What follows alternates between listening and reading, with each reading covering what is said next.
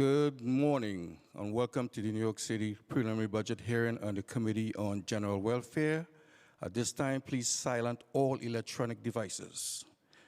At no time, please do not approach the dais. If you have any questions, please raise your hand, and one of us, the Sergeant at Arms, will kindly assist you. Thank you very much for your kind cooperation. Chair, we're ready to begin. Thank you. I'm sorry, I'm still trying to catch up my hour that we're all missing, but I'm a little bit delayed. But good morning, everyone. I am Deputy Speaker Diana Ayala, Chair of the General Welfare Committee. Thank you for joining me for the fiscal 2025 preliminary budget hearing for the General Welfare Committee. We will hear from two agencies, the Human Resource Administration and the Department of Homeless Services, testifying under the umbrella of the Department of Social Services, DSS. The city's proposed fiscal 2025 preliminary budget totals $109.4 billion, of which $14.8 billion, or 13.5%, funds DSS. This encompasses $10.8 billion for HRA and $4.0 billion for DHS. DSS serves some of the most vulnerable populations in the city, and these services are more vital now than ever. There were notable changes made in the preliminary plan for both agencies. HRA saw $1.5 billion in new needs added to fiscal year 2024 only, with the majority of that funding going towards entitlement programs lacking adequate baseline funding, including cash assistance, city FEPS vouchers, HACA emergency housing, and domestic violence shelters. Other adjustments and pegs decreased HRA's budget by $112.6 million in fiscal year 2024. $128.6 million in fiscal year 2025, and by over $130 million in the outer years. On a positive note, I was very happy to see that the preliminary plan fully restored HRA's job training program, which had been cut in the November plan. In the preliminary plan, DHS had 86 million new needs in fiscal year 2024 only, notably including 63.5 million to pay shelter security, the prevailing wage, which has been legislatively required for years but is still not baselined. PEGS decreased DHS's budget by 58.9 million in fiscal year 24 and by 89.3 million in fiscal year 2025, largely due to the impact from the asylum seeker response cost reestimate. I am concerned about the areas that where the budget does not adequately support the essential programs administered by HRA and the necessary level of staffing required to provide clients with services in a timely manner. While HRA has made headway in the backlog of SNAP and cash assistance applications, denial rates have increased, which is troubling. We have been hearing that it is very difficult to get through to HRA by phone and that clients are experiencing very long wait times at HRA centers. I am also concerned that not enough support is being given to community-based organizations, such as the ones operating the city's food pantries and soup kitchens. While the budget maintains the essential benefits programs administered by HRA and the shelter programs administered by DHS, we need to think more deeply about where we can most effectively allocate our limited city resources, especially during these uniquely challenging times. DHS's shelter census, which is now over 87,000, has nearly doubled over the past 3 years, largely due to the influx of asylum seekers. The ballooning shelter census and the high cost of the city's asylum seeker response makes programs such as City FEPS more important than ever, and the best way to move long-term shelter residents into stable, permanent housing. However, this program suffers from both underfunding and numerous process bottlenecks, on top of the difficulty of finding affordable housing in a very expensive city. In today's hearing, we look forward to discussing adjustments made in the preliminary plan, including the PEGs, staffing for benefits administration, the impact of vacancies on agency operations, how DSS is working in contracted nonprofit providers to improve contracting, the plan for asylum response efforts going forward, and the metrics included in the fiscal 2024 preliminary mayor's management report. It is the council's job to carefully review the budgets and operations of city agencies to ensure that we are good stewards of public dollars and that we are providing the city's most vulnerable residents with the services that they need. This is a job that I take very seriously. Before I welcome the commissioner, I would like to acknowledge that we've been joined by Speaker Adams and council members Riley, Shulman, Caban, and Aviles. Finally, I would like to thank the General Welfare Committee staff for their work on preparing this hearing. Marina Rahman, Finance Analyst, Julia Haramis, Unit Head, Aminta Kilawan, Senior Counsel, Panina Rosenberg, Policy Analyst, and my Chief of Staff, Elsie Encarnacion. Now, I would like to turn it over to Commissioner Park. Our counsel will swear you in. Please raise your right hand. Do you affirm to tell the truth, the whole truth, and nothing but the truth, and respond honestly to council member questions? I do.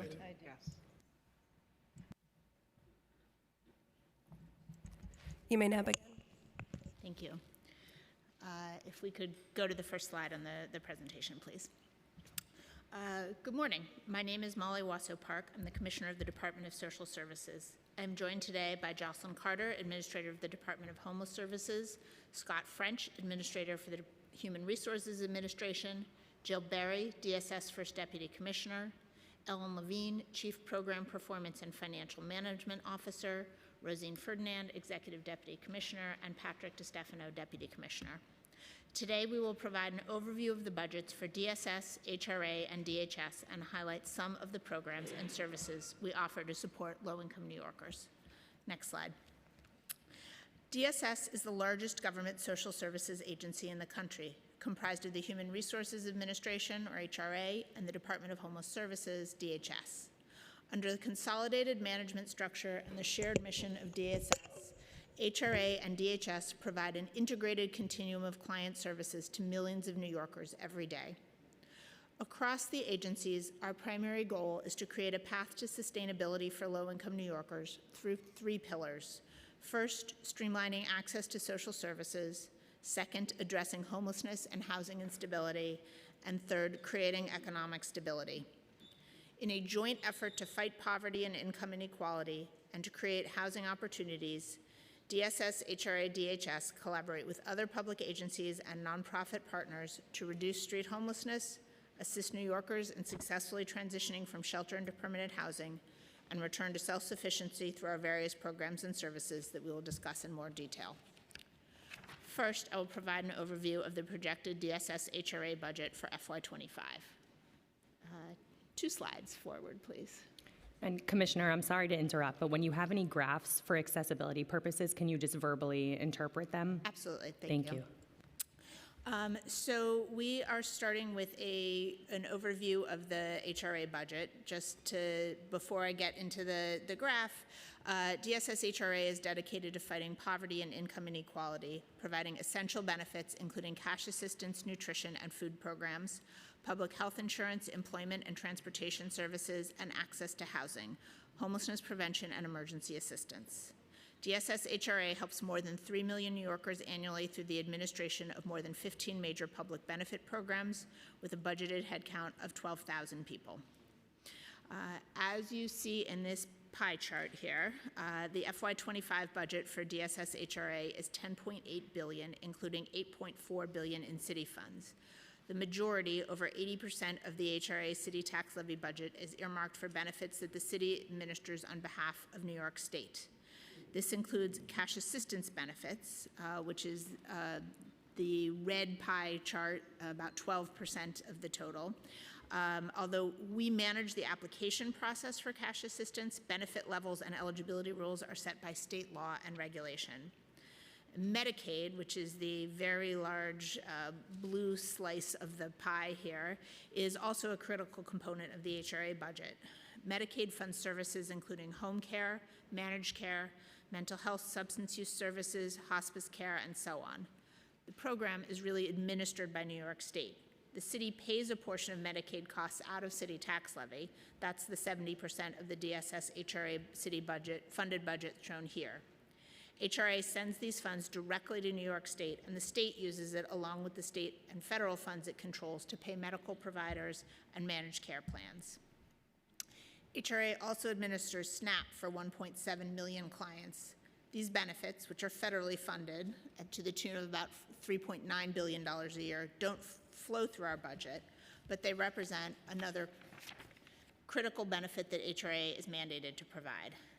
I will note that the administration section of the budget, which is the purple wedge on the pie here, is the administration that covers both DSS, HRA, and DHS. So it's for the full 3 agencies. Next slide. I'd like to turn now to talking about staffing, which is a key concern for all of us. As you can see here, DSS HRA headcount had dipped significantly. So the bottom point in the graph shows a sharp slope in the headcount and then rising fairly steeply.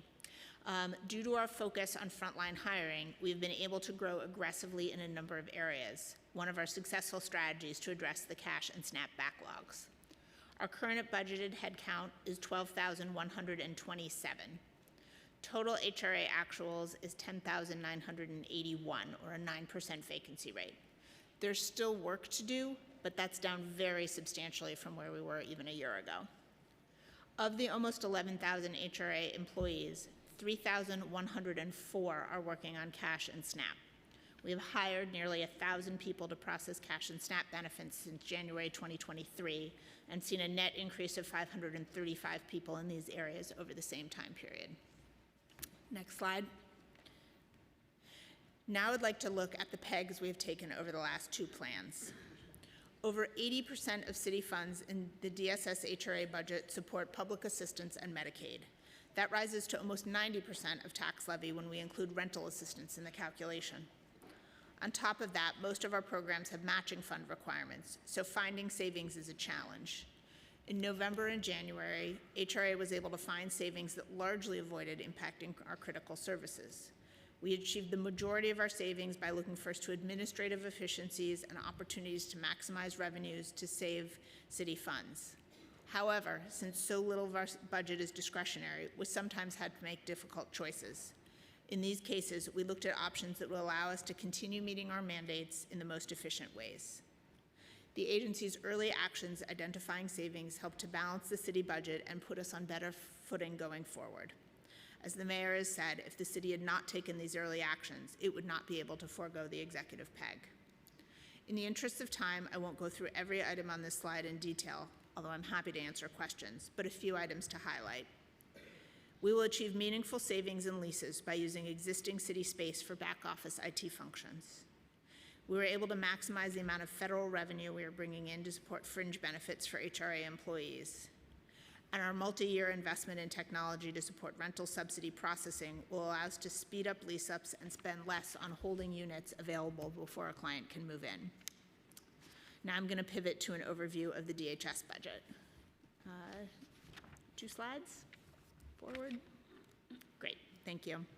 DHS is committed to providing safe temporary shelter, connecting New Yorkers experiencing homelessness to permanent housing, and addressing unsheltered homelessness. With its not-for-profit partners, DHS is the largest municipal organization dedicated to addressing homelessness in the United States. Commissioner, could you move the mic a little closer because it's not picking up? Yeah, Sorry. thank you. The agency has an FY25 budget of $3.9 billion, of which $1.9 billion is city tax levy, and a budgeted headcount of 1,905. Over 95% of the DHS budget supports shelter for families and individuals and services for the unsheltered, including outreach and low-barrier beds. The DHS budget is broken out as follows in FY25. $996 million for family shelter, comprised of a combination of city, state, and federal funds. That is the purple wedge on the pie chart here. $714 million for adult shelter, virtually all city tax levy funded, the green piece of the pie. $714 million, sorry, I said that already, $278 million for our street outreach services, including low barrier beds, which are also primarily city tax levy funded. And the small blue bar is general administration and support. That's about 4% of the budget. There's $1.8 billion in our budget for asylum seeker sanctuary sites and services. We've actually excluded that from the pie chart here to show a more representative picture of the DHS budget overall. Next slide. The DHS budget is largely a function of the shelter census. As of March 6th, the overall DHS census was 86,360 people, an increase of more than 41,000 since the beginning of 2022, before the surge in asylum seekers to New York City.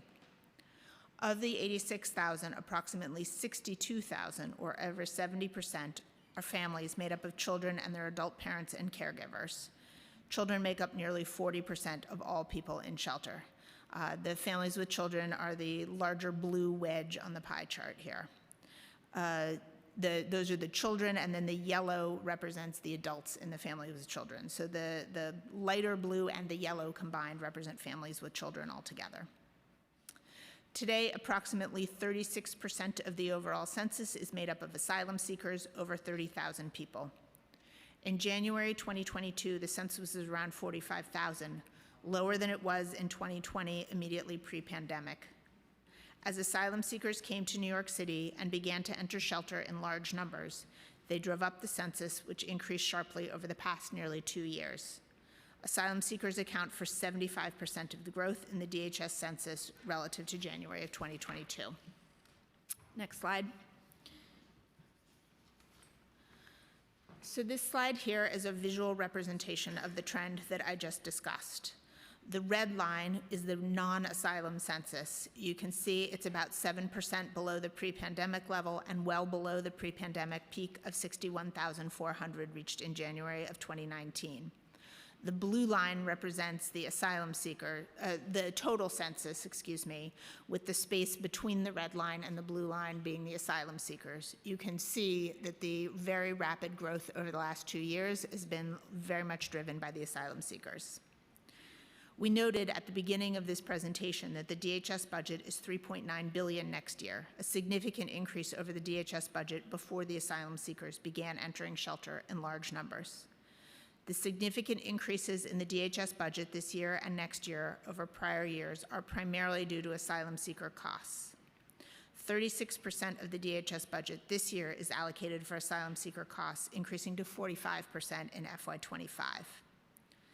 This funding in DHS is allocated primarily for sanctuary sites, for the cost of migrants in regular DHS shelters, for supplies, and for staff and overtime costs related exclusively to asylum seekers. The current agreement with the state for reimbursement of asylum costs is 71% city tax levy and 29% state. As of March 2024, DHS has submitted claims to New York State on behalf of DHS, HRA, H&H, and other city agencies totaling over $1.5 billion. Last state fiscal year, the state allocated $1 billion towards New York City costs, and we are waiting for enactment of the state's fiscal year 24-25 budget to see if the state will allocate additional funds. The governor's proposal included $2 billion. More generally, we continue to advocate with the state and federal governments to provide adequate funding and pathways to work and sustainability for these newest immigrants to our city and country.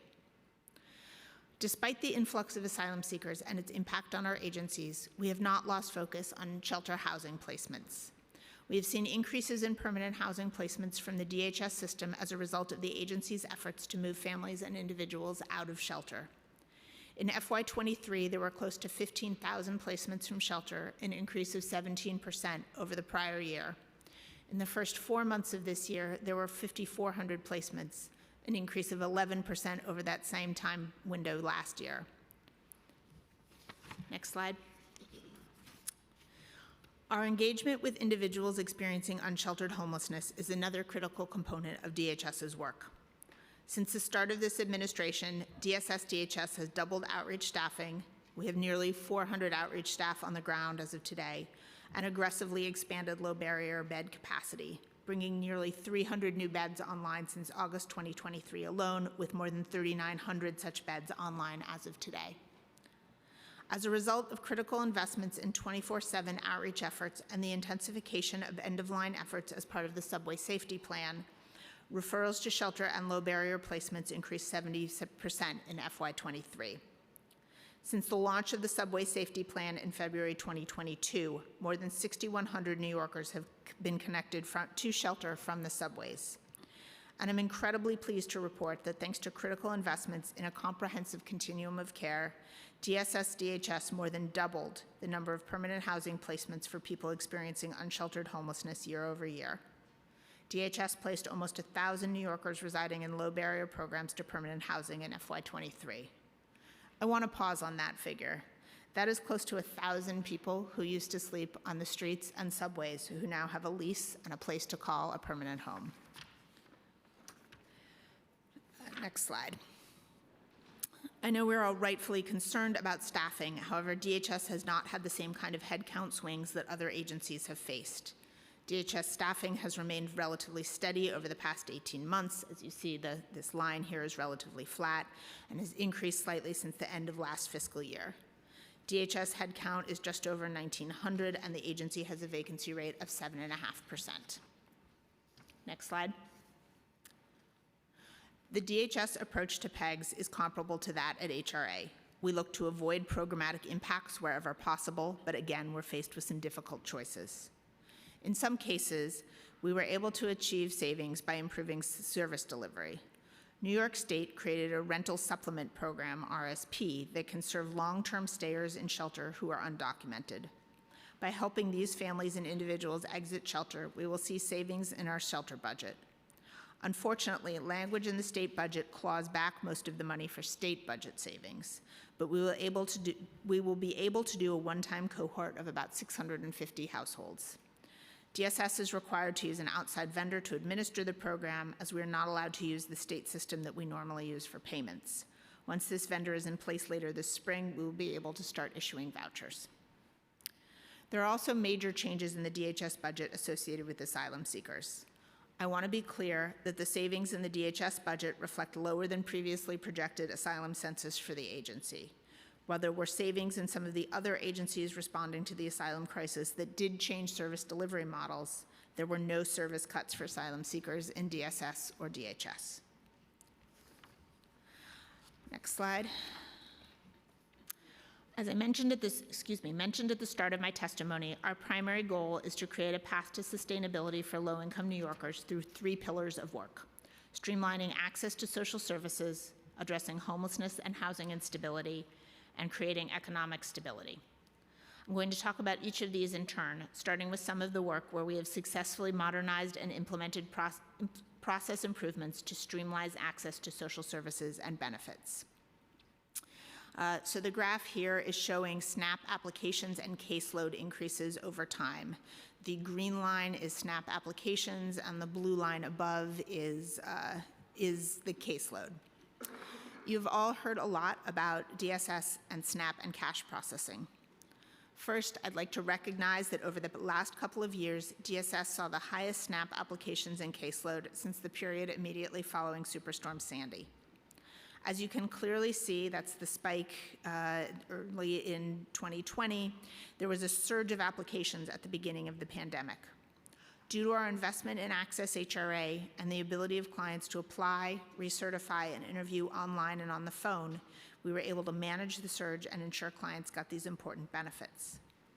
The federal and state governments also provided a series of easements that suspended certain requirements and allowed us to postpone recertifications. This simplified the process for clients and staff during the health emergency, but led to spikes in caseload processing once normal requirements were back in place. These and other factors contributed to a backlog in applications and recertifications. But I'm very pleased to say that thanks to the hiring of additional staff, investments in technology, and process improvements, we have nearly eliminated the backlog. I will have more to say on that in a minute, but first I want to give some more detail on cash assistance. Next slide. This chart here, the blue line shows the total cash assistance caseload. The orange line shows applications, and you'll see both of those are rising. As the City Council is aware, in recent years, New York City has seen remarkably high increases in cash assistance applications and recipients due to a variety of factors. At the height of the COVID-19 pandemic in March of 2020, DSS HRA received nearly 13,000 more applications than the previous year, a 53% increase. That increased need for cash assistance has continued. In FY24, the average number of cash assistance applications exceeded 47,000 per month, demonstrating New Yorkers' continuing need for economic support. In addition, we have significantly reduced the barriers to access benefits. We believe that increasing access to benefits via our online platform and mobile app, Access HRA, results in more applications. That's the right thing to do, but also increases workload for the agency. Demand for one-time assistance is growing as well. One-time emergency rental assistance is growing as well. In FY23, HRA issued emergency rent payments to over 40,000 households. The graph here, both the blue and orange lines, show both one-time and recurring recipients. In January 2024, there were 505,000 ongoing and 5,000 one-time recipients. The increased caseload has budget implications for the city. The FY24 preliminary budget for cash assistance is $2.5 billion to support an average of 500,000 recipients through June of 2024.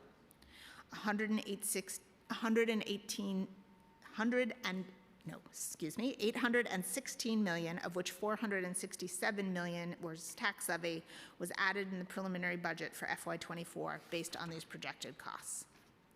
Next slide. As I mentioned earlier, I am immensely pleased to report that DSS has nearly cleared the backlog of 46,000 cash assistance and 4,000 SNAP applications, ensuring low-income New Yorkers can quickly and easily access the federal benefits that they qualify for. This chart tracks the backlog back to the beginning of February 2023. You can see it spiked in the summer and is down to almost extremely substantially down to very close to zero. Investments in staffing, technology, and process improvements have reduced the backlog of cases by 97% for cash assistance and 90% for SNAP. In total, the city processed more than 600,000 cash assistance and SNAP applications since the July backlog peak. Faced with a record number of applications as federal pandemic-related support expired, the city deployed a robust plan to process applications quickly and make it easier for low-income New Yorkers to access critical benefits. DSS hired nearly 1,000 new staff people since January 2023 to process cash assistance and SNAP applications, doubled down on training for staff, and strengthened remote application processes to make it easier to apply for benefits. The agency also worked closely with Chief Efficiency Officer Denise Clay and the Mayor's Office of Efficiency to identify application process enhancements to eliminate bottlenecks that contributed to the backlog. We also developed and implemented plans to expedite the processes going forward. As of January 2024, more than 1.73 million New Yorkers are receiving SNAP benefits, and more than 510,000 New Yorkers are receiving cash benefits. I'd like to thank our dedicated staff for their hard work throughout the pandemic and over these challenging couple of years, for their ongoing commitment to serving New Yorkers every day. It has been a difficult time, and they have done an extraordinary job under extraordinary circumstances. The lessons learned from this experience have made us better prepared to handle this high volume of applications in the future. Next slide. Cash and SNAP are our highest profile benefits, but there is so much more that the agency does. Even these additional highlights are just scratching the surface, but since I was last here to speak about the budget, we have also been able to expand child care assistance for those leaving the cash assistance roles, grow the Fair Fares program that provides discounted transit benefits, and get heating and cooling assistance grants out to those who need them. Next slide. Next, I would like to talk about some of the ways in which we've been able to further our goals of keeping New Yorkers in their homes, moving families and individuals out of shelter, and helping people remain stably housed. Wherever possible, we want to keep people in their homes. I want to highlight two of our most important tools for doing so. The bar graph on the left is our emergency rental assistance, also known as one-shot deals. This is a cash assistance benefit. What this graph shows here is that the number of households receiving emergency rental assistance in FY23 increased after a drop in FY21 and 22 during the pandemic. This year, we are on track to dramatically exceed last year's spending. The chart on the right shows our legal assistance programs, which are also critical to keeping people housed. In fiscal year 2023, the Office of Civil Justice, or OCJ, funded legal organizations provided legal assistance to an estimated 98,000 New Yorkers in approximately 43,700 households across New York City. These households were facing housing challenges, including eviction, disrepair, landlord harassment, and other threats to their tenancies. The number of households served in fiscal year 2023 is the highest on record since the start of the Universal Access to Counsel program. These services proved to be essential. The number of eviction filings increased by more than 57,000, or approximately 83% in the last year. However, it should be noted that eviction filings in FY23 were still significantly lower than pre-pandemic levels. Since 2014, OCJ has provided legal services ranging from brief advice to full representation in 291,000 eviction and other housing-related matters. Based on estimated household size, that equates to more than 700,000 New Yorkers served. OCJ will continue to work hand in hand with all civil justice stakeholders to make civil legal assistance available and effective for New York City tenants in need. Next slide. And for those who do enter shelter, we want to connect them back to permanent housing as quickly as possible. In FY23, DSS saw a 17% increase in permanent housing placements from shelter, and as the PMMR shows, we are on track to exceed those placement numbers this year. More New Yorkers are now living safely and stably in supportive housing units. In fact, 46% more New Yorkers were connected to permanent supportive housing in 2023 than in the preceding fiscal year. And as I mentioned earlier, 1,000 unsheltered individuals were placed in permanent housing. DSS has also taken steps to strengthen rental assistance programs. We've made city FEPs easier to use by reducing work requirements, eliminating the 90-day rule, allowing for the use of city FEPs statewide, and streamlining the program with technological improvements. To ensure that more New Yorkers gain access to affordable homes, DSS launched the Affordable Housing Services Initiative to use social service dollars to create affordable housing. Through AHS, DSS will be facilitating the creation of stable housing opportunities for nearly 1,500 households in shelter. Furthermore, the AHS initiative provides sustainable funding solutions to help not-for-profit providers secure long-term building-wide leases or even acquire permanent housing sites, while providing light-touch services for tenants who are formerly experiencing homelessness. DSS has also rolled out extensive training to improve and increase housing package submissions. Next slide. Now for the third pillar, creating economic stability. We recognize that more and more New Yorkers rely on our city's resources to make ends meet. In addition to the public benefits, rental assistance, and other essential resources we provide to help people get back on their feet, I will provide an overview of our career services and other supports that enable New Yorkers to secure steady income and live sustainable lives. DSS offers education, training, and employment services to help clients develop job skills and build a career that will lead to success and financial stability. These programs are funded in FY24 at a total budget of $300 million. As part of our revitalization efforts, we launched the Pathway to Industrial and Construction Careers, or PINC, program to connect clients to jobs in these two industries. We're also restructuring our career services programs and contracts to ensure that we are focusing on connecting clients to growth industries with jobs with long-term potential. Thanks to changes in state law, we are able to implement new income disregards to support clients' economic growth. This means that clients who are participating in training programs or who get a job do not immediately face a benefits cliff. As a result, they are more likely to achieve economic stability and growth. And one that I'm particularly excited about, we are strengthening the pathway for our clients to access human service jobs. In FY23, human service providers hired nearly 6,000 public assistance clients. This is a gain both for clients and for providers who are frequently struggling in the labor market. It's a priority to create and expand opportunities that will help low-income New Yorkers achieve sustainability, and our work reflects that. I will close by underlining our ongoing commitment to break down government silos and improve access to services. DSS, HRA, DHS work to confront challenges that bridge across agencies and jurisdictional boundaries. Overcoming these challenges goes to the heart of creating the kind of caring, compassionate communities we seek to live in. We appreciate the opportunity to testify today, and we welcome any questions you may have. Thank you.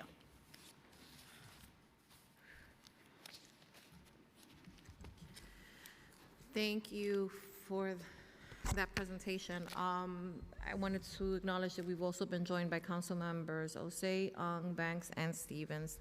I would like to turn it over now to Speaker Adams for questions.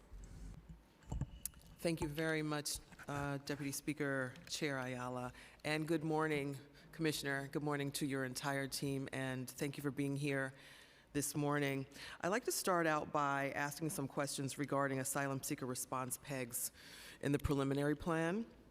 As part of the preliminary plan, the administration has decreased the citywide planned expenditure for the asylum seeker response effort by $504.2 million in fiscal 2024 and $1.23 billion in 2025, a nearly 16% reduction of the expenses over the 2 fiscal years.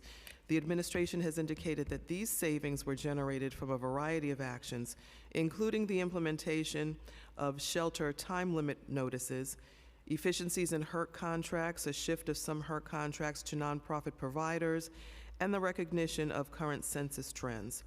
Given that DHS doesn't operate any of the HERCs, why are we seeing a PEG of $58.9 million in fiscal 2024 and $78.9 million in fiscal 2025 to DHS for asylum response costs? Thank you, Speaker. That PEG is a reflection of really 2 things. One, that there are fewer asylum seekers in the DHS system that was originally forecasted when the budget was put together. That's overall that the census is a little bit, still very high, but it's a little bit lower than was originally forecast when the budget was put together, as well as the balance between the HERC system and the DHS system. The other piece of the savings that we contributed to was that we took over or are in the process of taking over some hotels from the HERC system and are going to be able to do it at lower cost. How much of the cost reduction is the result of shelter time limit notices?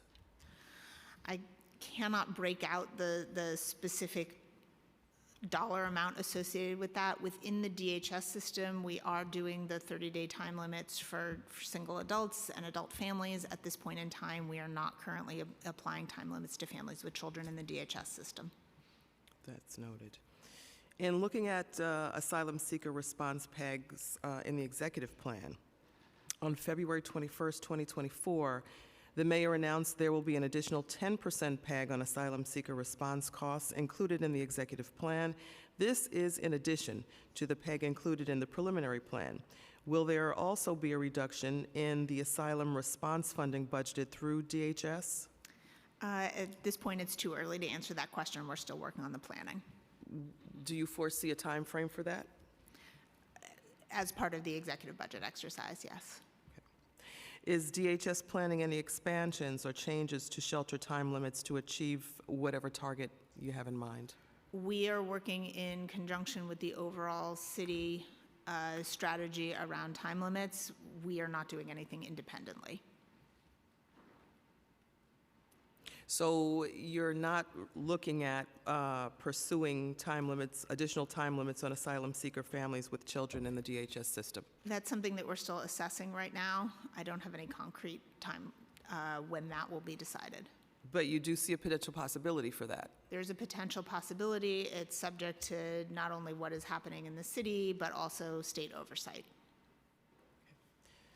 Does the administration have plans to transition any HERCs operated by H&H to DHS? I believe we heard part of that last week from OMB. Yes, so there is one that has already been transitioned, and we are looking at additional sites.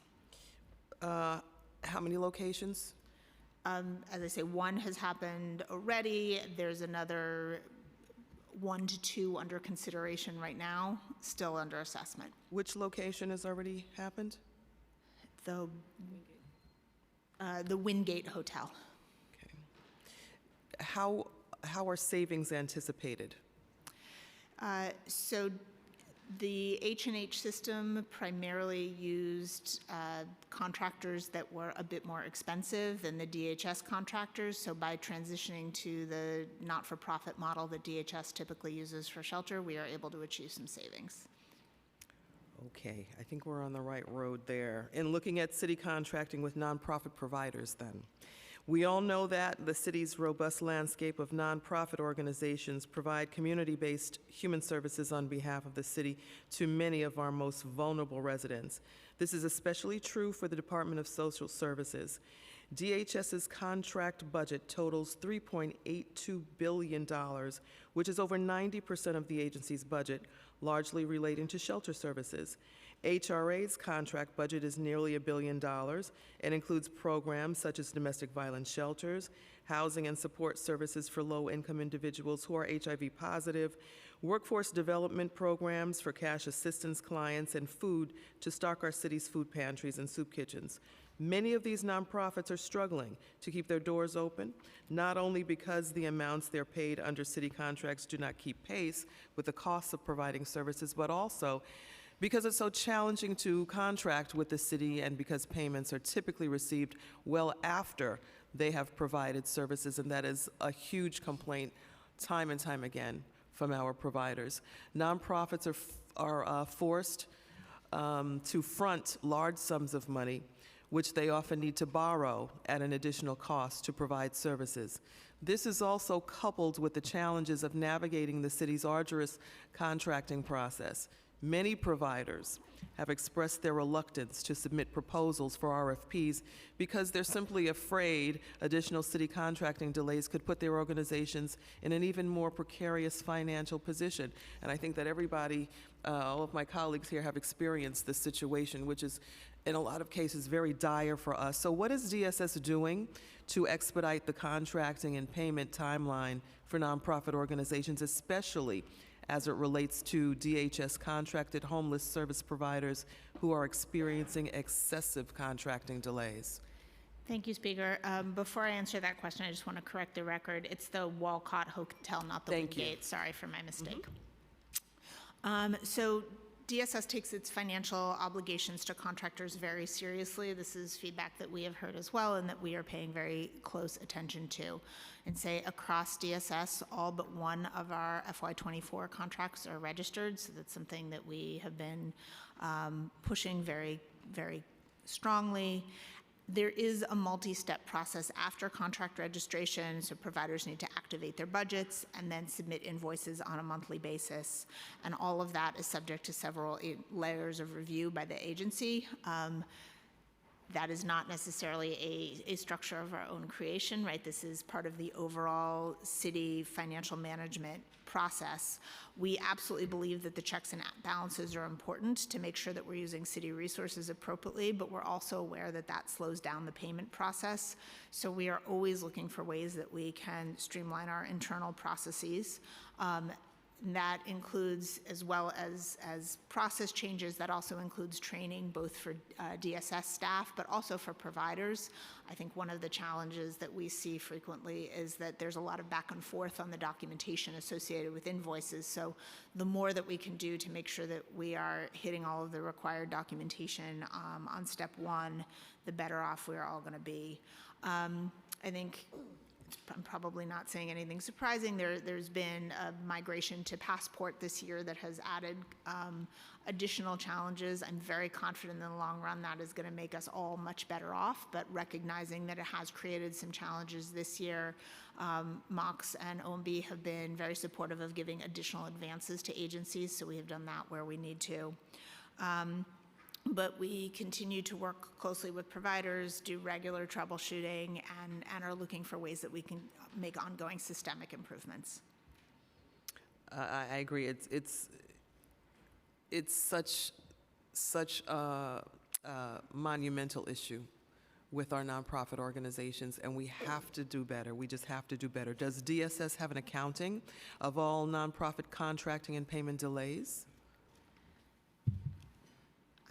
Excuse me. I don't have anything right with me, but we can certainly circle back. That's really important. If DSS doesn't have an accounting of these delays, of these nonprofits that are stuck in your log jam, that's an issue. It's a little bit more nuanced because what one might consider, certainly not-for-profits would consider a delay when they have submitted an invoice and they have not been paid. If we don't have the required backup to go with that, from our perspective, we are still working with the provider to make sure that we are getting there. Prompt payment is really important, but so is that accountability and making sure that, when we're here answering questions about audits and accountability, that we have done everything that we need. So we're looking to strike that balance and looking to make sure that we are getting it right as quickly as possible, but recognizing that the definition of delay can sometimes be a little bit nuanced there. So if the box isn't checked on the nonprofit side, then you're pushing it back and saying, well, okay, this isn't a delay as far as DSS is concerned because we've now pushed that. I'm saying it is an issue that we need to resolve across the board, but we frequently see challenges where we are not getting complete documentation or where we potentially haven't gotten bids for subcontractors. It is our responsibility to make sure that providers understand what they need to do and that the process is as easy as possible for them to navigate. But under city rules, we're not allowed to make payments if we don't have all of that documentation or those bids. Okay. What is DSS doing to ensure that city contract reimbursement rates are keeping pace with the cost of providing services and employing and retaining skilled staff? There are several things that we have done. We look on an individual contract-by-contract basis. We are happy to work with providers on needs related to costs that they are seeing. Places where we have seen cost increases relative to our model budget are things like insurance, and we know that's an ongoing issue. We work through that on a case-by-case basis. Recently, within the DHS budgets, we gave providers some flexibility to realign some of their staffing salary levels so that they could recruit and retain staff better. And then there are always ongoing conversations with OMB about places where we think we need more systemic change. Okay, thank you. Shifting a little bit and talking about fair fares, I was very encouraged by your presentation and knowing that the numbers are up, 310,000 or so. That's very encouraging. Fair fares obviously continues to be a priority for this council, and we were really happy that addition brought the baseline budget up to $95 million and expanded the program eligibility from 100% of the federal poverty level to 120%, which helps this vital program reach more city residents who need assistance with transportation costs. Just to get a little more insight into the program, I have the numbers, and I believe you said this, but when exactly was the expanded eligibility implemented? November of 2023. Okay. Can you give us a breakdown of the $95 million budget in the fiscal year 2024 by expense type? It's a tax levy funded program. Say again, sorry. Sorry, it's a tax levy funded program, but maybe I'm not understanding the question correctly. I'm sorry. All right, I'll ask a different one. What was actual spending? Let's go to FY 2023. Got it. Actual spending. Let me pull that up. One moment.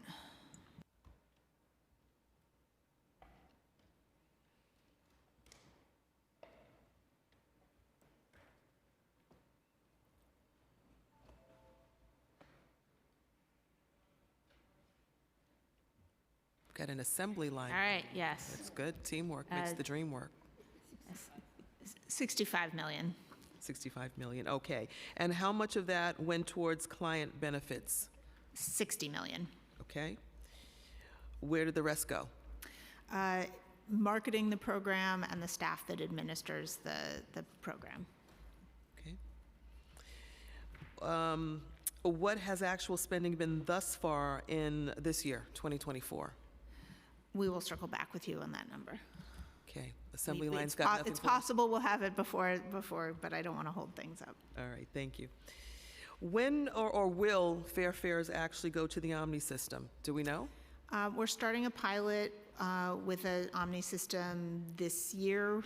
We're working very closely with the MTA on that. Certainly before the MTA transitions away from the MetroCard entirely, we will be in a position to be fully on cards. But we believe it will be this year. We're absolutely starting a pilot this year, yeah. Okay. What types of outreach and education is HRA doing to ensure that all eligible individuals are aware of the program? That's been our biggest issue. Yep. We do a lot of outreach. I'm going to start, and then I will pass it over to First Deputy Commissioner Barry. We do transit talk events with MTA. We promote it within the MTA customer service centers, promote it online, both through DSS online applications and with the MTA. But Joe? Commissioner, I think you got a lot of it.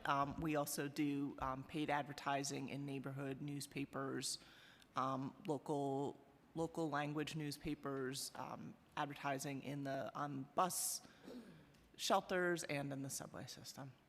Okay, thank you. Do you see that outreach expanding further than what you're doing right now? Yeah, one of the things we really spend a lot of time with on the outreach is looking at those zip codes where it appears that people are eligible and not enrolling in the program, and targeting the outreach each year to those specific zip codes and doing that, reevaluating that each year. Okay, thank you. Thank you for your testimony. I may have other questions later. Madam Chair? Thank you. Yeah, I'm actually hosting hours for folks to come in and enroll, because I think one of my districts and Councilmember Yusuf Salam's district is also impacted in that way. So thank you for that. I have so many questions, guys. I don't know where to start. We're gonna be here for a minute. No. I had just out of curiosity, we've seen that there's been a significant increase in the number of applications for cash and SNAP benefits. What do you think is driving the increase? Because it seems pretty significant. I think there's two primary things going on. First, during the pandemic, the federal government invested in a lot of anti-poverty programs. Right, there was the enhanced child tax credit, there was enhanced unemployment, there was rental assistance. There were a variety of tools that we saw made a really significant difference in poverty rates, and then those have all been pulled back. And so I think what this is exposing, what we're seeing in the benefits application right now is exposing that pandemic recovery has not happened equally across every community. So that is a big issue. And a really serious one that we all need to be thinking about. The other piece of it, which is slightly more positive, is I think we really have lowered the barrier to application significantly, right? So it used to be that you had to physically go into a center. It meant taking a big chunk of time out of your day, getting on the subway. If you have kids, finding childcare, bringing them with you. For some people, there was stigma associated with that. Now you can apply from your own home, online, at whatever time is convenient for you. And I think lowering those barriers has also contributed to the increase in applications. Well, I was pleasantly surprised by the number of folks that have been connected to employment, because I think you and I have discussed this.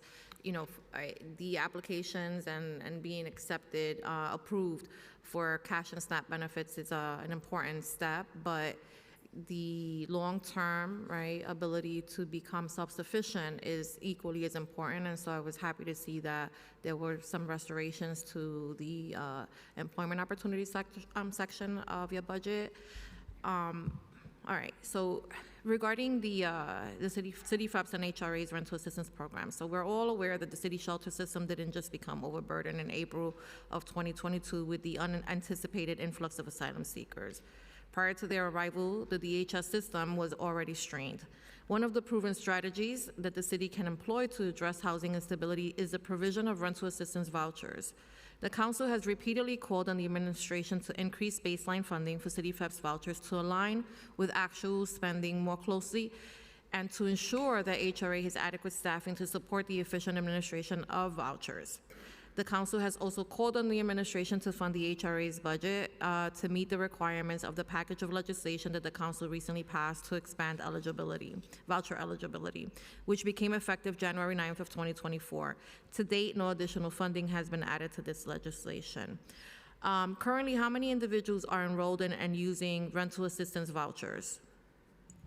There are about 38,000 households currently receiving city FEPs. 38,000. And I know that you mentioned in the beginning of your testimony that there were 1,000 individuals that were placed in permanent housing last year. Do you know how many of that, of those, that 1,000, So just that's for the voucher? Yeah, just to clarify, the 1,000 are people who were individuals who are experiencing unsheltered homelessness, so it's a okay. subset of the overall supportive housing?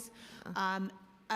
Very interesting to me, actually, about half of them went to supportive housing, but close to half used city FAPs. So, that was surprising to me, but it's absolutely an option for everybody. Okay, absolutely. How many additional individuals have been deemed eligible to receive shopping letters but are still residing in shelter while they search for an apartment or await approval? There are more than 10,000 households that currently have a shopping letter, but are in shelter and who are searching for housing. Okay. And a shopping letter is good for what, 10 months? I I believe it's 10 months, right? We'll get back to you on that one, probably before the end of the hearing. Yeah, it would be nice to know how many, because is an individual able to extend it? Yes, absolutely. So if a household is continuing its eligibility, right? So a family with children, for example, on public assistance, working 15 hours a week, if their shopping letter expires, it will automatically renew. Okay, it would be nice to know if you could get me the numbers of the number of times that they have been renewed for how many clients? And how many people currently on staff at HRA administer the rental assistance voucher program, and how many of these positions are vacant? So there's a broad universe of people who touch the City FAHEPS process. Starts at DHS, actually, for people who are in shelter, DHS has a team of approximately 100, and we will circle back with exact headcount numbers on each of these areas, but DHS has a team of people that work with shelter providers, review packages. HRA has a team of people, then there's everybody who cuts checks, but supported by our IT department, supported by finance. So there's a significant infrastructure that works on rental assistance. We will try and do a breakdown of all of those different areas and get back to you with that. Okay, in regards to the budget, because I think that this comes up every single budget cycle regarding the City FEPS program, is the underfunded amounts that are presented as part of the preliminary and, even sometimes the executive budget. It seems like the administration usually estimates the cost of certain programs to allow some level of flexibility, but when it relates to the City FEPS program, it's usually always underfunded, and then the adjustments are made later. Do we know why that's the case? So rental assistance spending is very dynamic because it's a function both of the caseload and how many people we enroll, and then also so that rent levels, right, as FMR goes up, which has gone up quite substantially over the last several years, and then also trends in income because tenants are paying 30% of their income in rent. So with that sort of three variable equation, it can be a somewhat difficult number to project multiple years out.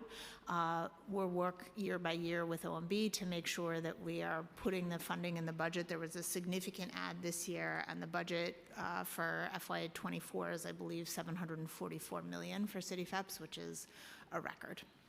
Okay. Regarding hold on, I'm just looking here to make sure.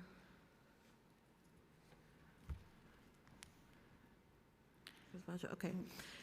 Deputy Yes. Speaker, I'm sorry, it's 120 days for a shopping letter. 120 days? Oh, okay. But it was longer than that for some reason. I don't know where I got that from. Okay. The adopted budget of 2024 included a baseline reduction of $36.2 million for DHS's shelter service providers. Savings were to be generated from a 2.5% net reduction of shelter contracts, and were permitted to reinvest half of that, or 2.5% towards staff retention costs. At that time, DHS stated that shelter providers were not spending down all of the personnel service costs allowed in their contracts, and therefore the reduction would not affect providers. Providers, though, have stated that the only reason that they could not spend the entirety of their contract was because of restrictions placed on what they could spend the funding on. Where is DHS in the process of implementing this change? Thank you, Councilmember. So just to clarify, this is a PEG from the FY24 cycle, so from last year. Like all the other agencies, we had to take a PEG to address the city's financial position last year. And because, as was noted, the overwhelming majority of our budget is passed through to not-for-profit contractors, we really had limited options, and we couldn't entirely hold our not-for-profit providers harmless. In the past, when we had to take cuts and we had imposed particular types of reductions on providers, what we heard back from them was they know their budget and operations better than we ever can, and that it makes more sense for them to have some flexibility in doing so. So the agency's cut PEG for last year was 4%. We passed through 2.5% to the not-for-profits, and then gave them the additional flexibility on top of that to do some personnel realignment so that they were able to make some decisions that helped them.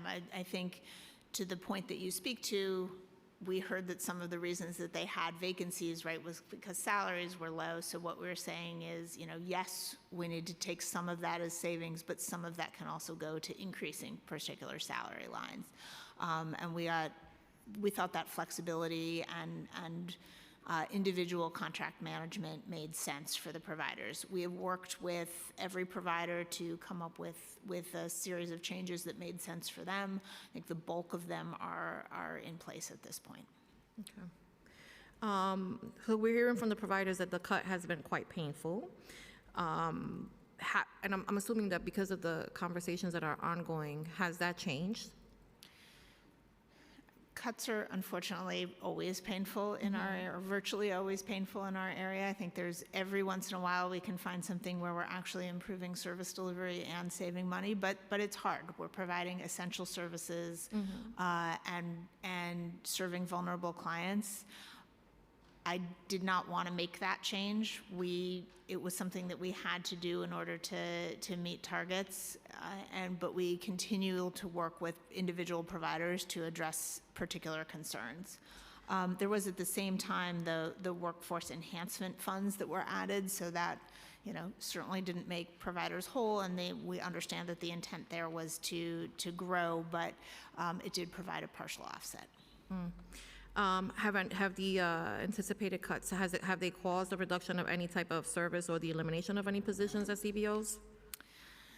So I can't speak to individual not-for-profit, individual shelter, how they have, whether or not they have reduced any headcount positions. Nobody was laid off, but we did think that there were some, I do believe there were some vacancy consolidations that was, spread out across our many hundreds of shelters, so I can't actually speak to the details. But I feel very confident that our providers are continuing to provide exceptional service. I think one of the measures that I take most seriously is the number of clients that we are connecting to permanent housing. We saw a 17% increase last year, and we're on track to exceed that this year. I mean, I think that what makes this more difficult and, complicated is the fact that we're also not paying our contracts on time. And so any percentage that we're taking away from a budget that's already at a deficit, in the beginning of the fiscal year is problematic. And I think that that's, an argument that holds true. And considering that the actual baseline reduction is only 36.2 million, I mean, I don't, that doesn't, in the scheme of things, when I was little, I thought that was a lot of money. I know now better, and I know that we can find that, and I've seen plenty of new programs that have been announced in the last month that equal to, far more than that are new and necessary. But I guess in times when, we're struggling, we shouldn't probably be adding a whole bunch of new programs and services so that we can keep the ones that we have intact. But that's just me. Regarding the nonprofits, because one of the things that we passed a number of bills a couple of years ago regarding the security guards. Do you know if the nonprofits are using city money to fund security guards at transitional housing, and how are the how are they ensuring that the security and safety of the staff and much less the residents is intact? Yeah, absolutely. All of our shelter contracts includes 24/7 security, so there's always on-site security that can be provided in a variety of different ways.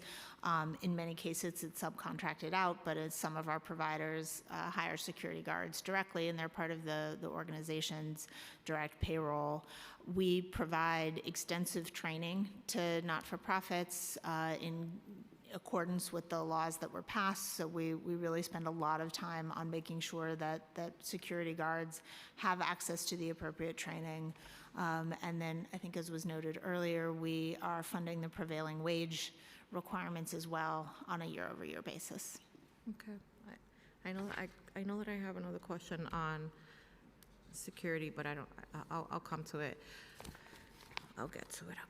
Okay. The timeliness in the backlog. During the November plan hearing, the OMB director told the council that the SNAP program had addressed all the backlog, and that the administration expected the cash assistance program to be rid of their backlog by February. HRA has also stated that the agency has hired over 700 new staff to assist in making sure that the backlog was taken care of. The PMMR, which was recently released, reports that the timeliness for both programs has continued to be troublingly low. For the first 4 months of fiscal year 2024, cash assistance timelines reached a new low of 14.3%, and SNAP timeliness was at 41.6%. On March 4th, the mayor announced that the cash and SNAP backlogs had been nearly entirely eliminated. Can you explain to us how HRA defines backlog for cash assistance and SNAP, and does it relate to both applications and recertifications? Yeah. Thank you, Deputy Speaker. So yes, the backlog includes any new application or annual recertification that's not processed within 30 days. And that's true for both cash and SNAP. I want to maybe take a minute to explain the distinction between what was in the PMMR and what we are saying now, because it certainly does matter. The timeliness rates from the PMMR, as you note, reflect the first 4 months of the year.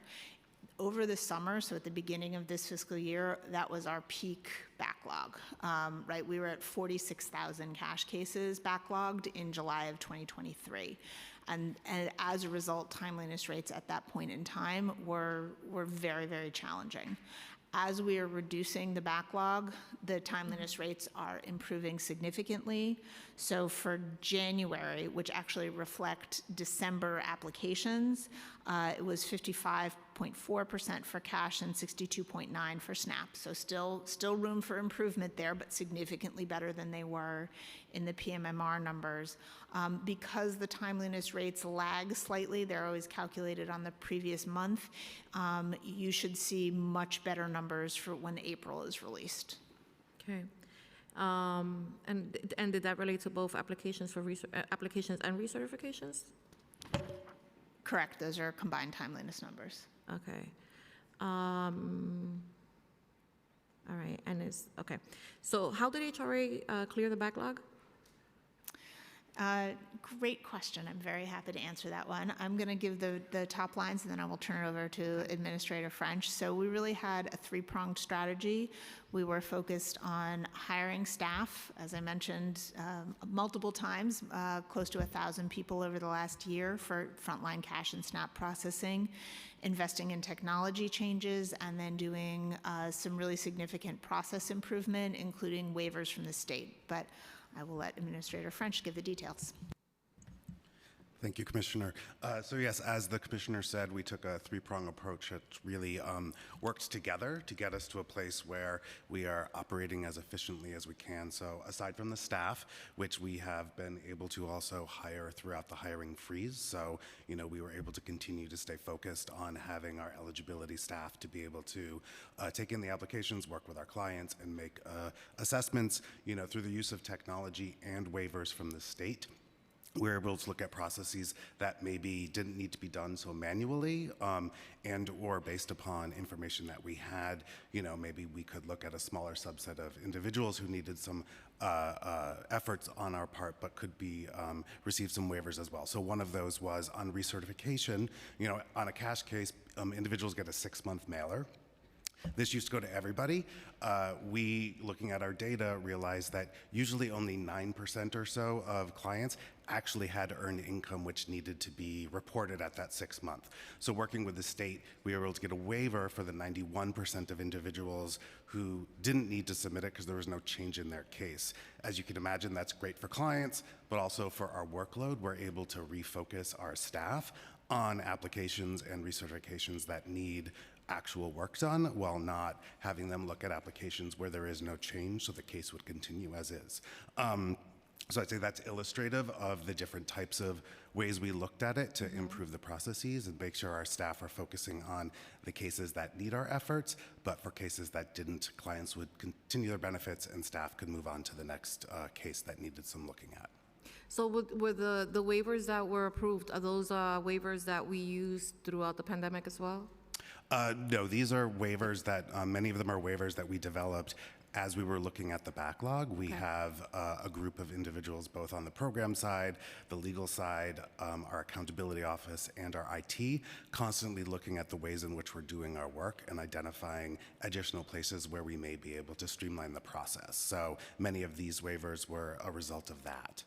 Additionally, another waiver we looked at and got agreement from the state was around selective case review for certain cases where usually supervisors needed to look at every case, but we were able to look at cases where we were able to waive the secondary review because the case itself, was going to move forward, and we had real confidence in that there were no errors related to the case. Yeah. Are these waivers permanent? I mean, is there any opportunity to change policy here so that they do become permanent? At the moment, the waivers are ongoing. We continue to work with our oversight, OTDA, as well as other oversights at the federal level as needed. We are not looking at this moment to stop any of the waivers. And so, as of right now, we are looking to keep them in place. I mean, I ask because usually waivers are not indefinite, and we saw during the pandemic that they worked well, and then as soon as we no longer had them, we saw an influx of, in the number of backlogged cases. So obviously, we want to make sure that whatever positive trend we're on, that it's something that, we can manage, right? And that's sustainable. So that's... Yeah, we definitely, working with our partners at OTDA, are looking to keep the waivers in place. I will say also, in conversations with others around the state as well who are experiencing the same challenges as New York was as it relates to a high volume of applications and recertifications, and keeping up with that, they have definitely looked to us and asked us what we have done, and I know others around the state are considering similar approaches that we are. So it's definitely a partnership between us, and we are looking to keep these in place as long as we can. No, I hope that you could, and I think that there should be long-term conversations with OTDA about just making a policy change so that the waivers are no longer waivers, but a matter of policy. Because a lot of the times, right, a lot of this work is really redundant and creates more bureaucracy than necessary. Yeah, OTDA has been terrific partners in this, I think, and we will absolutely keep that open line of communication going. I think one of the small silver linings here is that we have found ways to make this process actually work better in ways that I think will make us more resilient going forward, and we certainly don't want to lose any ground there. Sorry, I do have to correct one more statement that I made, that PMMR timeliness rate is only applications. It doesn't include the recertifications. Okay. Okay. Could you tell us what the breakdown for, so obviously we heard, both from you guys today and from OMB Director Jack Gihal last week, that HRA had hired 700 additional workers to address the backlog of cases in SNAP and cash assistance. Do you know what the breakdown is of the number of hires in the SNAP and cash assistance? So just to slightly update the OMB number, we're actually at about 1,000 people for frontline staff within Cash and Snap. That is a great question on how that 1,000 breaks out between Cash and Snap. We will certainly circle back with you. In total on board, there are about 1,900 people working on Cash and 1,200 on Snap.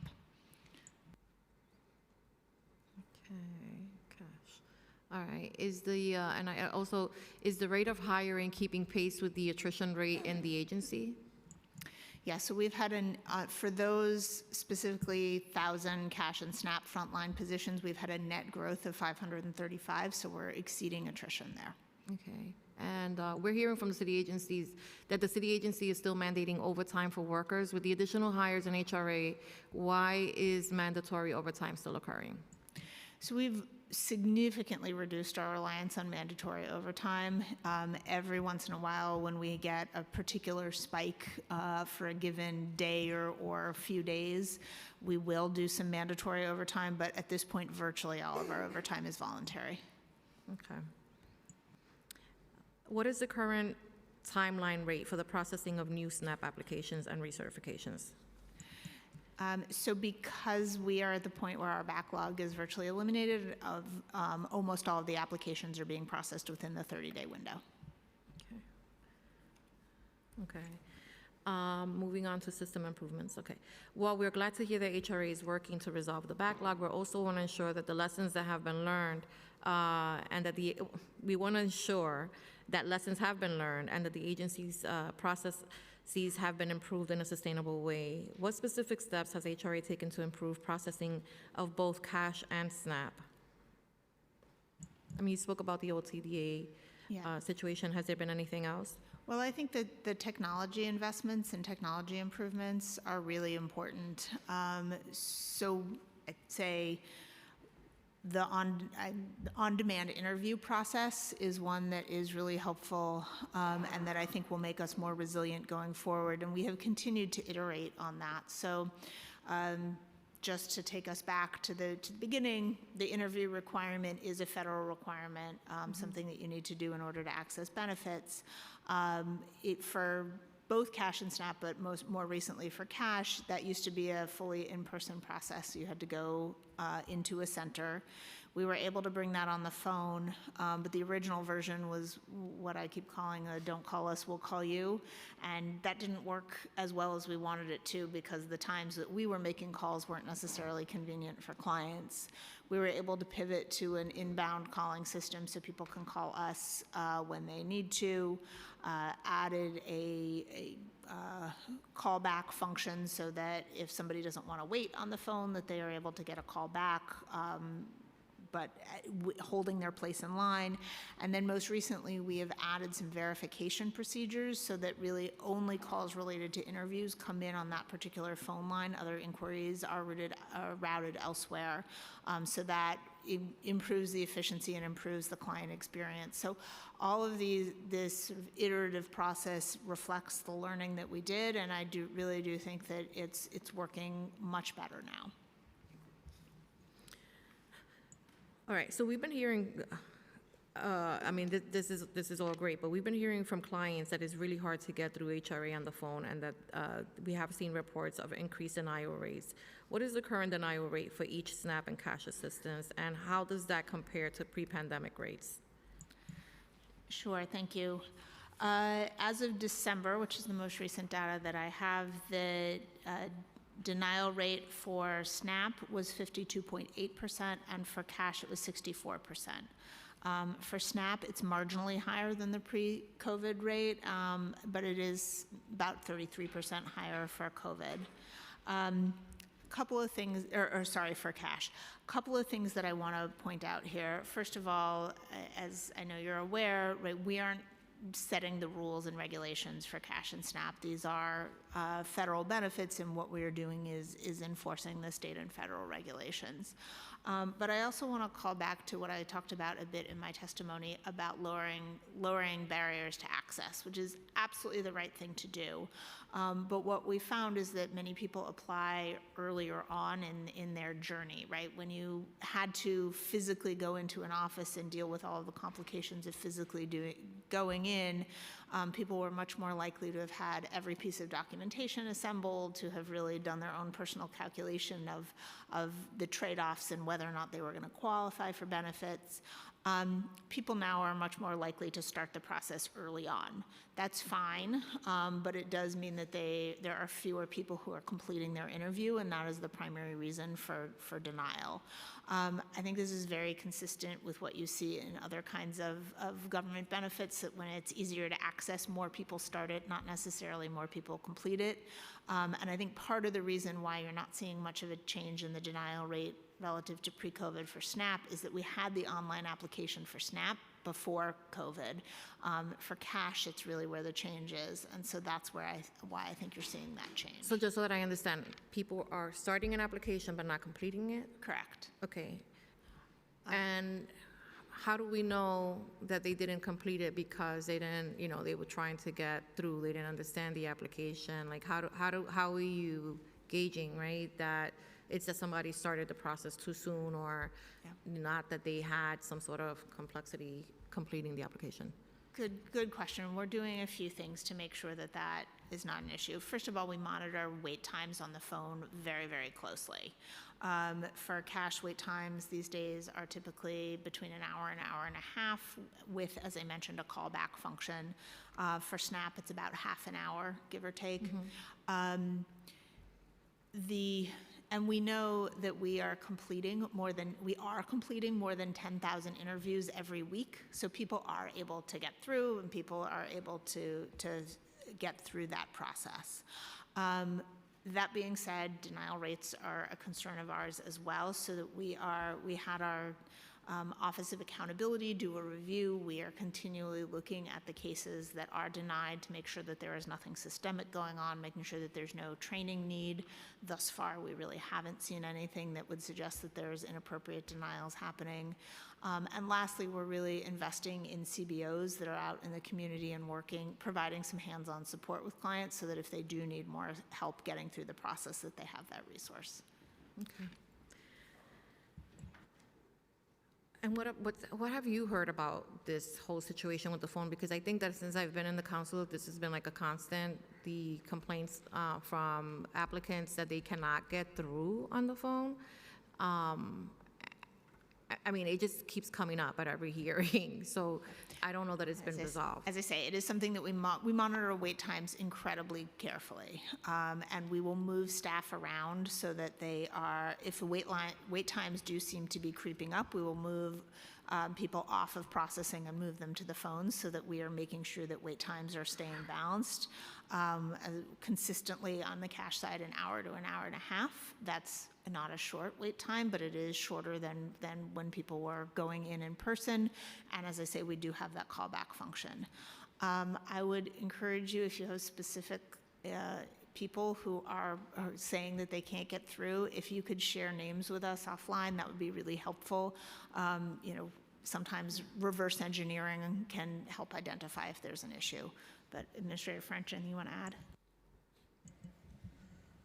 Commissioner, I think you did get it, and I would just say, every morning the team looks at where the needs are, and they will move things around. So if there is a high phone call volume, they'll move more staff there to keep the wait times within the hour and an hour and a half. But it's definitely something that we look at consistently and look at to find any trends that might be there where we need to dig a little bit deeper. But I would emphasize for both you and others in the community, if there are specifics where individuals are having challenges with the phone, it is good for us to know that, so that we can also look on our side to see if there is some type of issue we just weren't aware of. Okay, well, since I have you, there were some similar complaints regarding the system that is used to complete applications. I forget the name of it. Gail maybe remembers, because she remembers everything.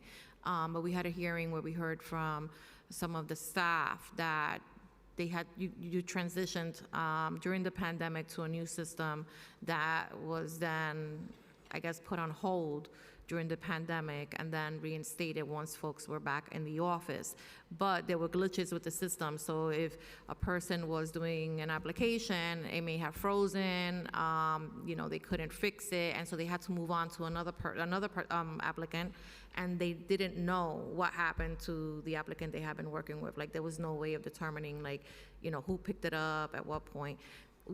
What changes have been made to that system? Since technology is like one of the models that you're using to help expedite the processing of applications. Yeah, so this is the SPOS and the ANGI systems that yes. And those are specifically the systems that we use to process the SNAP-only applications, not the cash assistance applications. We re-rolled out ANGI and SPOS in March of 2022, and we have since upgraded. That was version 1.0 of ANGI, and ANGI has since been rolled out to version 2.0, and that addresses, I think, a lot of the issues that staff were having. There are always some bugs as we roll out new systems. We do listen to staff concerns and complaints and do iterate on those systems. A couple of things.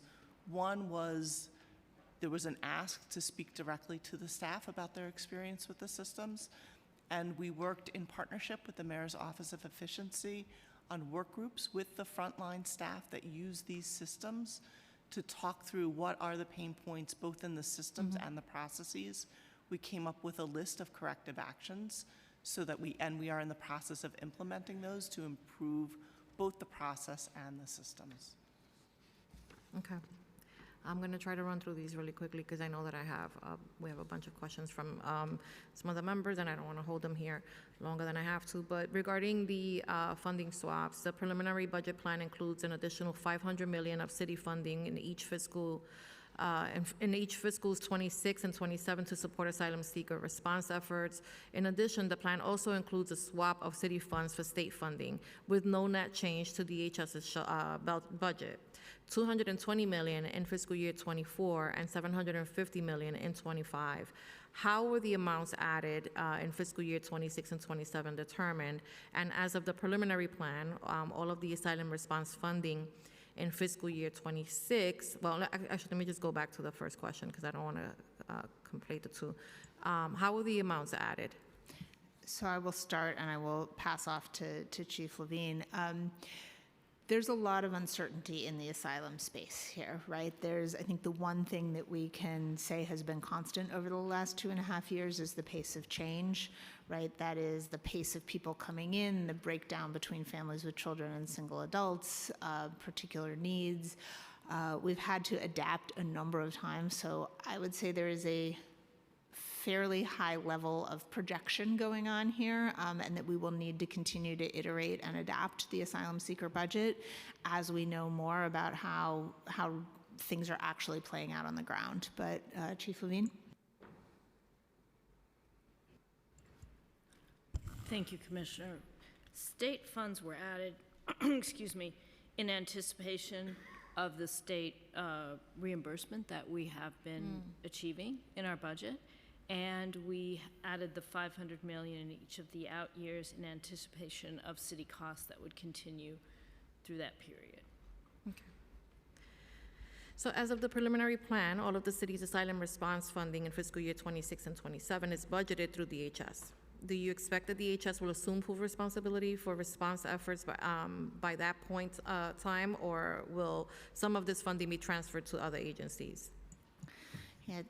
The first few months of the asylum seeker crisis, DHS was really very much the lead, and it was a tremendous challenge for the agency, right? We have responsibilities, as does every agency, right, that go well beyond the asylum seekers. So at this point, the asylum seeker operation is a whole of government response, and I do anticipate that to continue. And funding will be aligned as appropriate. Okay, and given that the state and the city budget were released simultaneously this January, the funding swap made in the preliminary plan was made assuming that the level of state support the city would receive. If the state budget is enacted as proposed, what changes does the DHS anticipate it will need to make in the executive plan to accurately reflect the amount of state funding in the DHS's budget? we're going to have to work with OMB to determine what's happening with the state budget, what's happening not only with our budget, but with all of the other agencies that are serving asylum seekers, how the pace of claim is going, anything that's happening with the federal government. So with the number of variables going right now, I feel like it's too early to answer that question, but happy to circle back as we know more. Okay, and regarding the contract that providers, the DHS is working with for asylum response nonprofit, are they nonprofit organizations? Virtually all of our shelters either are or will be operated by not-for-profit organizations. We have grown much faster than the not-for-profit sector can staff up. And so we are very grateful to have National Guard who are staffing still some of our sites. I think roughly 50 of our asylum sites are still largely staffed by the National Guard. But our model is to transition to not-for-profit providers over time. It includes many of our traditional not-for-profit providers and many new organizations that have stepped up to work with us in this moment. How many are run by the National Guard? It's approximately 50. We can circle back with the 50? exact number. Yeah. Okay, any for-profit organizations? I believe there are 1 or 2 sites that are operated by for-profit organizations. Again, we can circle back with you on the specifics. All of them have responded through our RFP. Everything that we are doing in this space is competitively procured. Okay, and can you provide an estimate of how much of DHS's budgeted asylum seeker funding relates to contracts with for-profit providers? Assuming if it's. I don't have that number with me, but we can circle back. Okay, and does DHS permit providers to subcontract with for-profit organizations? So it's very standard within our shelter model that not-for-profits will subcontract with for-profit vendors for things like food and security, sometimes maintenance, and that is true within both our traditional and our asylum portfolios. Do you have any idea if the security funding is going to be baseline this year? We are in ongoing conversations with OMB about the security funding. It's local law. It's been local law for years. It's not going away.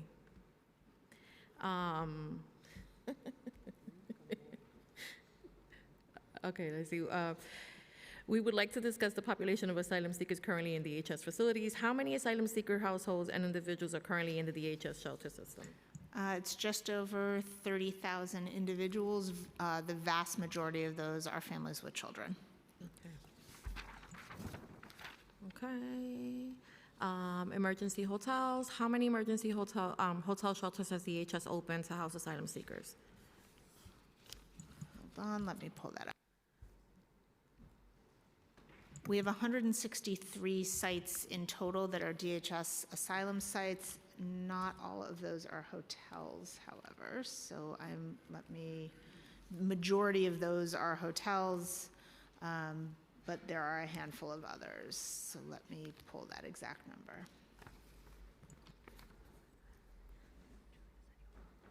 Or in the interest of time, I can circle back with you. Okay. Okay. Has DHS closed any emergency shelters since the influx began? There are certain sites that we have closed generally because of real estate issues. Either the site owner has pulled back or we have decided that for whatever reason the site owner isn't meeting their obligations, either for quality or rate. But we have, generally speaking, over the last 2 years seen us growing to, at best, steady state census for asylum seekers, so we have not been reducing our overall footprint for asylum. Okay. I'm moving on to the Community Food Connection Program.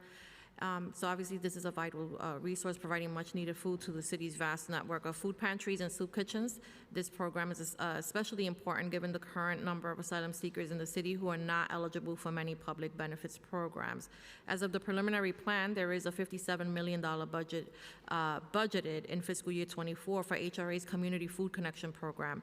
This drops to just $25.8 million in fiscal year 2025, and then $20.9 million in fiscal year 2026. 26 and 27. That's a pretty substantial reduction. How will this program continue its current operations without additional funding added in fiscal year 25 and beyond, especially given both the increased need in the city and the higher cost of food? We're really committed to the CFC program, absolutely recognize the vital role that it plays in communities, and we're working very closely with OMB on the out-year funding. To add additional resources? We're coordinating to make sure that we're able to move forward with the program at the appropriate level, yes. Is there currently a wait list?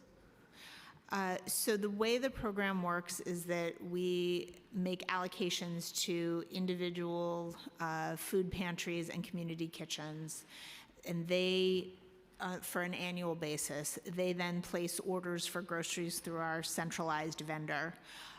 So there isn't a wait list for funds because we've allocated out the year's funds for providers. I suppose it's possible that individual food pantries or community kitchens would maintain a wait list, but that wouldn't be something we're directly involved in. All right, but if the CFC providers need more food than they have been allotted for, what is the process and the time frame for them to get approval to order more food? I'm going to ask First Deputy Commissioner Barry to speak in. So we are now monitoring and providing food pantries with monthly reports on their allocations so that they can see how far along they are in their allocation process, whether they're spending over or under their allocations. We do reach out to those providers that are either under or overspending to understand. Sometimes there are reasons for that. There may be other funding they receive later in the year, so they're using up their CFC allocation until that is available. So that is one way that we're monitoring it. The other thing we do is, as the fiscal year comes to a close, we're looking at what the allocations are that are left. If there are pantries that are underspending and they confirm that they will underspend for the year, we take those funds and we reallocate them to pantries that are in need of funding. And that happens towards the end of the fiscal year, so that'll happen in about May and June. Are there food pantries that are underspending? I mean, I don't know. I think in my district, I've seen a significant increase, and we've actually been very purposeful here in the council in ensuring that we didn't touch any of our food network funding, because we understand that the need has increased, especially in communities that have seen an influx of asylum seekers, because they just don't like the food that is being served to them at the shelters, or don't find it, to be enough to sustain them. So yeah. Yeah, it's not typical to see a lot of underspending unless they are holding on to their CFC allocation because they had another allocation that they needed to spend sooner, whether from private donors or state allocation or other. But it is something we look at. Yeah, I don't see, and I know that, hey, listen, these are decisions that are made, but I don't see how we would ever could ever justify a budget, such a significant budget cut to such an important program that is ensuring. I mean, I'll tell you that the lines in my district are so long. They're so long, and I just assume that after things stabilize after the beginning of the pandemic, that the lines would become smaller, and they've only grown. So that's pretty consistent with what we're hearing from you as well today regarding the increased number of applications for both cash and SNAP applications, right? Is that there's a huge demand for these services, and that's why it's very difficult to comprehend why there would even be a discussion about cutting those. I think the only way to really help eradicate poverty is through workforce development and ensuring that folks have the infrastructure to again become and stay self-sufficient. And unless we're equally applying funding to those, to meet that need as well, then we're going to continue to be on an upward trend. And if that's the case, and we're not committing the dollars to, workforce development or other viable options, and I think that there has to be a bigger conversation about why we shouldn't be cutting these safety net programs that are keeping people fed. That's a really, really big deal. In the preliminary plan, there was also a baseline savings of $3.2 million, starting in fiscal year '26 from the We Care program efficiencies. We Care is a program that serves cash assistance clients with a medical and mental health barrier to employment. The program provides individuals vocational rehabilitation services to help engage them in work-related activities that lead to employment. HRA indicated to us that they will be exploring other city resources to provide this programming. How was the funding amount derived, and how will the savings be generated? Thank you. So the savings generated for We Care, which will start in FY26, will align with a new contracting cycle that we will be doing. And as part of that cycle, we are looking at ways in which we can achieve greater operational efficiencies through the use of technology that better mirror the current job market, looking at ways in which we have flexible delivery models, using hybrid models that will be able to achieve some savings around things such as space, but doesn't actually compromise the programmatic priorities of We Care. So programmatically, we will still stay focused on employment and connection to employment for those with certain barriers, as well as vocational education and training for those who maybe need a little bit more training before they can join the workforce, as well as wellness supports for those who maybe have a short-term medical or mental health issue that's untreated that needs to be addressed first before looking at employment, and then for those who have long-term barriers to employment, connecting them to federal benefits such as SSI. So the savings that we identified are really focused on operational savings through the utilization of technology and some other program streamlining, including partnerships, but is not anticipated to make any programmatic impacts in regards to the priorities of the program. It's just better leveraging what we can now utilize in the post-COVID world. So I'm assuming that because of that answer, that, the way that you responded to that question, that the funding cut is not going to impact operations for the program. Correct. It won't impact programmatic operations for the program. There may be some other savings may be found through the utilization of maybe less space, because utilizing a hybrid model, right? You'll be doing many things. Will be a balance of in-person as well as online, or in partnership with partners who maybe can utilize their space. So we were looking at savings along those lines, but still providing the same level of programmatic offerings to our clients. Okay, and are these services currently being provided by contracted providers? Yes, they're currently being provided by existing We Care providers whose contracts will go through June 30th, 2025. Okay, so have they been notified? Yes, contractors are aware that a new funding cycle will be coming and that an RFP will be forthcoming. Okay, and is the funding cut from HRA's budget the full cost of the current operations for these programs? I would turn the funding support. It's in our budget, but I think it is a mix of both.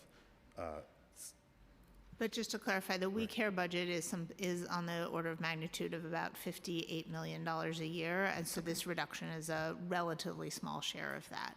And because it is only applicable once the new contracts go into effect, none of the existing contractors are losing money from their budget at this time. Okay, is HRA advocating for this cut to be restored in the executive? We are always talking to OMB about our budget as a whole. Certainly, as I said, given the very narrow window of discretionary city tax levy in our budget, the places where we had to look to make cuts were narrow, and we had to make some difficult decisions.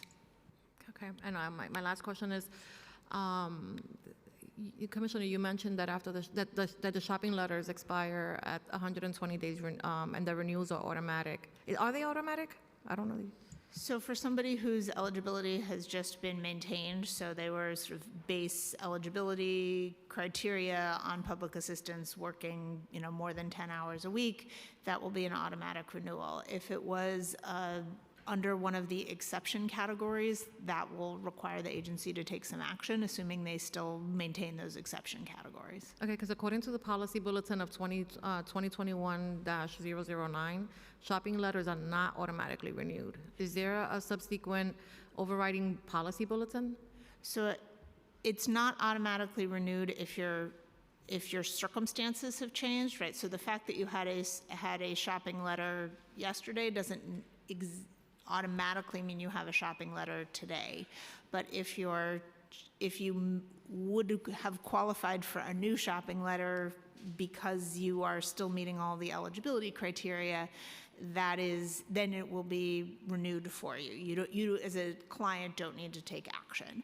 So I think maybe we're using the word automatic differently, but in that we are going to re-look at the eligibility criteria, but assuming you meet them, it does happen. Okay, all right. I'm gonna leave it there. I just wanted to note that I did see as part of the PEGs, 2 of my Jobs Plus sites have been identified for cuts, Bronx Works in the South Bronx and Urban Upbound in East Harlem. I am, obviously very concerned about that. Again, I have some of the highest rates of poverty and some of the highest rates of gun violence, and these programs have been, really great at capturing groups of folks that normally wouldn't know where to go to find employment, and they go way and above. They're not just finding you an apartment, but they're also following up, and they are ensuring that you have transportation and that you're filling out your applications properly. There's a lot of hand-holding that goes with the services that they provide. But I'm curious, were those the only 2 that were identified for closure, or because I saw there weren't that many? So thank you, Deputy Speaker, and certainly I understand where you're coming from and have heard the feedback. Those are the only 2 Jobs Plus programs that are funded directly by HRA. The others are through YMI. So we did, in this spirit of unfortunate and very hard choices, given our limited discretionary tax levy, did make cuts there. We are pivoting to focus on all of our borough-based employment models because it is a way to make sure that we are continuing to connect people to employment services, because I absolutely agree with you that workforce development is critical. It's a way that we can continue to do it while also meeting our financial obligations. People who are participating will be able to get access to Metro cards, so that won't be a responsibility for them, and we are working on an outreach and notification strategy for clients. What do you mean by employment, borough-based employment model? So we have a number of other contracts for employment services. Most of them are oriented rather than at a specific, NYCHA development. The way that Jobs Plus is, they have a broader geographic range, and we're focusing on those because it does allow us to provide the services more efficiently. Again, not a decision that we wanted to reach, but given that 90% of our budget, tax levy budget, is spent on entitlements, the areas that we had to look were very, very limited. So if I live in East Harlem or the South Bronx, where am I traveling to obtain this level of service? We can certainly circle back with a list of the closest sites. I mean, this is one that I, plan to make a big deal about because of the, the need in my community. I have a really good working relationship with both of these organizations, and I know how hard they work in our communities to make sure that they're working with, some of the folks that are, likelier to get into trouble if they were not engaged in workforce opportunities. But it's an opportunity. It's often the case that the neediest of people, we have to travel, outside of our communities to receive these services. We were supposed to get a workforce development site that was actually promised through the rezoning of East Harlem, and we're recently told that that was taken away, but that our constituents could go into Harlem workforce and utilize their resources.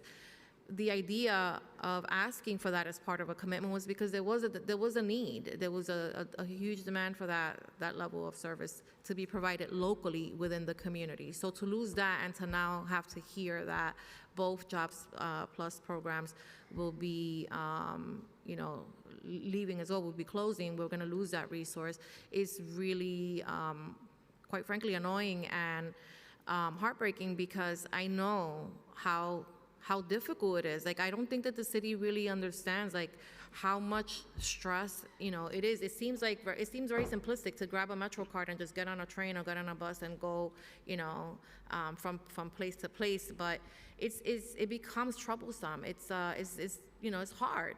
And these services should be in the communities that need them. If you have a high, the same thing, if you have a high rate of evictions, those eviction services, right, prevention eviction services should be in that community. If there is a huge demand for food, you have a larger demand for applications for food SNAP benefits in a specific community, then you should be purposely integrating yourself into that community. So I don't support those cuts, and I will not be supporting those cuts, and I'm hoping to see full restoration, because I know that these programs and services are essential to both the South Bronx and East Harlem, and I cannot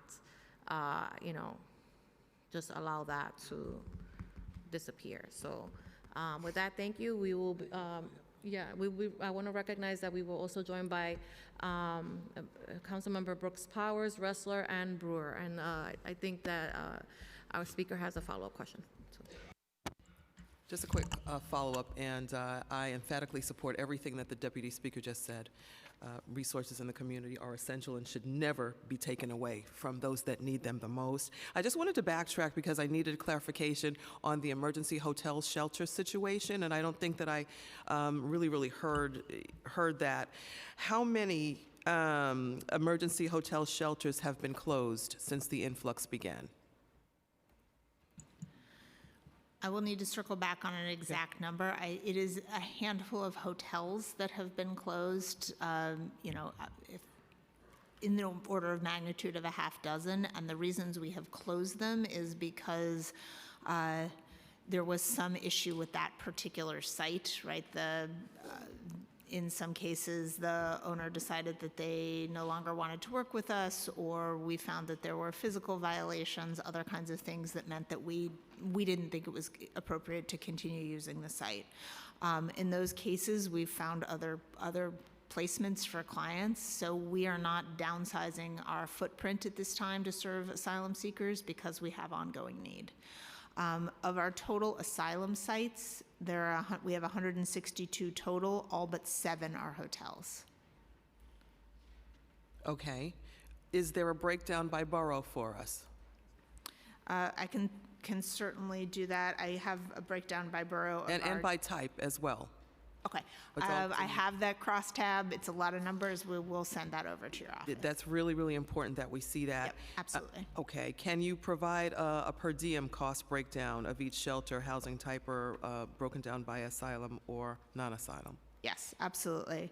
So our overall per diem numbers, so these are our macro level. For single adults, the average per diem is $145.13. For adult families, which is any family composition that doesn't include a minor child, it's $243.51. And for families with children, it's $232.40. The overall asylum per diem, and this is a citywide asylum number, is, I believe, let me double check that. It's $388 is the overall asylum. That is inclusive of both the DHS system and the HERC system. And the HERCs. Yeah. Do you see those numbers changing at all? I mean, I absolutely think that we will see changes in the asylum number as there is a push to manage costs down. I think what is most important for DHS in terms of managing our overall per diem numbers is making sure that we are focused on siting long-term shelters rather than using hotels. Commercial hotels are an incredibly expensive way to provide shelter.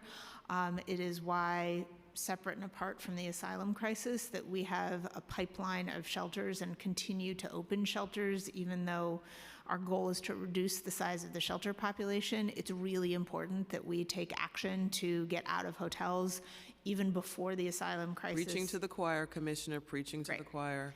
Even before the asylum crisis, we were in Even something before like the asylum crisis. 5,000 hotel rooms, Absolutely and right. we This would- has been a clarion call for particularly Southeast Queens and my district for decades. Yes. So we'd made real progress. We had all the families with children hotels closed. We obviously had to take a big step back from that progress, which is very unfortunate, but we remain really committed to it, and we are continuing to site and open new high-quality shelters in buildings that are really designed to meet the needs of both communities and of people experiencing homelessness. They are better for clients, they're better for communities, and they're less expensive. We're committed to that. Agree with the movement from hotels. Overall goal will always be to get everyone into housing. Absolutely. Thank you for your testimony, Deputy Speaker. Thank you. We've also been joined by Councilmember Rivera. We will now hear from Councilmember Brooks Powers, followed by Councilmember Riley. Thank you, Madam Chair. I'd just like to follow up on the speaker's questions regarding fair fares. And I'll just ask them all together, and then you can respond. And then I have one regarding EBT fraud. So as it pertains to fair fares, are you able to provide an update on what the current uptake rate for fair fares is? How many New Yorkers are signed up as of today in terms of eligible New Yorkers? And then you mentioned $5 million was spent in fiscal year 23 on marketing and staffing for fair fares. Have you studied which avenues of distribution are most effective, as in what are the most effective ways to get people to sign up?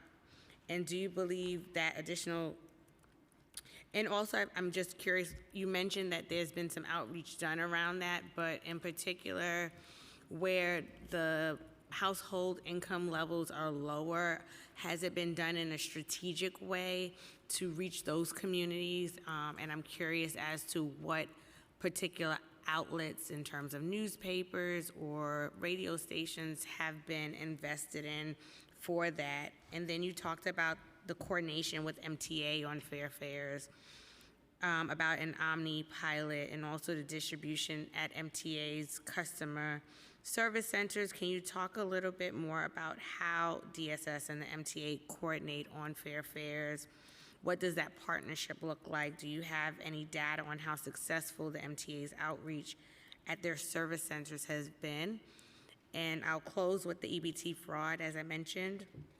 So in Rockaway in particular, we've seen a spike in recent years in reports of welfare fraud. New Yorkers are being victimized by skimming. For example, their EBT card information is stolen and copied and then used by someone else. Can you talk about how DSS is seeking to address EBT fraud? What kind of outreach has been done to educate New Yorkers about EBT fraud? And I will acknowledge that you have sent out communication in terms of trying to recoup some of those dollars. I'm interested in how successful it's been. Again, we've had a uptick in terms of complaints about that, and there have been concerns and complaints about the local office that's in Far Rockaway and the support that they're able or not able to get there. Thank you. Absolutely. Let me start with the skimming questions, and then between the team and I, we will answer the fair fares question. So, I mean, skimming is just terrific. It's people preying on the most vulnerable. Really something that we should all be ashamed is happening at all. Thanks to changes in state law, we are able to do reimbursement now. We have thus far approved a total of $21.6 million in replacement benefits. Majority of that is SNAP, but that includes some cash as well. The deadline for making retroactive claims, so this was before the change in state law, has been extended to April 1st, so there's still a little bit of time to submit those, and then people will still be able to do claims on an ongoing basis if they detect fraud. We have been trying to communicate that as widely as possible, so really pushing that out. But if you have particular places where you think we should be engaging on that, we're happy to collaborate. We are processing those centrally through DSS rather than doing it at individual site offices. We wanted to do it that way because we needed to be able to walk and chew gum at the same time, right? We had to make progress on our cash and SNAP backlogs, making sure we're getting benefits in people's hands, and we needed to be processing the skimming. So we did a little bit of dividing up of our work of labor, but we have, I think the process has gone, we've been able to move very quickly and with far less impact on other operations than I was originally anxious that we would. I think the best option in terms of longer-term solutions to skimming, because I heard that as part of your question as well, is making sure that the cards are chipped. That is something that the state is the one actually issuing the cards. So something we're in conversations with OTDA on, and I know that they're looking at. On fair fares, let me get it started, and I will pass off to colleagues. As of the beginning of this month, we had 317,300 people enrolled in fair fares. So not all of them are using fair fares on a regular basis, but all of those people have access to it. We've tried a lot of different things on the marketing, some of which we talked about already. We're partnering with, but in addition to what we've already talked about, partnering with a slew of other agencies and training their staff so that whenever they're engaging with people in communities, that they are able to enroll people in fair fares and to talk up the program. That includes almost 100 DOE school-based staff so that we're trying to really meet people where they are and marketing it as well within the various asylum facilities because immigration status is not a requirement for receiving the benefit. We're distributing promotional materials in libraries. ACS has shared out materials, right? So we're really trying to go with a lot of different options, but Scott or Jill, either of you would like to chime in? And are you doing them in multiple languages as well? Absolutely, yes. Yep, just a few more things on some of the targeted outreach we're doing, and then the pilot with the MTA is we reassess every year before we start our marketing campaign those zip codes where we know that there are people who are eligible and not enrolled, and we target the outreach in those areas, the bus shelter ads and the community marketing in terms of community newspapers and all that. We target those to specifically those zip codes where we know that there is under enrollment. We have robocall and text and mailing outreach to those of our clients that we believe are eligible and not enrolled. So we're targeting those specific individuals. And where we have found a lot of success, the things that have been the most successful are those partnerships with the MTA. So that's where we are meeting those people who are using public transportation and letting them know about fair fares. So those transit talk events, those customer service event partnerships that we do with the MTA, we generally see really good enrollment numbers after those. We are working really closely with the MTA on the rollouts to Omni. We want this to go as smoothly as possible for the fair fares population.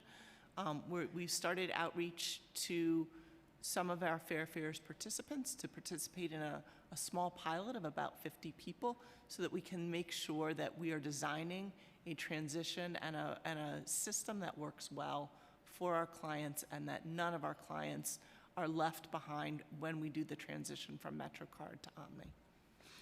Thank you for that. And Commissioner, I will take you up on an offer in terms of collaborating. If there's a flyer about the EBT that we can share, if you could send it to the council members. And then I'll just close by us requesting a breakdown of the local ethnic media that you all are contracting with, in particular for my district. So we have like the Rockaway Wave, we got Where It's At Media, and a network of hyper-local press. I have not seen any advertisement about fair fares in any of this. So I'm just curious in terms of what that outreach looks where there's a lower household income. Thank you, Madam Chair. Thank you. Councilmember Riley? Thank you, Chair Ayala.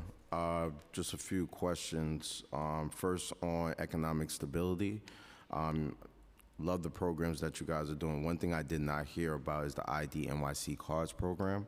So the admin's goal of supporting family transition out of emergency shelters requires pathways for jobs and housing. That starts with having a proper ID first. Additionally, domestic violence and disaster survivors rely on the ability to provide new ID for them to get their lives back on track. So with that being stated, how many ID NYC cards were awarded by HRA in FY24 to migrant shelter residents? How many do you expect to award in FY25? And how many applicants did not receive NYC IDs in FY25 that applied? Thank you, Councilmember. So we currently have more than 2 million people have been issued ID NYC. It's about 2.2 million. Do I have the annual? We can get back to you with how many each year, but it has grown steadily over time since the program was originally launched. We are promoting it across a variety of different ways. We are doing work in specific asylum sites, but we are also making sure that New Yorkers of all backgrounds have access to the card as well. Let's see. In terms of how many were denied, generally speaking, people are receiving the card, and we are happy to work with people if they don't initially bring the documentation that's needed to access the card. Rather than just reject them, we will defer the application and work with them further. But Administrator French? Thank you, Commissioner. I can say that for ID NYC in FY24, we are ahead of where we were in FY23 year to date of the number of cards distributed, so we expect to exceed that. For context, in the first 6 months of FY24, there were a total of 92,000 new ID NYC cards distributed compared to 89,000 in FY23. We also saw a significant spike in increase in people looking for the cards, and that did result in, for some sites, having large numbers of individuals line up outside early in the morning. Some of them also lined up overnight. Much of this we found was connected to misconceptions around what the ID NYC card can and cannot do for you as it relates to someone's immigration status. We agree that a ID card is very important and essential, but there was definitely misunderstandings in regards to the card being a tool that was useful in your asylum application, which it was not. So we worked closely with our partners at Moya, as well as some other community partners, to make it clear what the ID could and could not do. And then we also looked at ways wanting to protect the health and safety of individuals. We moved to, at the end of January, an all appointment system for ID NYC, which actually allowed us to maximize the number of appointments we could provide. So every Friday in the afternoon, 6,800 ID NYC appointments are released for the following Monday through Friday. And so in working with Moya and community partners, as well as our partners at H&H, HPD, and NISM, we have done intensive outreach to the asylum-seeking population around the card itself, how to sign up for an appointment, either online or through 311, and we have found that I don't want to think, but I have a lot of questions, okay. And if I may, Chair. What was the total spent in FY24 on emergency shelter medical services? And did the administration discuss exploring partnerships with urgent care sites such as CityMD or any other community medical providers to subsidize costs? So some of our emergency shelter sites have on-site medical. Others of them entirely depend on partnerships with community sites. I think we will likely need to get back to you on the total spending, because those are going to be line items within individual contracts, so it's going to take some work to pull. But absolutely, partnerships are really important. One of our pegs in the plan this year is to make sure that we're using better use of the H&H show vans for providing medical care and drop-in centers. Thank you.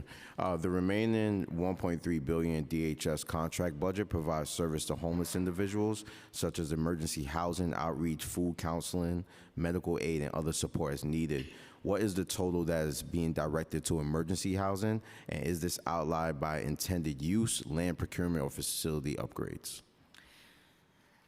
So the vast majority of our shelters are contracted, and the contract budget is inclusive of the real estate, the staff, the food, the social services, maintenance, the entire thing, right? So individual contracts have line item budgets, but the city's budget is broken out: families with children, single adults, adult families.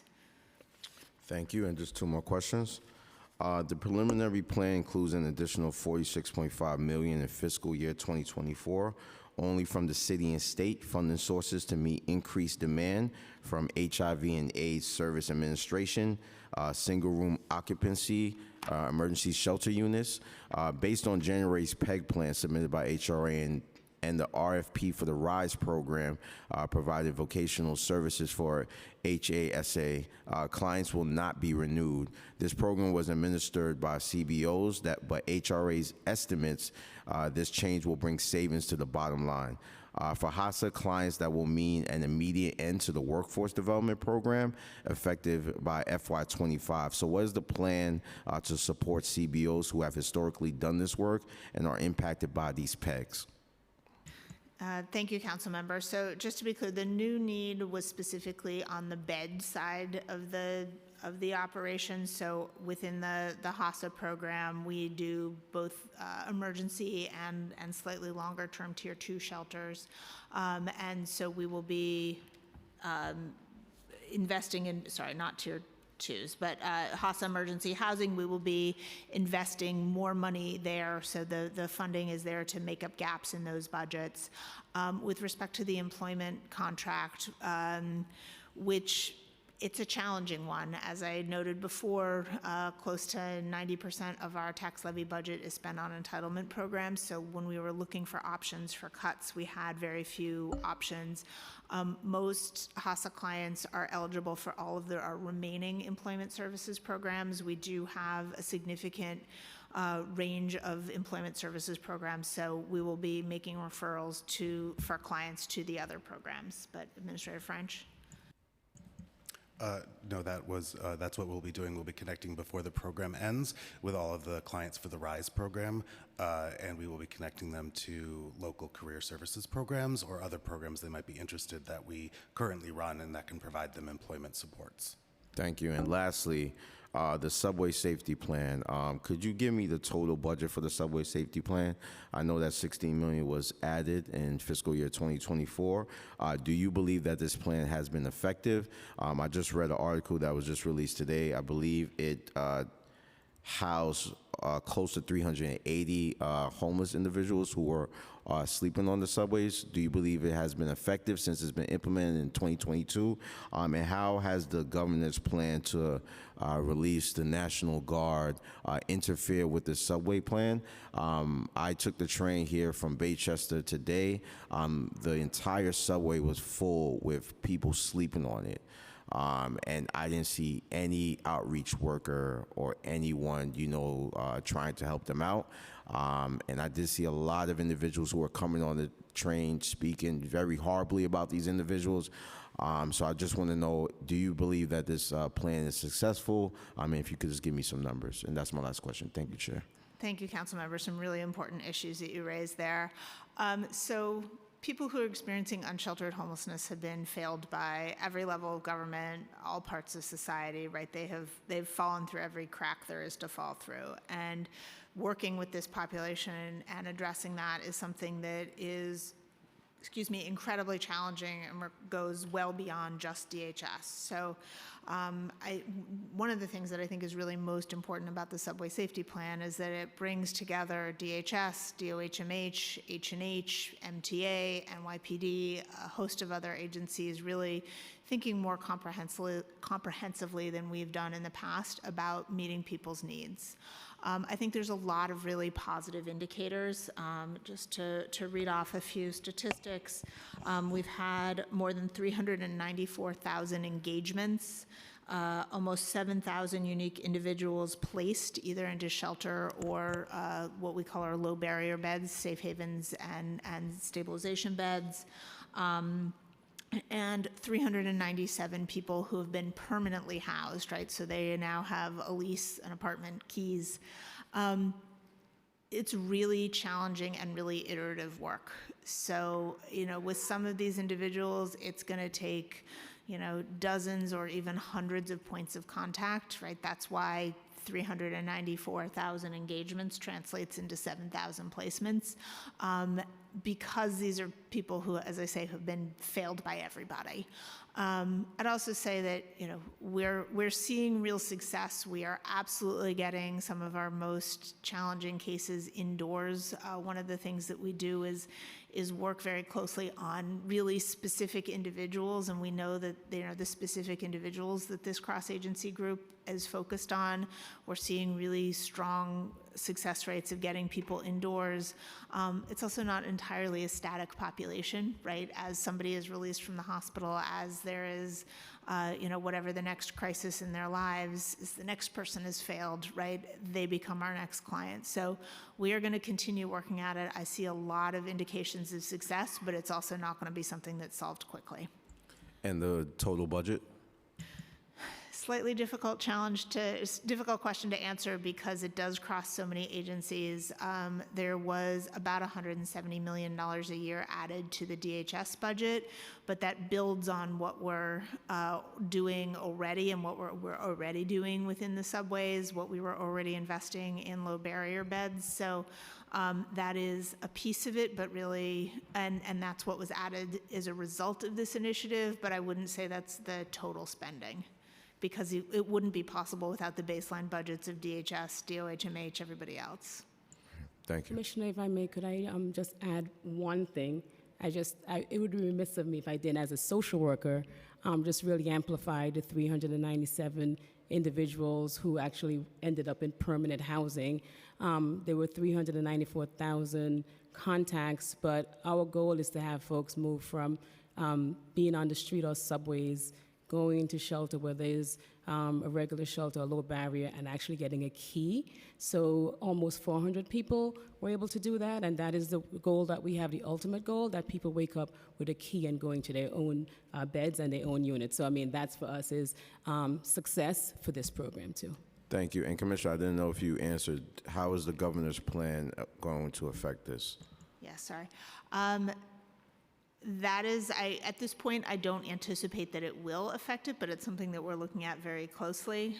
We are still out at the end-of-line subway stations. We're still doing all of the work that she was on record saying that if you don't want to ride the train, don't want to get your bags checked, you shouldn't ride the train. So I'm assuming this is going to affect the outreach that you guys are going to have.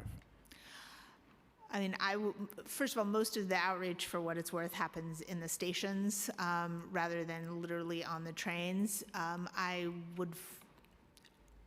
think this is a place where we're going to have to wait and see and engage with our colleagues at the state level before I can say anything definitively. The plans were identified or developed separately from one another, so we're going to have to make sure that there are no adverse impacts.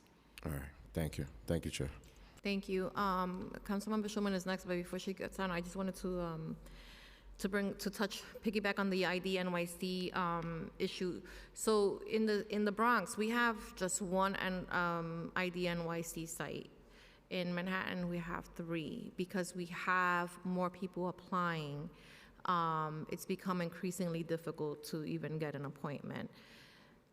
Could you explain why the Bronx has just the one site, and is there any intention to increase the amount of sites to accommodate the influx, the demand in all boroughs? Yes, happy to speak to that. So one of the Bronx sites that we did have, we ran into space challenges that made that site not something we could continue with. So currently we do only have one site. We are consistently looking for ways both that we can look to expand the capacity at that site, as well as looking at other potential opportunities that may come to us in regards to being able to open another site in the Bronx. We're also very happy to connect and work with council members like we have done before, as well to do some pop-ups if that would also be helpful on some needs. But I understand and see the need in the Bronx of one site is not comparable to the other boroughs. So I mean, I get that you would want to do things, but what have you done since the other site closed to ensure that you're identifying another location, or to collaborate with council members and maybe using their offices when possible? What action have you guys taken? I mean, we first started by looking at ways in which we could expand the capacity at the one existing site that we do have in the Bronx. We are looking at the moment to see if there are other opportunities for space.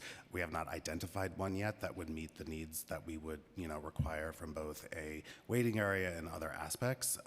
We're happy to reach out to the council members, in the Bronx. But we've also been connecting with our colleagues at Moya to identify other community partnerships in the Bronx that we might be able to work with.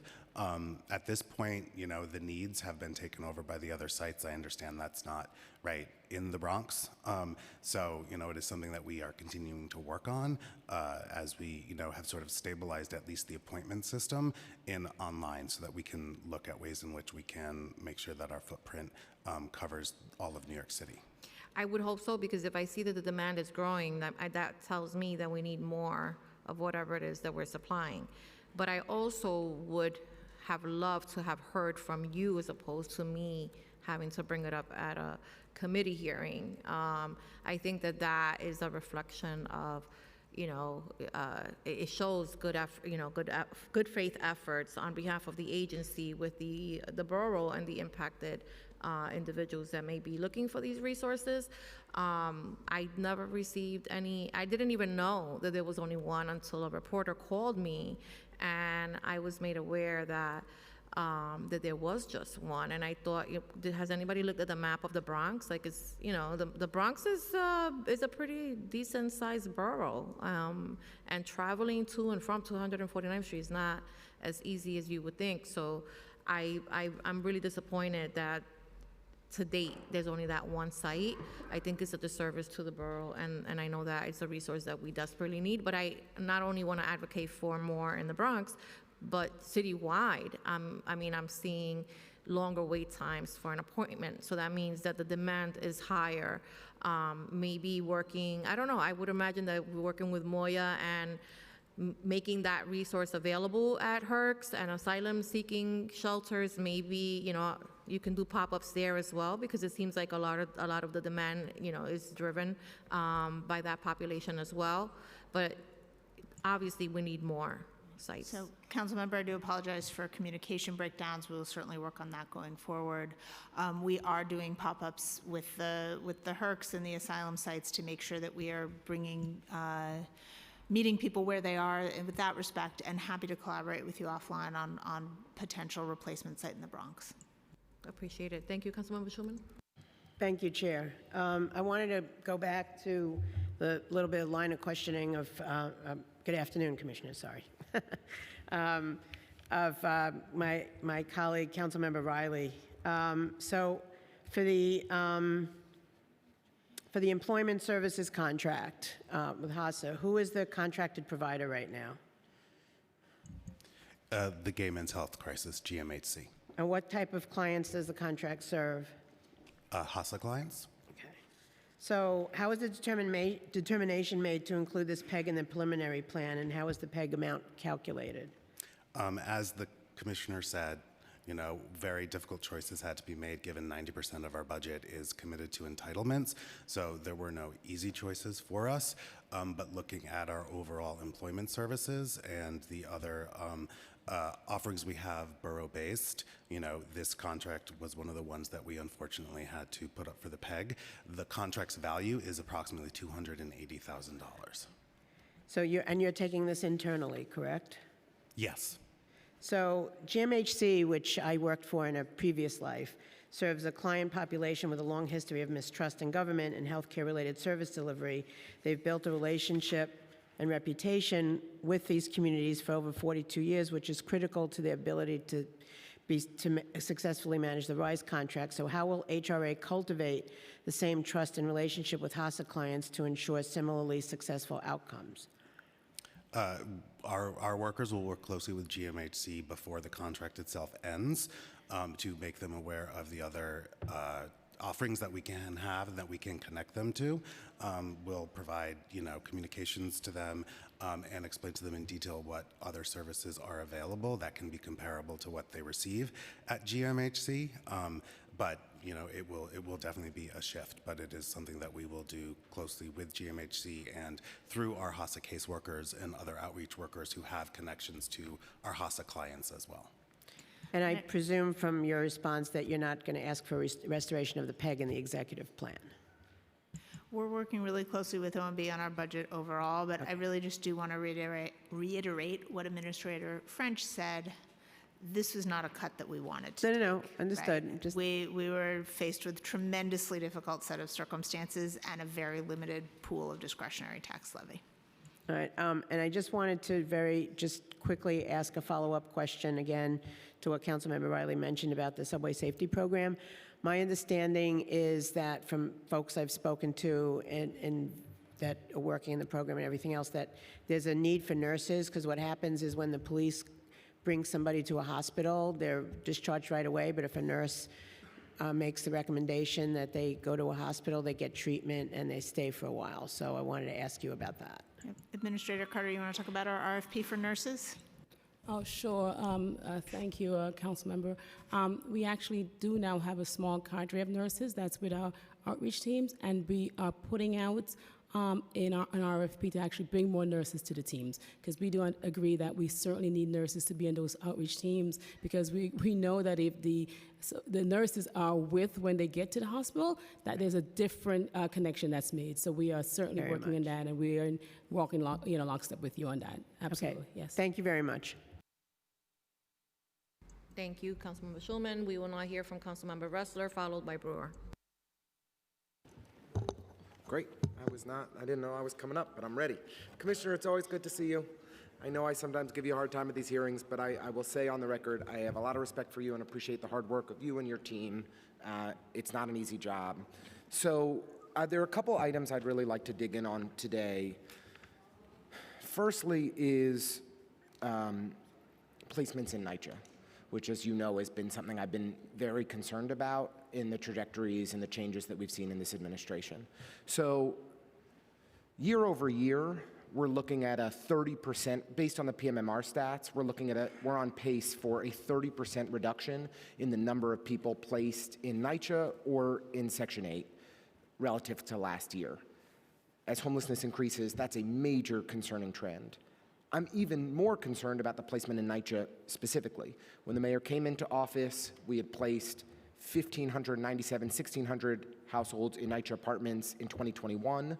This year, we're on pace for 480 based on the PMMR. So a 2/3 reduction in the number of homeless people that are getting placed into NYCHA. This is the housing stock that we control, our best solution for moving homeless families out into housing. What is HRA and DSS and DHS doing to reverse this terrible trend? There are 5,000 vacant NYCHA apartments, 10 times as many as when the mayor arrived. What are you all doing to fix this? Thank you, Councilmember. That's not a question that I can answer solo, right? Because it certainly involves NYCHA as well. What I can say is that we are steadily increasing the pace of our permanent housing placements with a particular focus on our subsidized housing placements. So last year we saw a 17% increase in housing placements overall. This year we are on track based on the PMMR data to exceed that. I appreciate you made some progress in other places. I'm on the clock though, but is there anything you can say, because you feel the urgency more than anybody in city government. You were on the hook on this census, which has exploded, not partly as a result of migrants, partly not. The census has exploded. You feel it every day. You want to drive that number down. 5,000 vacant NYCHA apartments, 2/3 reduction in NYCHA placements of homeless families since the mayor came into office, happening each year. What are we doing about it? So I don't want to speak for NYCHA, but I really respect the work that they are doing to ensure the long-term stabilization of that housing stock, right? If we lose NYCHA, we are all in a much worse off place. As I think we all know, it is housing with very serious physical issues, but you can't do large-scale physical rehab with a 100% occupied portfolio. You have to be able to checkerboard. You have to be able to do internal relocation. We are absolutely taking advantage of every NYCHA unit that is available to us, and I'm going to have to defer more details to them. I have to say, Chair, would it be okay, Madam Deputy Speaker, could I do one more item? I appreciate this is NYCHA's job to fix up the housing, but if you're not advocating with all of your potential power and pressure on City Hall to fix this, it's not going to get fixed. I don't have faith. We've seen no progress from NYCHA in a year and a half of us screaming from the rooftops. They've tried to cut funding from the budget time and again for NYCHA repairs. So I just am asking that we try to work together to push this administration to get their house in order so that we don't see the number of vacant apartments continue to increase, the number of homeless people who are stuck in the shelter system because we are no longer placing people in NYCHA in any meaningful way is a major problem. I am a fierce advocate for housing placements for our clients. I'm always happy to collaborate, but Thank you. I rest assured I am working every angle. Okay, it's just every data point we see is things getting worse, not better. Last item I just want to ask is the FY25 budgeted headcount is 11,998, decrease of 136 positions, and a decrease of 1,659 positions since FY21. We're talking about 14% decrease in HRA headcount just since the mayor came into office. Despite 1 in 4 New Yorkers living in poverty and you all having highest cash assistance and food stamps rolls that you've had in decades. So do you think you can actually manage the agency effectively with this headcount? And I just will note that when Administrator Fitzpatrick, who I have a lot of respect for, testified, and congratulations Administrator French, testified before this committee last year, she said that in her 40-year history at HRA, the headcount in the agency had never been that low. Do you believe that you can meet the needs of New Yorkers with poverty growing as significantly as it is with this massive reduction in headcount that the mayor has imposed, that OMB has imposed on you since he came into office? Thank you, Council Member. So with respect to the change between FY24 and FY25, that is a piece that is still under negotiation and conversation. I don't think those numbers are finalized yet. But it is the proposed, I mean, it is the headcount in the preliminary budget that the mayor released. And emphasis on preliminary. Totally, so, and we'll fight to restore it. We are still under negotiation.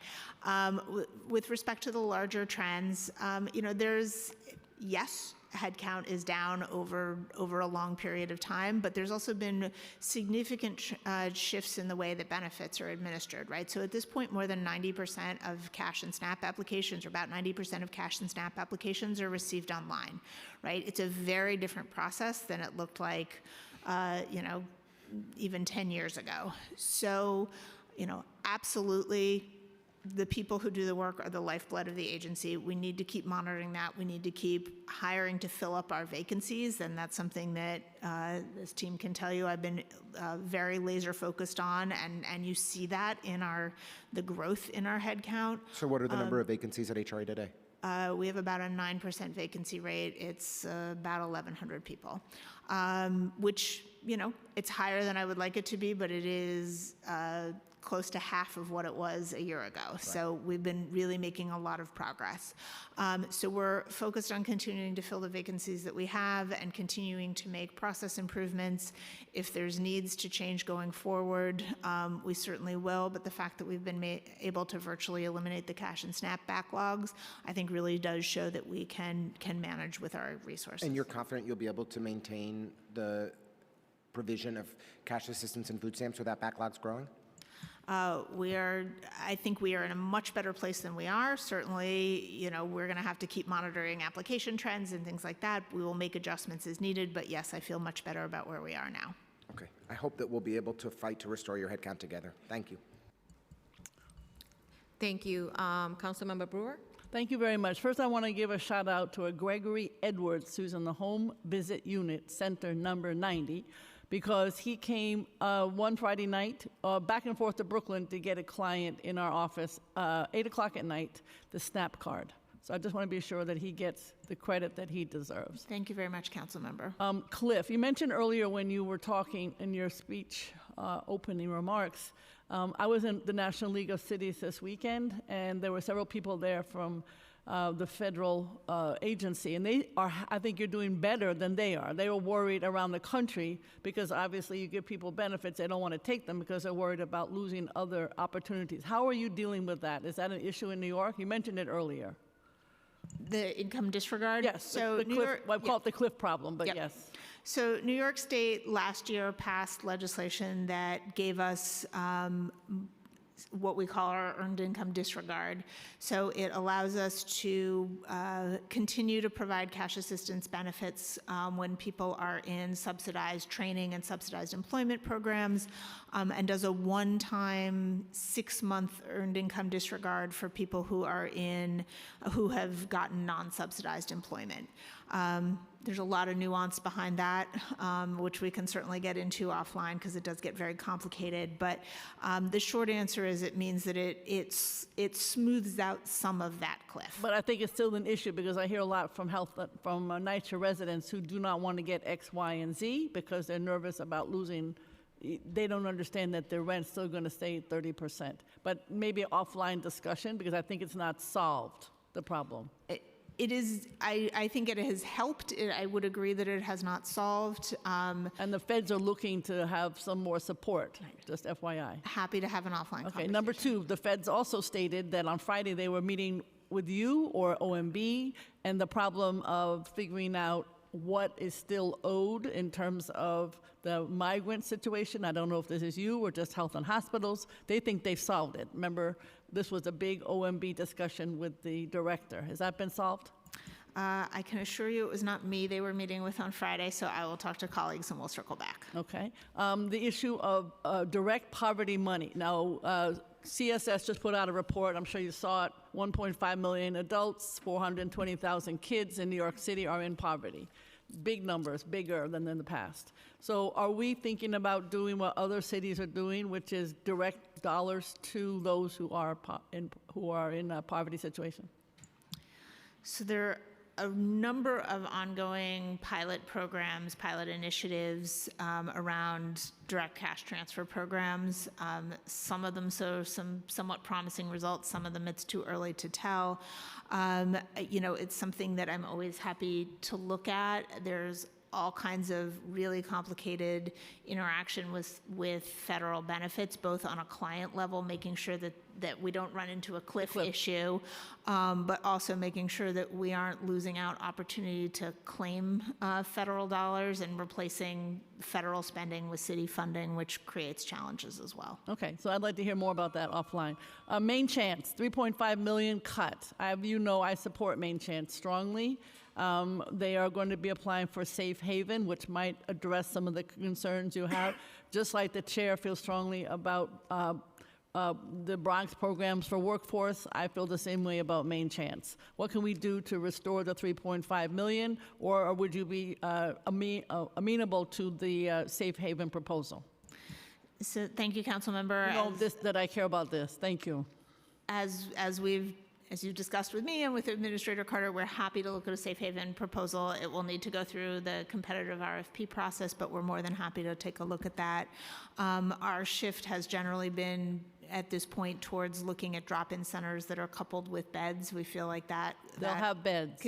Continuum of care model works better for clients. Okay, and just finally, vacant units in supportive housing. How many of them are vacant in supportive housing or in places that I don't want to mention because I know where some of them are, but people want single rooms. And so congregate housing, how many beds do you keep track of that? Because some congregate housing nonprofits have a lot of vacancies. Thank you, Councilmember. I think I'm following your question, and between Administrator French and I, we will do our best. So the overall vacancy number for supportive housing for the units that we track through our CAP system, it's a fluid number, but it's about 1,900 units.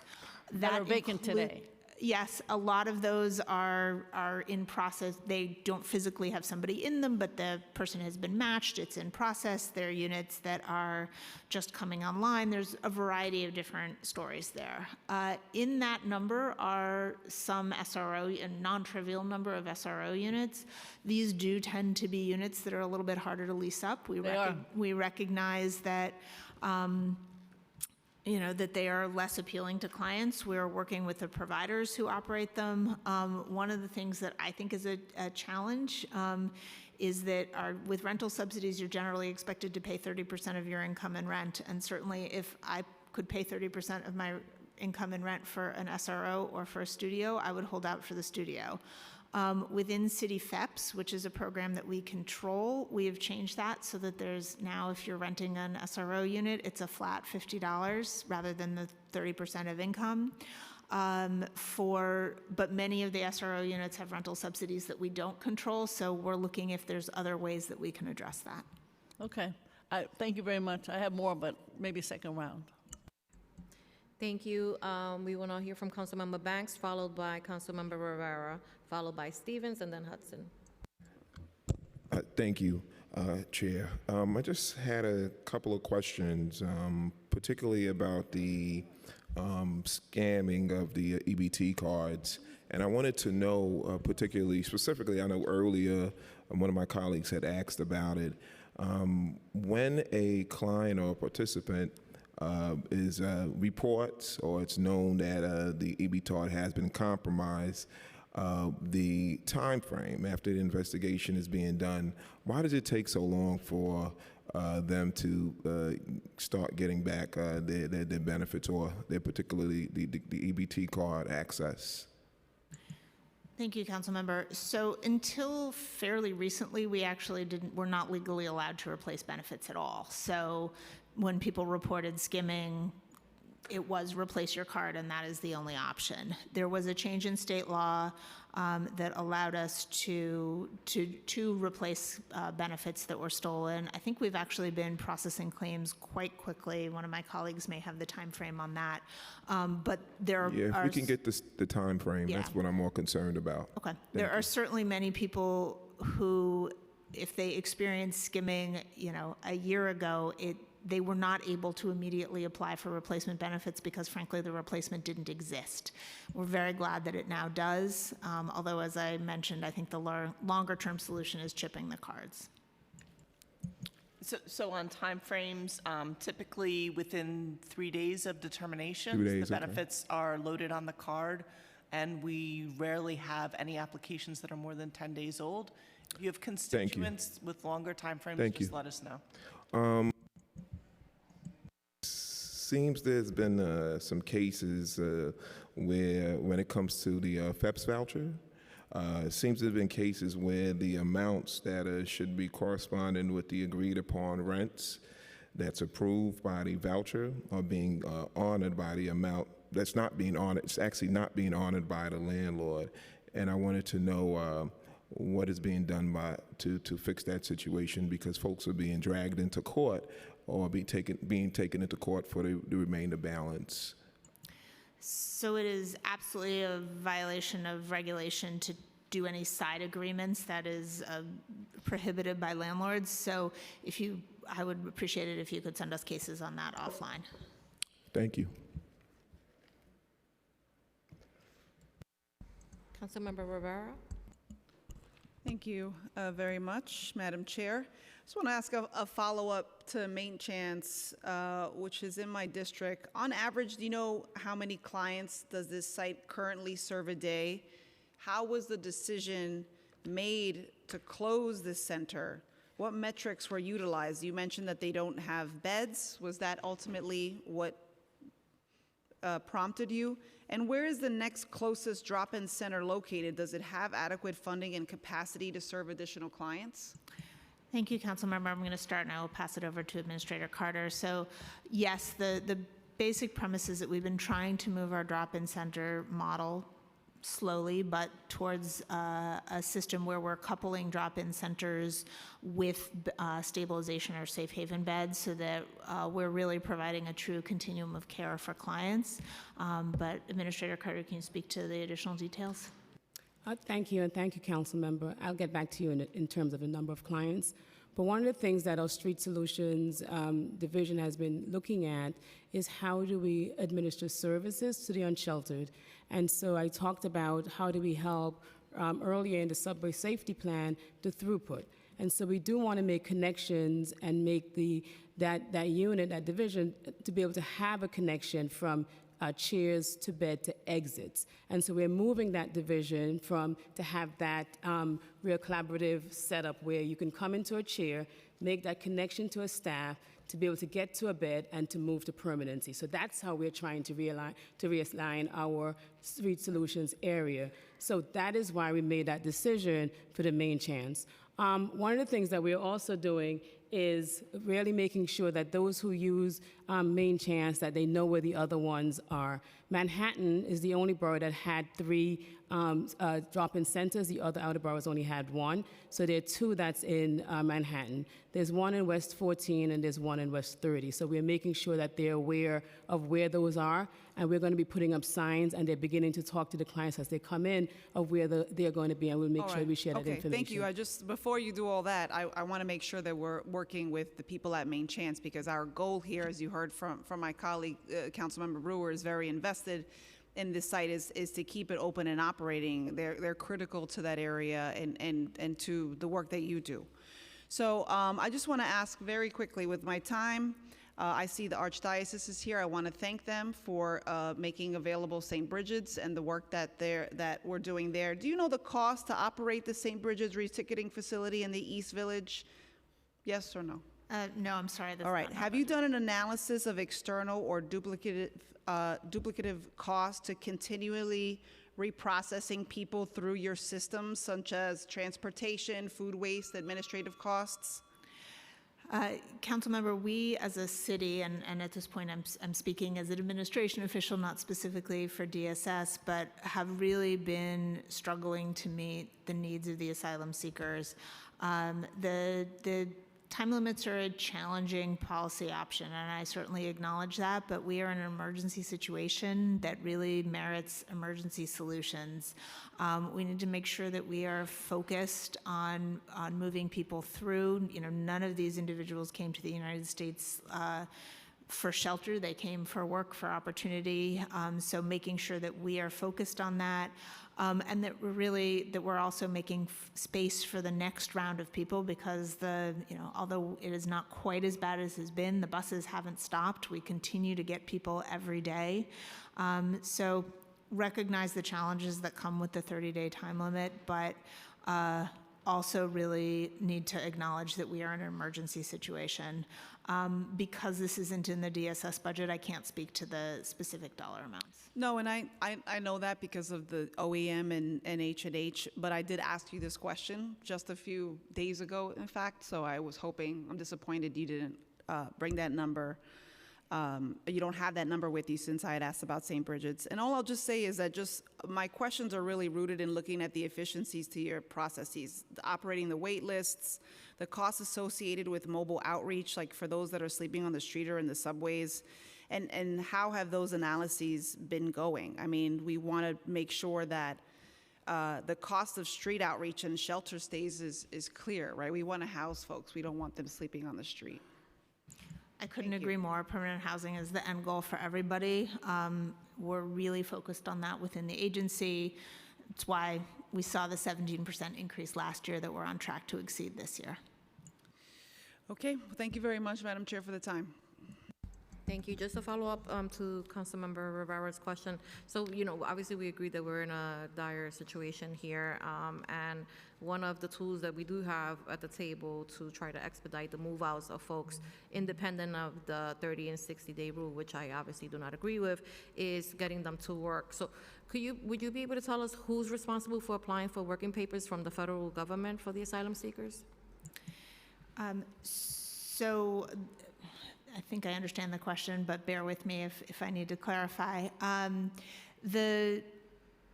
obviously, it's an application to the feds for work authorization, either as standalone for somebody who's applied for asylum or in conjunction with a TPS application. The city has stood up extensive clinics to help people do those applications. So that has been run out of City Hall, out of the mayor's office for asylum seeker operations. And I think tens of thousands of people have been able to submit applications. The actual work authorization documentation goes to the individual themselves, not to the city. So we don't have specific numbers on the number of people who have received work authorization, but my understanding anecdotally is that the success rate is very high. But do you know how many applications have been filed? It's something along the order of 25 or 30,000, but I'll get back to you with the specific number. Okay. And would you know how many employees or contractors are working on this? I'm sorry, I don't, since it's not directly under my purview. All right. Thank you. Councilmember Stevens, followed by Hudson. Hello, good afternoon. I'm over here. I just have a couple of questions, and they're various topics. So the first question I have is, does the agency have any Does the agency have any delays in processing child care applications? And what is the average processing time for a child care application? So that is largely not processed at DSS. I think it is, and Administrator French, please jump in here, but we are part of the child care equation in that people who are on public assistance can qualify also for child care assistance, but it's not administered through the agency. Okay. So I know Deputy Speaker already started to ask questions about the IDC, the IDs in New York across the city. What's the website often timeout or will not populate appointments? Is there an issue with the administrative need to further invest in the technology? I have not heard of systemic issues with the website, but if there are specifics that you have, let me know. But we are releasing 6,800 appointments weekly, and most of those are then scheduled through the website. But I'm happy also to talk to individuals on my side to see if there's anything, but I haven't heard of any systemic challenges with the website. But that doesn't mean people. Yeah, I will say you might not have heard of systemic challenges, but we are hearing challenges back in our office around getting them. So I don't, so it might not be a technology thing, which is why I'm asking, is there looking for advancements to expand in some of the technology? Because we have been hearing in my office and in a couple of other members' offices where they've been experiencing delays or not being able to get an appointment. So just thinking maybe how do we make sure we expand in technology? Because that is something we often lack at the city, where we're having programs that's already outdated when we get them. No, we are definitely always looking at ways in which we can enhance our technology. So this is something that we'll definitely take back and talk to the team about, and happy to follow up with you or others as well on the specific issues folks might be experiencing, so we can see if there's any, if we experience them on testing on our side as well. Right. And just another question follow with this. Because there has been a rise and an increase in use of the IDs. Is there anything fiscally prohibiting the administration from creating a direct ID NYC hotline in addition to the current 311 questions redirect? And what does the staffing look like for this? Certainly there would be a cost implication for doing a direct hotline. I think it's not something that we've actively looked at, which we certainly are happy to have a conversation with you about that. And I think one of the advantages of 311 is that it is a single place to go, right? So nobody has to know this is the number you call for ID NYC inquiries as opposed to everything else. So happy to have a conversation about what you're envisioning, but I do want to make sure that we're leveraging the 311 infrastructure. Absolutely. I'm an advocate to make sure that people are using 311 because understanding that it helps us collect data, but I think just also thinking about even within that infrastructure, how do we kind of like use that more as a resource? And then my last question is, over the weekend we did hear about some employees who were, process for, stealing some identities of folks who were in the shelter. What are you guys doing to prevent this from happening again? And what are some of the steps that you're implementing now after this has broken? Yeah, let me start by saying I'm horrified by the situation, and these 4 individuals do not represent the 12,000 employees who work hard on behalf of low-income New Yorkers every day. So, and I'm very grateful for the district attorney for the thorough investigation that they did. So we do take our clients' privacy very seriously. We have a number of mechanisms, and fraud prevention. We have a number of mechanisms in place where we do a series of fraud detection mechanisms, looking at people's benefits, looking to see if there's any pattern, using data to see if there's any patterns of inappropriate benefit use.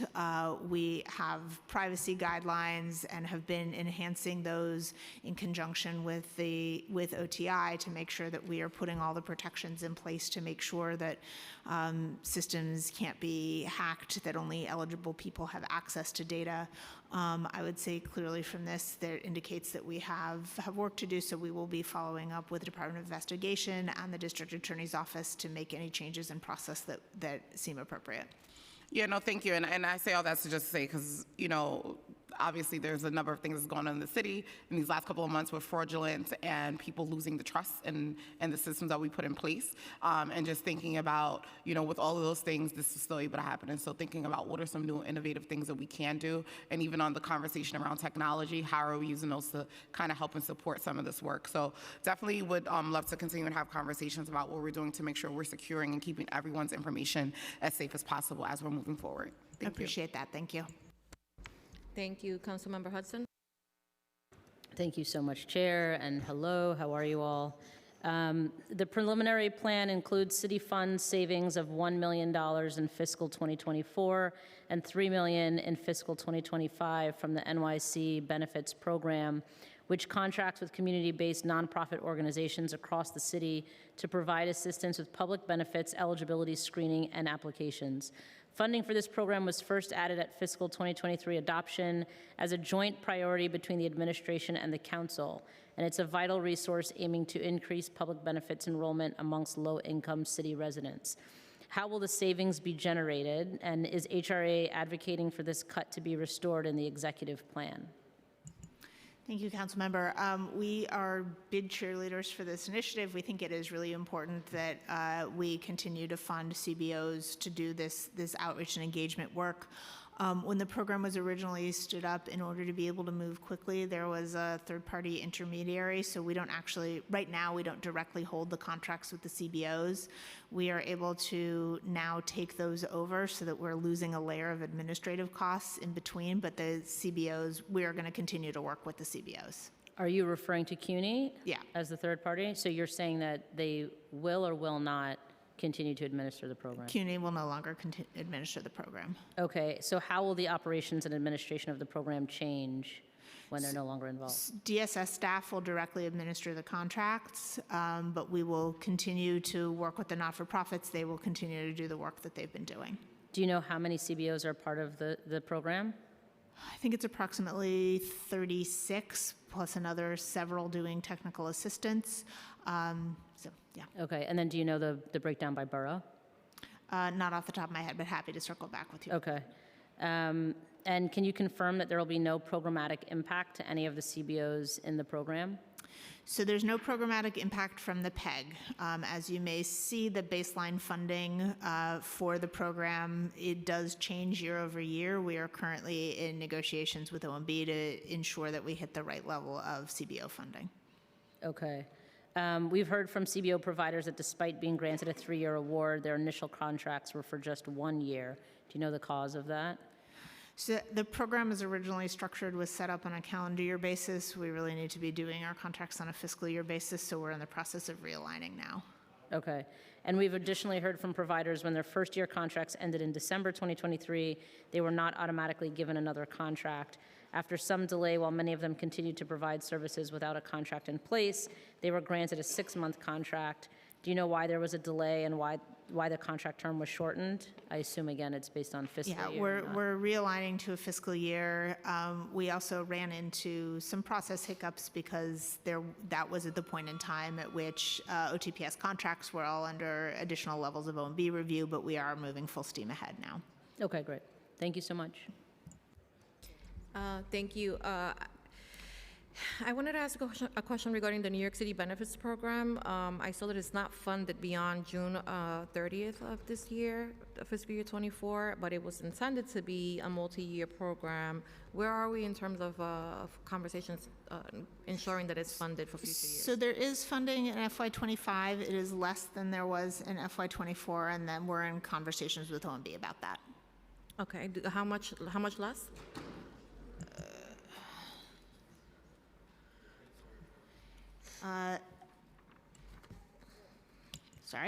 FY24 was funded at 9.2 million, FY25 at 7.2 million. So we're in the process of resolving funding levels with OMB. Okay, all right. And I have a question regarding the burial assistance for undocumented individuals.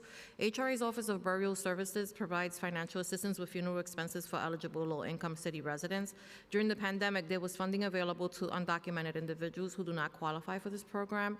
Does HRA still provide burial assistance to undocumented individuals?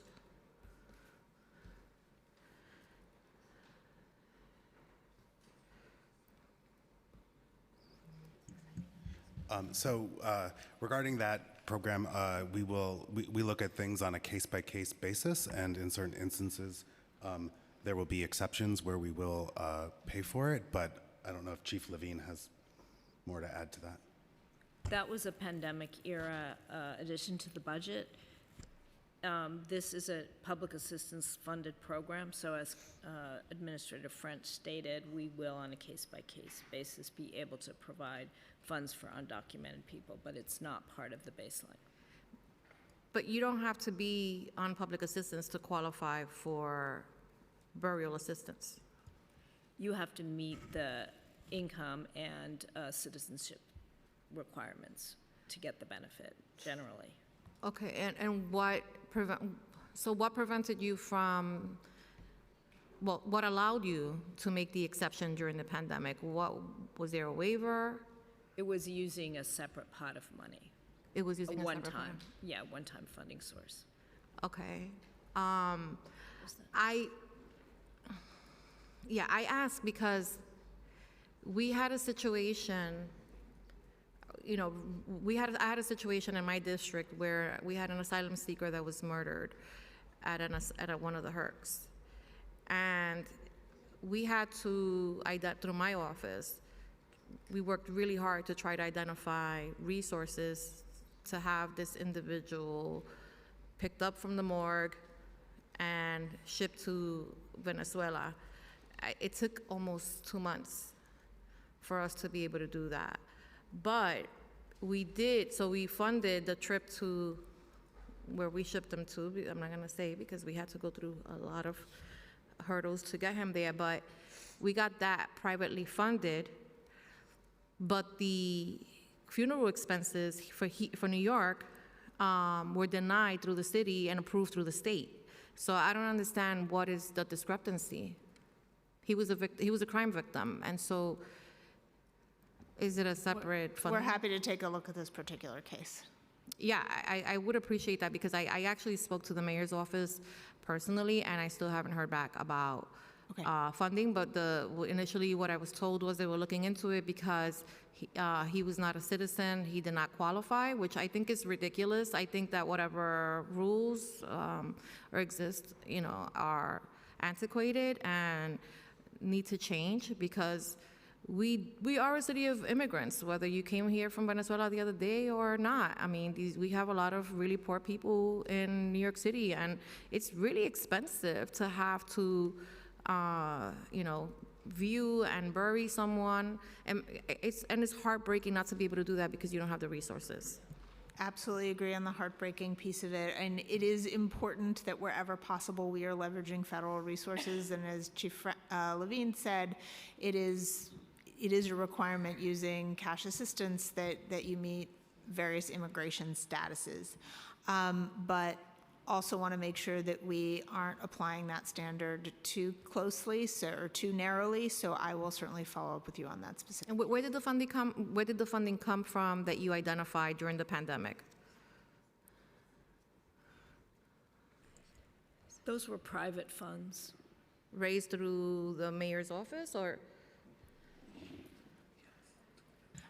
I think we're going to need to get back to you on the specific origin. It was private, but we don't have all of the details right with us. It came from the mayor's fund. So, yeah, I remember when we passed this bill to open, I think I was the sponsor of the Burial Assistance Office, and really centralizing those resources. On the website, it doesn't say anything about having to be a citizen in order to qualify. It says it's available to low-income descendants that do not have resources or assets available to pay for their funeral. Proof of low-income status may include receipt of social services benefits or public assistance, a legal responsible relative. Right. So just to clarify, and I think the kicker there is that receipt of social service benefits or eligibility for social service benefits. If you are a citizen and income eligible, that's sort of one standard for being eligible for cash assistance and other benefits. There are other immigration statuses. But it doesn't say that, Molly. It doesn't say that you have to have. It says that that's a form of proof of low income. So, okay. So whether or not you qualify, and we can certainly look at whether or not the wording on the website needs to be clearer, but there's a lot of nuance, and I will freely admit that everything I know about immigration policy I've learned in the last couple of years, but there are various immigration statuses that will allow you to qualify for benefits even if you're not a citizen, right? So somebody who is TPS eligible or who has applied for asylum, they may be eligible for benefits. So it would be inappropriate for us to say citizenship is a requirement, but if this, then that gets very complicated. But we should look at the language and make sure that we're being as clear as possible. Yeah, I understand that a lot of responsibility is put on, your respective agencies to assist a substantial number of folks that are in New York City, that call New York City home, that may be in need. But I think that if we're providing these services, then we should be providing them, to the best of our ability and try to remove a lot of the nuances, because it just doesn't seem right to me that through the State Victims Program, somebody would qualify and that question wouldn't even come up of citizenship. But yet, when we're applying for city benefits, it does. And I know that, this was not a DHS site, but I was really offended, because not only did the family never received a letter of, or a call for condolences. Nobody asked about the body. Had the family member that reached out to me from another state not reached out to me, the body would have been buried in Potter's Field. And I don't understand how, on top of that, to add insult to injury, the city says, well, we're not going to pay for it either. He died in a city facility because we don't have adequate security. That doesn't make sense to me. And, I have to say that. And I think that we should really revisit that, because again, this is not even related to the asylum seekers, but we have quite a number of low-income migrants that live in the city, and I just find this draconian to say that they wouldn't qualify because of their citizenship status. So if the state can figure it out, I'm sure that we can as well. She's gone, Gail? Is Gail gone? Okay. Huh? Okay, all right. Are there any other questions from any of the members? No? Okay. All right, well, thank you so much. I know it's been a long morning, but I think we've all learned a lot, and I appreciate your willingness to answer our questions, and hopefully it wasn't too bad. Not at all. Thank you very much, Councilmember. Thank you. Thank you. All right, we're gonna take a 5-minute reprieve because some of us have to go and freshen up and get something to drink, and we'll be right back.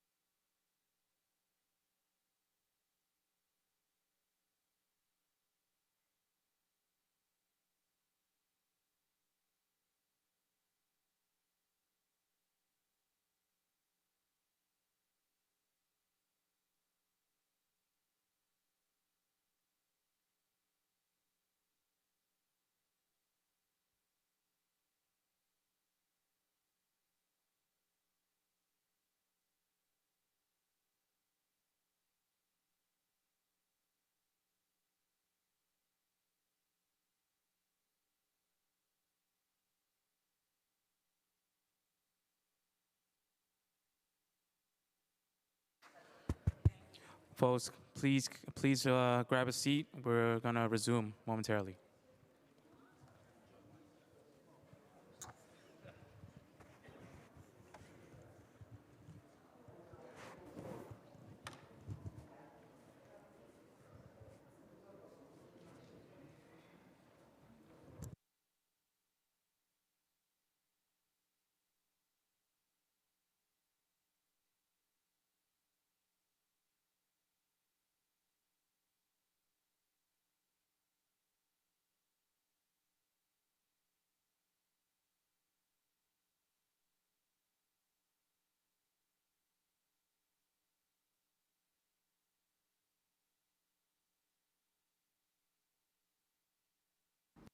Monsignor, step on up.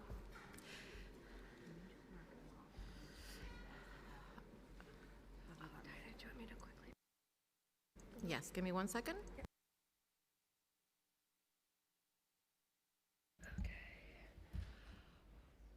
We will now move on to public testimony.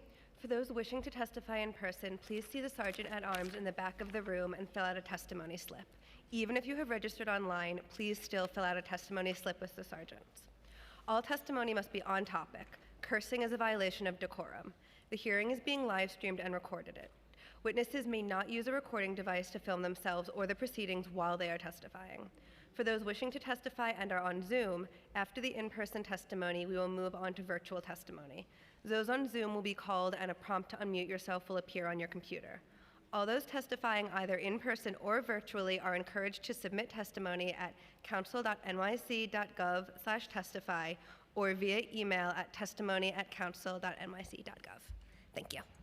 I just want to add that we have a lot of folks that are registered to testify, so we may be very quiet on this end. We want to just make sure that we have all the information, so if you guys could just try to keep it to the 2 minutes, we would really appreciate it. Thank you.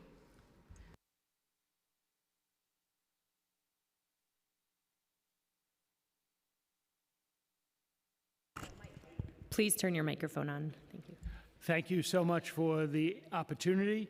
I do have written testimony, but in the interest of keeping it brief, I'm just going to talk about 3 things: food, shelter, and how we make sure that New Yorkers have those. So food, let me begin with food. I was up in your district a few weeks ago on Ash Wednesday and saw the line all the way from the middle of St. Cecilia's to Park Avenue. And we were able that day to do a little bit extra. We had fresh produce, and people were delighted with that. But it's hard to do that because the numbers are greater, they have less money, and food costs a lot more. So one of the things, hopefully, you will consider as you do the budget this year is maybe some of those programs that we used during the pandemic, where there was an additional amount of money that could go to small pantries. Not huge, but maybe 15, 20 million, that could go out to those small pantries, which we have about 30 of them, and I know other groups did. So food is critical, and we need a little bit of an extra boost this year in terms of food.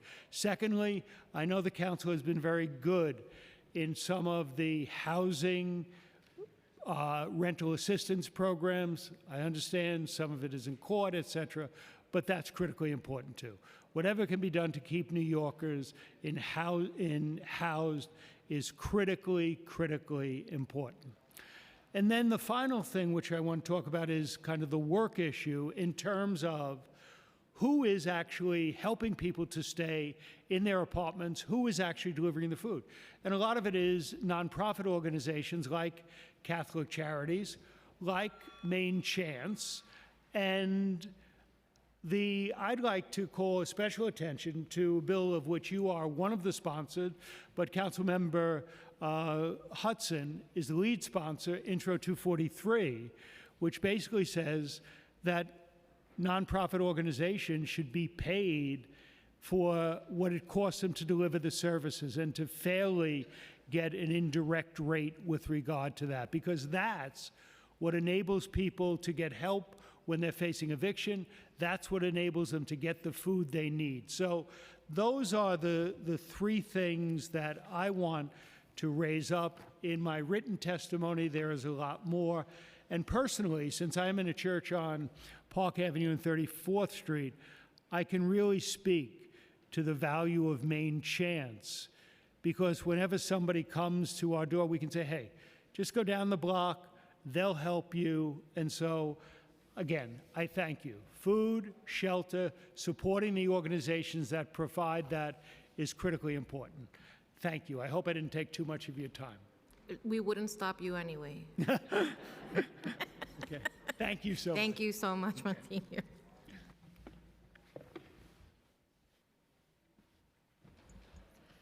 Okay, the next panel will be Gladys Little, Luci Perez, Thais Grant, Jake Greenberg, Allison Robinson, and Corinthia Carter.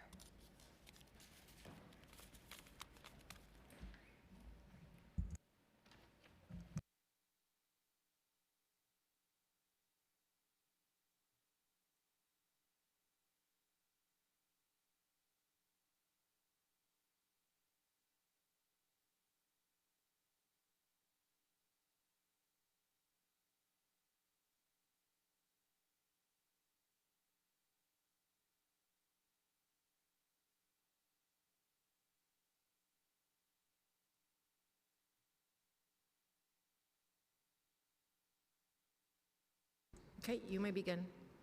Whichever end wants to start first. Is this on? Good afternoon. My name is Jake Greenberg. I'm a case manager with the Center for Urban Community Services, where I provide services to people living in supportive housing. This involves connecting tenants to everything from food stamps to Social Security to medical and psych care, in addition to building relationships with people often facing severe isolation. Across CUCS, my coworkers show up every day for people who are currently homeless and those living in supportive housing still dealing with extreme poverty. We are here as DC 37 members and are currently in the process of negotiating our first union contract. We are city contractor workers facing chronic low wages. Our work is hard and often overwhelming, and I can say that every case manager and social worker I've worked with is here because they care. Across our 20-plus programs, we lose caring workers all the time because of our low wages. Our clients feel the brunt of this turnover. Our work is only as valuable as the connections we form with the people we serve, and these relationships are severed every time we lose another worker due to low pay. Our jobs are designed to be a part of the solution to homelessness in New York City. Homelessness is created by poverty. There can be no progress made towards reducing homelessness in the city if the thousands of workers across dozens of contracted agencies are left vulnerable to the same housing insecurity that our clients are trying to escape. We need higher wages to do the work that we love and the city needs us to do. We are committed to our work and united in the fight for fair compensation and dignity in our city contracts. We ask for an increase to the DSS budget to keep the city's homeless services running. Thanks for your time.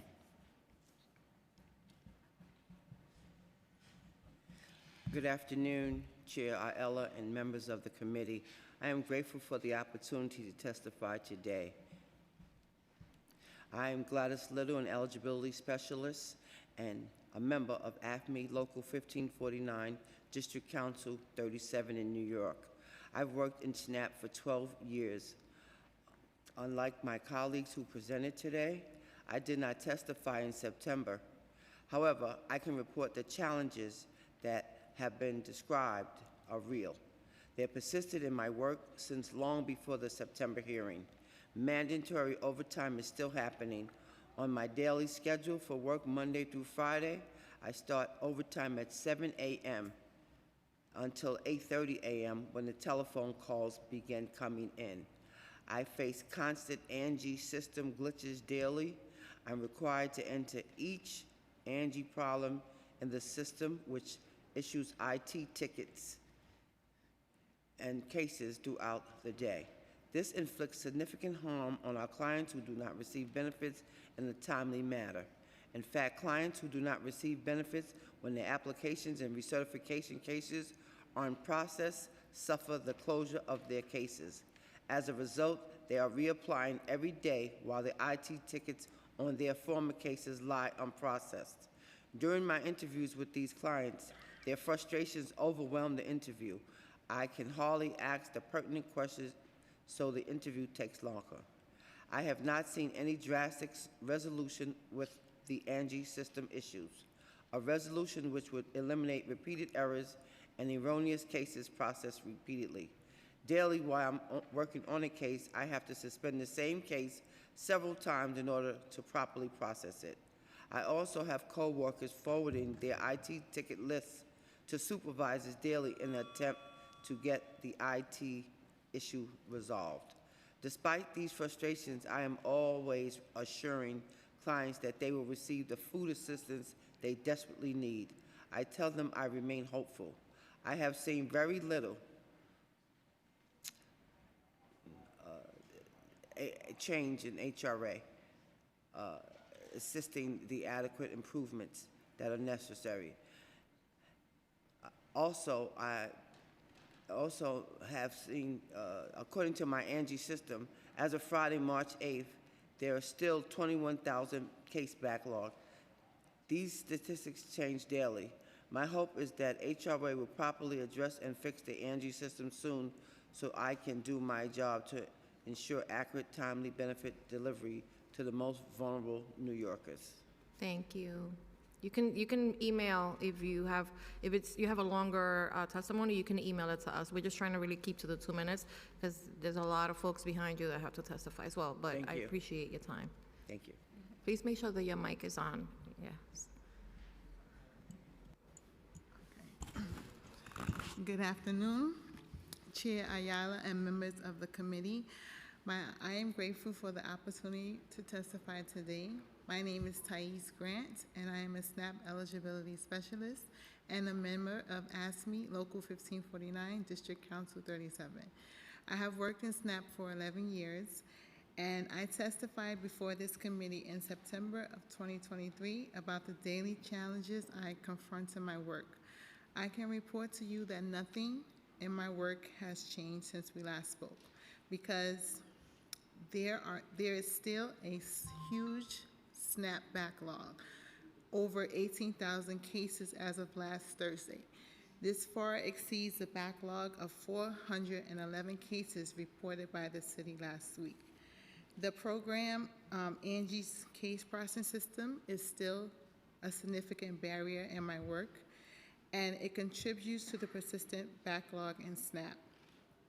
As I stated in September, this flawed case system was intended to decrease the workload. However, I have found that it instead increases my workload and contributes to the backlog of SNAP cases.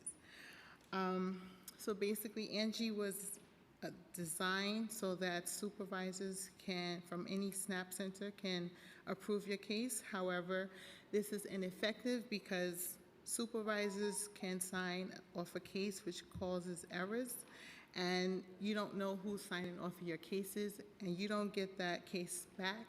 Another worker gets the case, and this delays timely benefit delivery for our clients who need life-saving food assistance.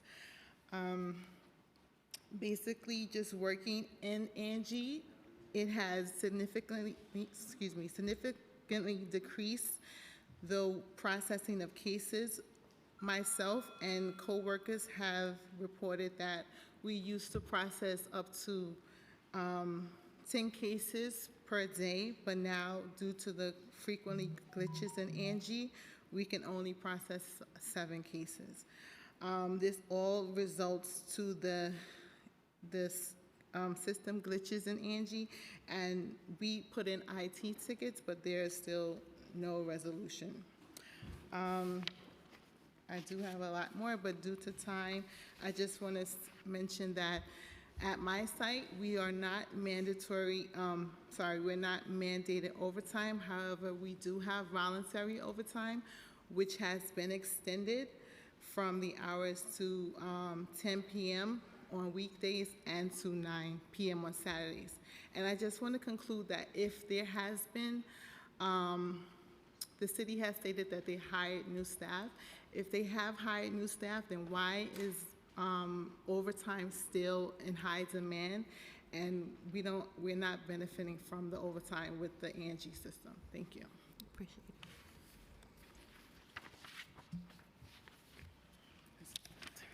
Hi, my name is Allison Robinson. I'm a case manager at Center for Urban Community Services. I'm here today not just as the case manager for supportive housing, but as a voice for countless individuals and families who depend on our services for stability, dignity, and hope. Our mission is not just to provide shelter, but to empower those in need to reclaim their lives and thrive in their communities. Yet in our pursuit of this noble goal, we face an ongoing struggle, a struggle that hinges on the availability of resources. HRA and DSS agencies are entrusted with providing crucial support to most vulnerable members of our society.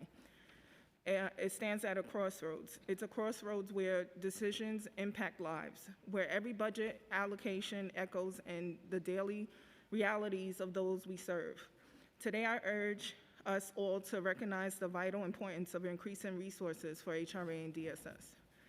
Supportive housing is not merely about putting a roof over someone's head. It's about addressing the challenges that accompany homelessness, mental illness, addiction, and poverty. It's about providing wraparound services that enable individuals to regain their footing and become active participants in their communities once more. But to achieve this, we need adequate funding. Increasing resources for HRA and DSS is not just about numbers on a balance sheet.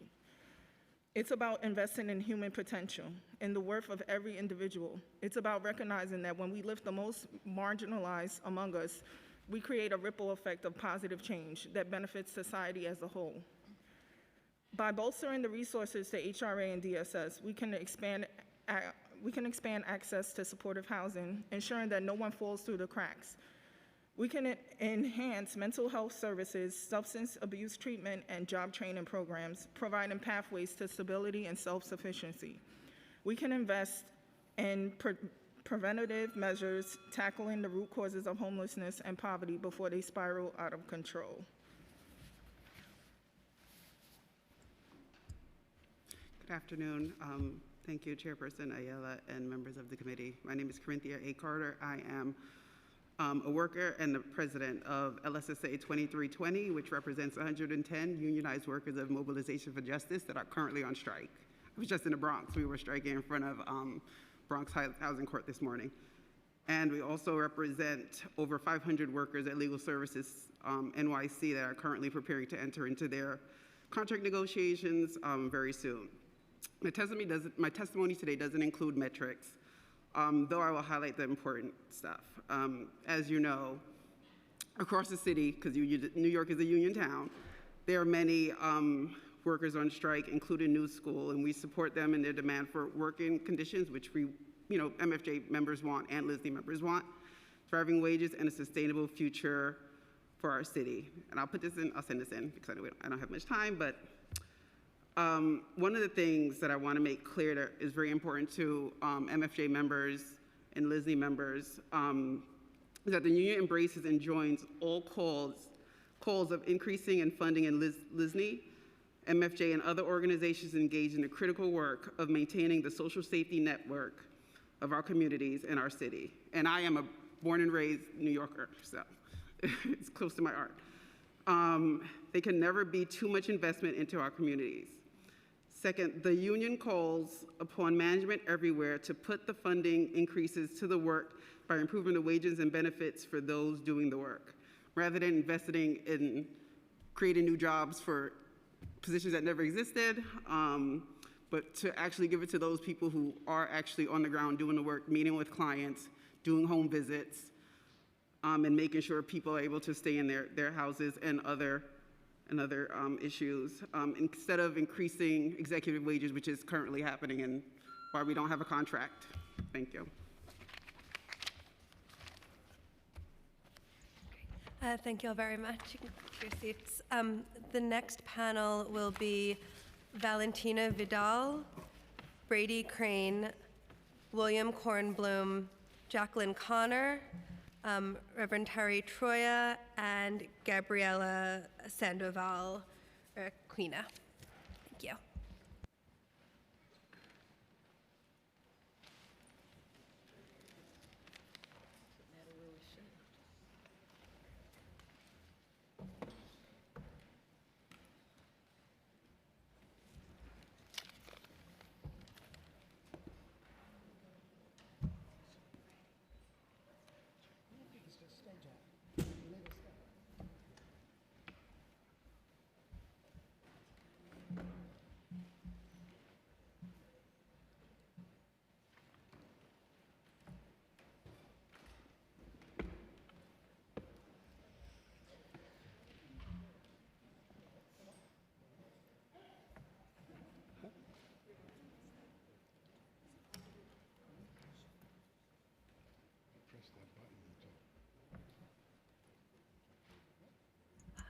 You can all get started. Thank you, Speaker Yala, member of the General Welfare Committee. My name is Valentina Vidal, and I'm the bilingual case manager for the workforce development at JMAC. I'm here today to ask the Council's support for HRA to restore funding in the FY25 city budget for our Realizing Through Independence through Support and Employment Rights Workforce Development Program. I'm a case manager at JMAC because of the RICE program, and I'm also a HASA client. If the funding is not restored, 7 GMAC staff will lose their jobs, and GMAC clients will lose out on the specialized services we can provide. Founded in 1982 as a health crisis, the world's first HIV and AIDS service organization, GMAC has helped 674 HASA clients find employment by providing culture, competent, and individualized assistance, including resume building, vocational training, internship, employment, and benefit counseling, job placement, and retention assistance for unemployed and underemployed workers of all stages of career readiness. Yet, due to the administration budget cuts, as of July 1st, 2024, HRA will eliminate rights to satisfy the $283,000 peg in the January plan by cutting a $400,000 annual contract with JMAC. GMAC serves clients' population with a long history of mistrust in government, as well as healthcare-related services delivered. We have built relationships and reputation with these communities over 42 years, which is critical to our ability to be successfully manage the rights contract. GMAC has a SUNY Advanced Technology Training and Information Networking Attain computer lab at our facility. Recently, our lab was completely furnished with new computers and related technology. Attain enables clients to receive practical skills, training, and certification to succeed in the digital. Please stand with GMAC and HASA clients by advocating for full restoration of the rights program. Thank you. Good afternoon and thank you. Make sure your mic is on. Okay. Good afternoon and thank you, Deputy Council Speaker. Oh, no, hold on a second. I don't know. Is it on? And Yes. yeah, and esteemed staff and council members. I'm Terry Troya. I'm a local pastor and president of Project Hospitality, serving homeless people on Staten Island. I have been working with homeless people on the streets of Staten Island for 40 years. I have watched and held on to fragile bodies as their lives slipped away on the streets of our borough. I've had dinner with homeless people in sewer pipe rooms, in abandoned train cars, in huts underneath the abandoned North Shore line, and on the headstones of cemeteries. And tomorrow morning at 5 a.m., I will lead a team of 6 clergy people from Concerned Clergy of New York City to Washington, D.C., to advocate that additional federal funds come to our city for the way that we are handling the crisis of the new immigrants. But our interfaith effort is dying, and not a slow death either. We sponsor 2 of the new immigrant shelters on Staten Island since October of 2022. We've only gotten 2 months advance. We are floating 2 hotels with all of our saved money, and we can't do it much longer. We are owed $7 million, nearly $7 million, $6.9 million from DHS, $2.3 million from DYCD, and $500,000 from HRA. We are owed monies from DHS back to 22, 23, and now 24 fiscal year. $10 million we are owed. We really advocate for some strategy of some kind of rapid response team that is able to cut through the red tape and assist agencies getting the passport process in place and getting the back monies owed. We are not able to do this alone, and Passport did not input all of the budget figures. They are missing in the budget breakout. The city didn't transfer the full budget details from Accelerator to Passport, and we are stuck in the process and continue to be owed $10 million. We have exhausted all of our lines of credit. Beyond the concern of ourselves, even more so is the concern for the homeless people who fill our streets and who need supportive housing in order to survive. For us, it is very crucial that people with severe mental health issues and behavioral health issues have the supportive housing, because that is the answer to their unhoused status. So we advocate for an additional congregate and additional scatter site units, more than the 7,500 congregate units that are currently targeted by the city. We need to have parity between the services provided by New York 1515 in scatter site as well as in congregate, so that we're able to provide the wraparound services to keep people housed. We need to provide all different supportive housing models in order to get people off the street. And we advocate that we expand the qualifications for 1515 to include survivors of domestic violence. We urge the city to fully fund and staff all of the city agencies serving homeless people, hungry New Yorkers, and building and filling affordable and supportive housing. And finally, we urge a 5% COLA across all human service contracts in FY25 for $150 million set aside. We need the people to care for the people so the people don't die on our streets. Thank you. Yeah, you guys can begin. Hello, good afternoon. My name is Brady Crane, the confused CEO of Grand Central Neighborhood Social Services, which operates the Main Chance Drop-In Center.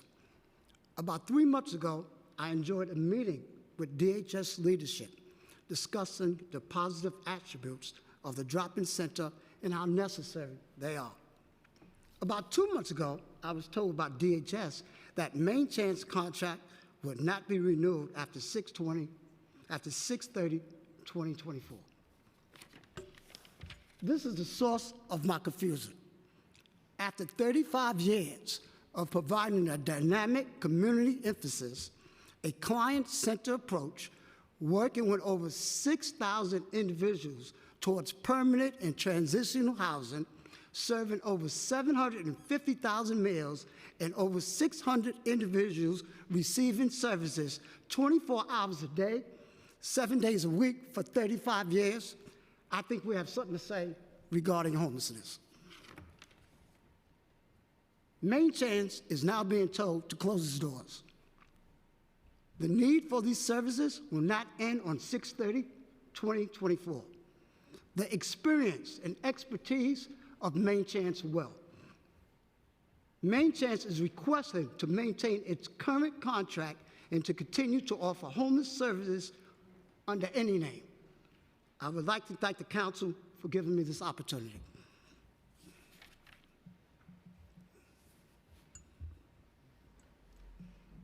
Thank you. As you know, I'm very supportive of Main Chance. My question to you, Brady Crane, is if you were to continue, would you change some of your services? Are there things that you think the city could help you do? What do you think would be the best for your clients? Yes, we would like to go towards having beds. And we've done that working with respite bed providers. Before the virus, we were working over 50 providers and had over 100 beds. Currently, without funding from the city, we're working with an agency. What's the agency, Jackie? Brotherhood. Brotherhood. And they have developed their own funding, Brotherhood Temple, and they have developed their own funding, and they service 8 people out of the drop-in center. We are working with other providers to follow that same model if they have to fund their own situations. So we're right there. And also, we're looking at safe haven contracts. I'm waiting for our second feasibility study, and we look forward to being a hybrid center, whether it's Main Chance, a drop-in center, and a safe haven. We look forward to the opportunity. Thank you, Madam Chair. This is a location that is perfect in the middle of Manhattan. Lots of people are there. Mr. Crane has an art program and has galleries and food, and you know, I feel very strongly that the $3.5 million that has been cut would be restored either as a current or safe haven or whatever is appropriate. Thank you for giving me the chance. Thank you. Can I just say one thing? That's up to the chair, Brady, up to the chair. Excuse me? Go ahead. Oh, I'm sorry. We're having a pantry feeding over 75 families this Wednesday. I need volunteers, so if you're available, please come. Thank you.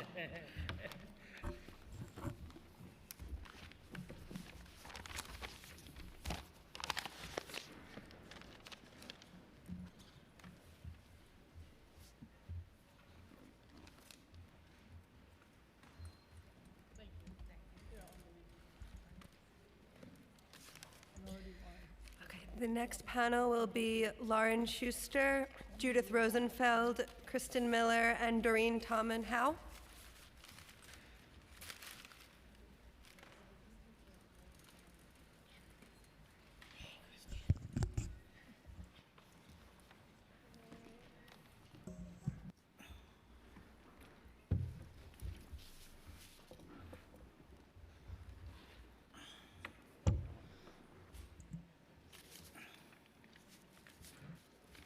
I'm just going to submit it after. You may begin. Okay. Good afternoon. My name is Kristen Miller, and I serve as the Executive Director of Homeless Services United. Thank you, Deputy Speaker Ayala and members of the General Welfare Committee for allowing me to testify today. I appreciated very much the earlier questioning of the council members to DSS regarding the contracting and payment issues. I'm here today to talk about a massive issue facing our nonprofits, and that is the delay, problems, lateness of hardworking, mission-driven organizations just not getting paid for the work that they do. The commissioner mentioned that there was, so far this fiscal year, only one late contract registration. While we've seen an improvement in the rate of contract registrations timing, that is only step one of a very long process. We continue to have problems with budget amendments, problems with invoicing, problems with passport information that you've been hearing about already, and process in backlogs in this Form 65A process, which allows us to pay our subcontracted vendors. I think what's important to understand is that the members of HSU are telling me that they are owed anywhere in the range of $700,000 to $31 million from the City of New York. They are at a breaking point.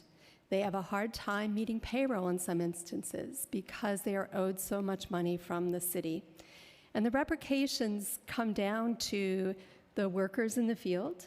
A lot of our organizations have not had their WEI money put into the paychecks of the individuals, right? Because it's a multi-complex stepped process.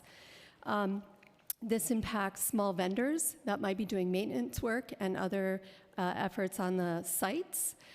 Everyone is frustrated, from clients to executive directors.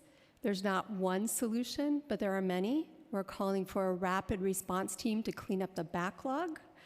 We cannot have it be done on a one-by-one basis, but secondly, we need systemic reforms. We need streamlining. We need to ease up the burden on nonprofits to get this paperwork processed. We need the city to staff up. There are not enough people back at the ranch to process all of this paperwork. And lastly, we do need to look at the cost of doing business. The City of New York is not keeping up with the state and feds when it comes to paying for the actual amount of cost, that the expenses that it takes to run shelters and homeless service programs. And lastly, our mission-driven organizations are really having a tough choice on deciding whether they should continue contracting with the City of New York or go to state and federal contracts, where it's much easier to get the contracts approved and budget and payments approved, and same with the federal government. They don't want to, but they must protect their organizations. With that, I'll turn it to my colleague. Thank you. Good afternoon. My name is Judith Rosenfeld, and I serve as Vice President of Special Projects for Breaking Ground, the largest developer and operator of supportive housing for low-income and chronically homeless New Yorkers. We operate more than 4,500 units of permanent and transitional housing, with 2,000 more in various stages of development. We also operate the Street Outreach Program in Brooklyn, Queens, and Midtown Manhattan, which connects the most entrenched, long-term homeless individuals with housing and other services. There's a lot to discuss, but I'm mainly here today on behalf of Breaking Ground to discuss how contracting and payment delays are impacting our cash flow and day-to-day operations. As of today, we are owed approximately $30 million on our government contracts. This amount increases $5 million each month. Of that amount, our receivables from the Department of Homeless Services is $28 million and includes $7.5 million in invoices pending 65A form approval. During 2023, we paid $830,000 in interest expense on our lines of credit and have paid $200,000 in the first 2 months of 2024. At the end of 2023, the weighted average of our receivables outstanding was 325 days. And like others, the biggest issue is with Passport. We are owed millions of dollars because of glitches and not being able to process our invoices and documents. So based on our current cash forecast, our available lines of credit will be fully exhausted by the end of April. At that point, we will not be able to make payroll. And so I just want to make the point that even if we do receive all the money, which we hope we do, just as we were saying before, just even the amount of funding, let's just say if we even got it all, it's just not keeping up with the true cost of operating our programs, and we're just scrambling day to day to find additional funds and be able to pay our staff. So thank you so much for the opportunity to testify. We're taking notes, so don't freak out. Yes.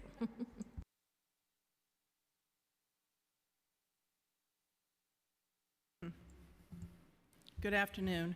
My name is Doreen Thoman-Howe, and I am the Chief Operating Officer for Project Renewal, a New York City homeless services nonprofit agency. Thank you, Chair Ayala and the City Council for convening this hearing. For over 55 years, Project Renewal has provided shelter, housing, health care, and employment services to hundreds of thousands of New Yorkers experiencing homelessness. We are grateful to the City Council for supporting our programs. We are proud to have partnered with the city to address some of the biggest challenges, including the homelessness, mental health, and overdose crises. A significant portion of the preliminary budget aims to treat the symptoms of these challenges, but this approach comes at the expense of addressing the root causes. To make meaningful progress, we must improve stability for individuals and entire communities in the first place, in part by expanding access to supportive, affordable housing and employment opportunities. Access to affordable housing creates safe, stable, nurturing environments for children and families and can reduce the risk of negative outcomes later in life. A recent report from the Comptroller reveals that understaffing in city agencies is causing delays in affordable housing development. Fully funding and staffing city agencies, in addition to investing broadly in supportive and affordable housing, will go a long way to addressing our housing crisis. We also need more employment opportunities for New Yorkers to support themselves. Our workforce development programs have become a vital resource for thousands. Our culinary arts training program provides New Yorkers facing barriers to employment, including veterans, with a world-class culinary education and a pathway to a fulfilling career. Graduates go on to work in settings like corporate kitchens, local restaurants, and Project Renewal's own social purpose enterprise, City Beat Kitchens, which prepares food for other New Yorkers in need. To continue critical programs like this, we rely on nearly $400,000 in citywide initiative and speaker funding. Investing in workforce development programs generates a strong return on investment for all New York City by creating conditions for entire families to thrive. Providing these services, and most importantly, requires the commitment of frontline staff to do the work day in and day out. At Project Renewal, our housing, workforce training, healthcare, substance use disorder treatment, and mental health support services are not only life-changing, but often life-saving. Unfortunately, the workers delivering for our clients under city contracts earn poverty wages. That's why we stand with our sector colleagues to support the Just Pay campaign and give them a long overdue cost of living adjustment. During the pandemic, these workers were called essential. Unfortunately, the city contract benefit schedule treats them as dispensable. It is time to give human service workers their fair due and just pay them. We know the council is a true partner to the nonprofit sector, and in the final budget, we urge the council to increase investment in supportive and affordable housing and workforce development programs and to pay our heroic human service workers a living wage. Thank you for the opportunity. Thank you.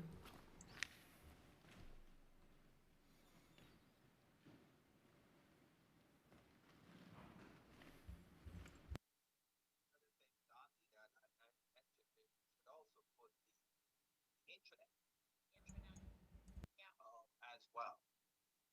So,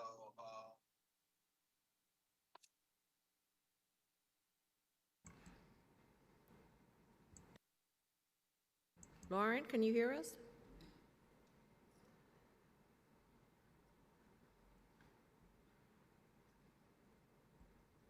I think you're still muted. You're muted. You're muted. We can't hear you.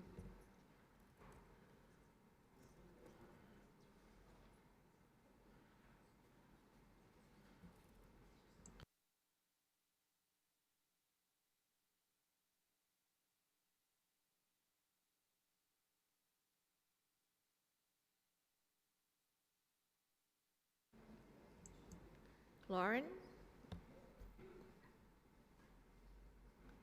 Okay, we'll get back to you, Lauren. We're going to move on. Thank you.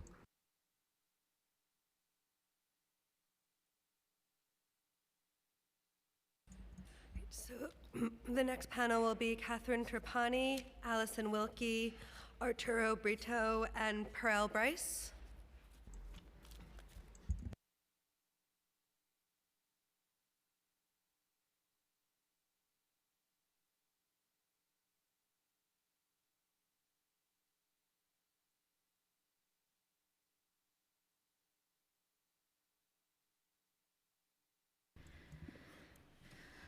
Good afternoon. Thank you for the opportunity to testify. My name is Catherine Trapani.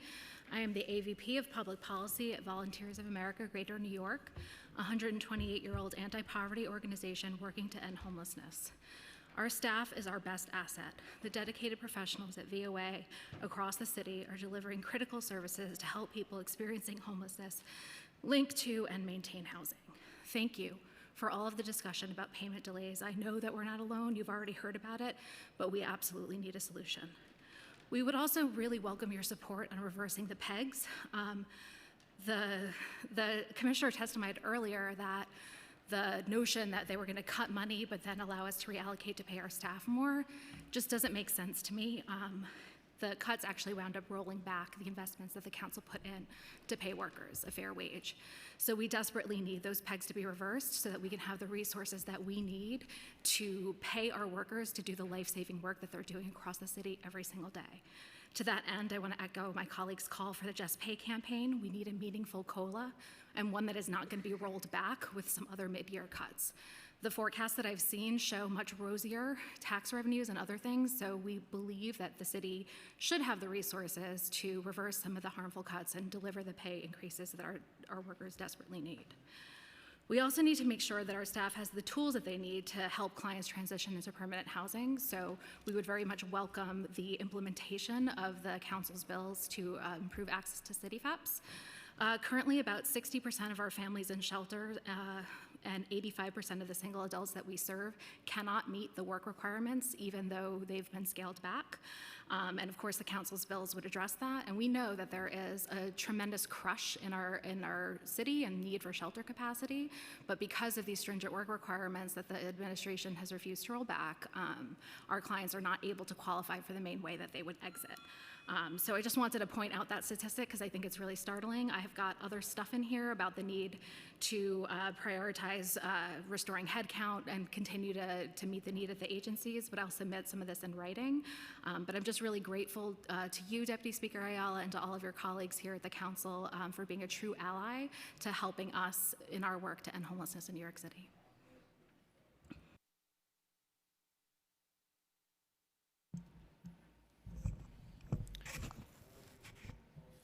Good afternoon, Deputy Speaker, council members. Thank you for your time. I'm particularly sensitive to how valuable your time is. I've worked in government before, so I'm very sensitive to that. I'm going to give a brief overview first about our organization's Children's Health Fund, and then I'll talk about some concerns we have with the preliminary budget. Then I'm going to give an overview of Healthy and Ready to Learn and turn over to our Vice President, Pernell Bryce of Policy and Advocacy to give more details in the 2 minutes allotted to him. I'm Arturo Brito, President and Chief Executive Officer of the Children's Health Fund. I'm also a community pediatrician with a population health focus. The Children's Health Fund has been in New York City since 1987, and we continue to provide services throughout the city to homeless shelters, bringing comprehensive health care services, medical, mental, dental, and meeting social drivers of health for children and families in those homeless shelters. Our flagship program also has a state-of-the-art clinic in the South Bronx. We are focused on children and families, not only in New York City, but because of the model programs that we developed through mobile clinics, school-based clinics, telehealth, and others. We have a national network of 24 programs in 15 states, DC and Puerto Rico. Again, our flagship program is here in New York City, and we're looking to expand to other sites throughout New York over the coming years. So in terms of the preliminary budget for Mayor Adams, we understand the challenging time this is. Nonetheless, we're concerned about some of the proposed changes and reductions in the budget that are going to impact our children in the city. $221 million reduction for early child care and education, for instance, a $50 million reduction in fiscal year 25 for out years for early childhood efficiencies, $9.5 million reduction for child care claiming in ACS, and others that you have details of. So I'm going to turn over now to Mr. Bryce to talk about our Healthy and Ready to Learn program, which we have, through your support, thank you very much, since 2014, but have had in the city. And Pernell? Good afternoon, committee. Councilwoman, it's great seeing you. Again, my name is Pernell Bryce, and I'm Vice President for Policy and Advocacy for the Children's Health Fund. As Arturo said, since 2014, we've been funded by the New York City Council for our Healthy, Ready to Learn program. This program complements our overall services to provide comprehensive health care to children by also creating a program that really ensures that children stay in school. The focus is to address many issues that keep children out of school, many that are rooted in social, economic, racial issues. Our focus is really trying to meet kids where they are. We want to make sure that they have the resources to see, so we provide vision services. We want to make sure that they don't miss school because of dental issues. We do dental days at schools like PS 49 in your district, Councilwoman. And so our goal with HRL is also to, and I know it's important to you, Councilwoman, is address barriers like asthma that prevents students from being in school. So that is our focus as well as addressing trauma, whether it's childhood trauma or trauma in the community, gun bonds as well. And so we've been very thankful for the amount of funding that we've received in the tune of $750,000. Again, we'll be reapplying for that. But we also stand in support of many of our other nonprofits that have spoken today about the challenges of receiving funding. We've had challenges. It's been a little bit quicker this year, but we want to just say we're thankful for the funding, and we hope that you'll continue to support our other nonprofit brethren who are doing great work in this movement. Good afternoon. My name is Allison Wilkie, and I'm the Director of Government Affairs and Strategic Campaigns with the Coalition for the Homeless. Thank you, Deputy Speaker, for the opportunity to testify. As the court and city-appointed independent monitor of the DHS shelter system, along with our partners at the Legal Aid Society, we're uniquely situated to provide insight into the impact of proposed funding for the shelter system and related programs serving all unhoused New Yorkers. We will submit full written testimony, but I'd like to focus today on 5 priorities. First, the city needs to invest more in low-barrier shelter settings, including single occupancy, safe havens, and stabilization beds. The mayor's often stated the need for creating more safe haven beds, but the city and state instead are doubling down on policing homelessness, which we know does not work. The coalition has called for at least 3,000 additional safe haven beds, but so far in FY24, according to the PMMR, the city's created only 120 new beds. Second, the city needs expanded intensive mobile treatment teams and more funding for assertive community treatment teams. Both ACT and IMT are a critical part of addressing the needs of unsheltered people with serious mental illness. But just a few days ago, we had an internal meeting about a client of the Coalition for the Homeless who has been waiting 1.5 years to be connected with an IMT team. No one should wait that long, and our experience is in no way unique. Third, we're very concerned with the city's attack on the right to shelter and with the day-to-day problems we're seeing as our clients are trying to avail themselves of that life-saving right. While we acknowledge that the city has managed a significant influx of new arrivals, it doesn't relieve the city of its legal and moral responsibility to provide safe, decent, and accessible shelter to those who need it. In the past month, the Coalition has received a surge of complaints from homeless longer-term New Yorkers who either transferred from their existing placement or are newly entering the shelter system and were directed to a placement only to learn when they arrived that the shelter didn't have a bed available or that they were sent to the wrong shelter site. So this has resulted in people sleeping in chairs for days or being back out on the street, both of which are unacceptable. We're also seeing significant delays in the processing and fulfilling of requests for reasonable accommodations for homeless individuals with disabilities. So whether the cause here is insufficient budgets, too few staff, lack of training, or mismanagement, the result is the same, that people's rights are being denied.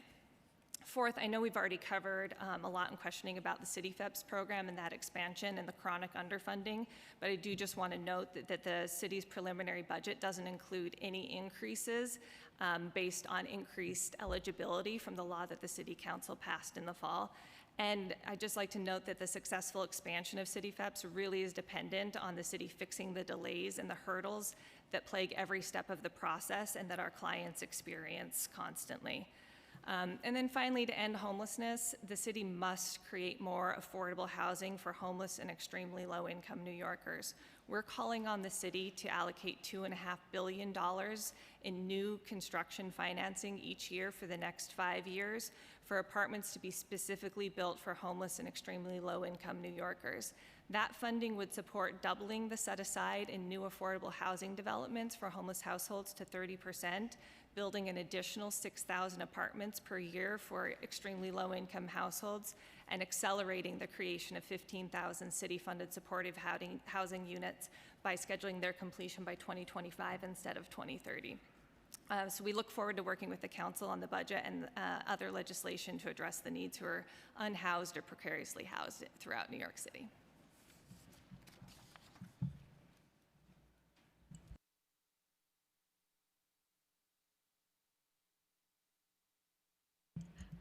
Thanks very much. Thank you. Just a reminder that we're calling all of the in-person panels first. So if we call you and you're on Zoom, you'll have an opportunity after we finish the in-person panels. So next we'll have Ron Rasmussen, Adrian Holder, Abby Bieberman, and Kathy Kramer.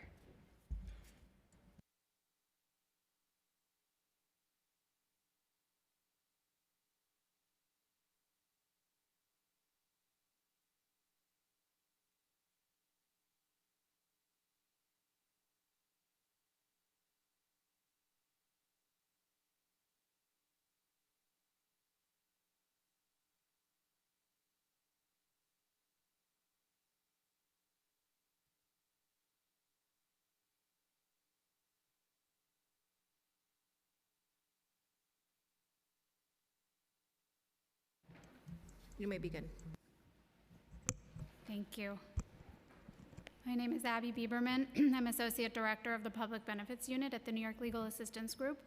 I've worked with individuals and families who are attempting to apply or recertify for public assistance in SNAP and families facing eviction and seeking rental assistance, and I appreciate the opportunity to offer the following comments. As part of the lawsuit that my office filed with the Legal Aid Society against the city for failing to process applications and recertifications and issue benefits timely, and for failure to maintain systems and to complete these applications, the agency was ordered to come into compliance with federal and state processing requirements by March 31st, 2024. And last week, the mayor announced that the city had reduced its backlog significantly from over 50,000 to just over 1,500, although that number has been called into question by staff who testified earlier today. So we will look into that. A reduced backlog sounds like good news, and it is. It could be, but it does not tell the full story. We have concerns that clients are still unable to get through on the phone line to complete their phone interviews, which would result in the city processing applications in a timely manner, perhaps, but ultimately denying a large number of cases. And we've seen this in local law data, where there was an increase in the number of denials due to failure to complete the interview. But you would not know that from the numbers the administration provided last week. We are continuing to explore the phone interview and other barriers to accessing benefits as we litigate our case against the city. My written testimony includes stories of multiple clients and a NILAG attorney who reported waiting over an hour on multiple occasions and sent us screenshots to get through on the phone interview line. Some clients were denied for failure to complete their interview, and others fortunately contacted our office in time for us to intervene and conduct advocacy. But we also know that clients have submitted documents online and in person and are still being denied and discontinued. I'm almost done.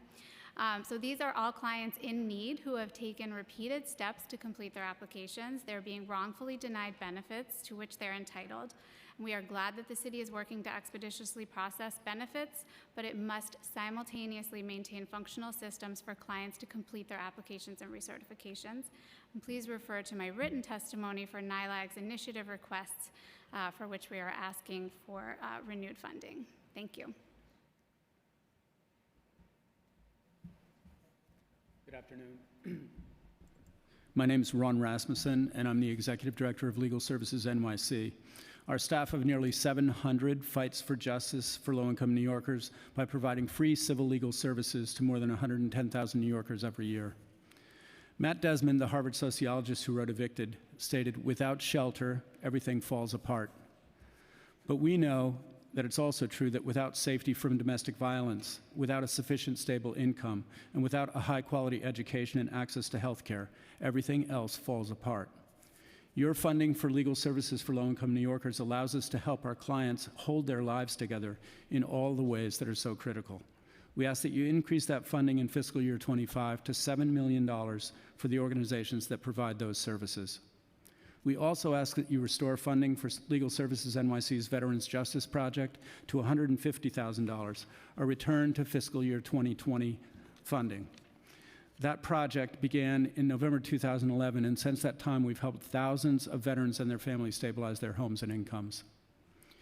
New York City's children were hit hardest by the pandemic, and we ask you to provide $500,000 to support our Access to Education project, which will help kids with special needs and disabilities, provide language access for students and their parents, and will work with the schools to implement restorative healing programs so that children who are victims of sexual harassment or violence in the schools can be responded to with measures that are supportive and not punitive. Finally, as we testified last year, both the state and the city are dramatically underfunding the work that we do by tens of millions of dollars annually. Legal Services NYC, for example, gets roughly $30 million to provide eviction prevention services to the city. But because the case rate is so low, we need to raise an additional $10 to $15 million every year to hire sufficient staff to do the work that the contracts require. And that's just one underfunded contract. We can't keep up. You've been our partner for decades in working to meet the needs of all New Yorkers. Thanks for your help now to make sure that we're fairly paid for the work that we do to help low-income New Yorkers get and keep the benefits and services they need and deserve. And I just want to echo all of the stories that you heard about Passport and the challenges that we have had as well in trying to keep up, trying to make payroll. So thank you for your support in helping to get those issues resolved. Thank you. Good afternoon. Adrienne Holder, Chief Attorney of the Civil Practice for the Legal Aid Society. I want to first thank you, Deputy Speaker, and so many folks on this committee for holding this hearing and also being very engaged and active supporters of what is most dire and what's most needed right now for low-income New Yorkers is a stability in subsistence benefits or in their housing. You will receive our written testimony. We have it here today to be submitted that outlines all the restorations and issues around discretionary funding. But what I wanted to talk to you today just about was just how essential our housing justice work and shelter work exemplifies our integrated and multi-pronged approach to addressing the civil legal challenges that low-income New Yorkers face. Our housing justice, foreclosure prevention, and homeless rights units are on the ground and have helped hundreds of thousands of people remain in their homes or find a path to stable, extremely affordable housing. Our housing justice helpline advises callers in crisis and provides advice on a wide range of housing matters, including rental assistance eligibility. And for those who obtain rental assistance vouchers, we provide rights, education, and legal assistance to ensure that they use that assistance as intended and overcome any remaining barriers to housing, such as source of income discrimination, which we were able to pass with the help of this council. Importantly, the Legal Aid Society was instrumental in the creation of state-administered family homelessness and eviction prevention supplement, FEPS, and city HEPS through our Jiggets v. Grinker litigation. In addition, we collaborated with housing justice advocates to maximize our collective reach and mobilize community members. In turn, we leverage this deep knowledge and the needs and challenges of our client communities, our policy advocacy. The landmark reforms of the City FEPS rental assistance program that the City Council passed last year are just one example of the positive impact that our strong partnership creates for low-income New Yorkers. This important expansion has the potential to dramatically improve the lives of many of our clients, including tenants whose income fall in the gap between 50% of the median income and 200% of the federal poverty line. This advocacy, along with representing, you heard previously, our client, the Coalition for the Homeless, and working on subsistence benefits issues with NYLAC could not be done without the support of so much of the funding we receive, and particularly the pot that is described here as discretionary, which is legal services for low-income New Yorkers, a pot that we are in with a number of other providers that we're asking for an increase this year. Again, you'll see all the other discretionary requests that are in our written testimony, but it is essential for us in the moment that we are here experiencing the crisis of shelter, as well as the affordability crisis with housing, that we are able to maintain the support that we receive from the City Council. And to echo what Ron is saying, we definitely need the council to continue to stay with the city and making sure that the right to council funding is enhanced so that we can actually afford to sustain that program. And we look forward to more support from you all as we move forward. Thank you.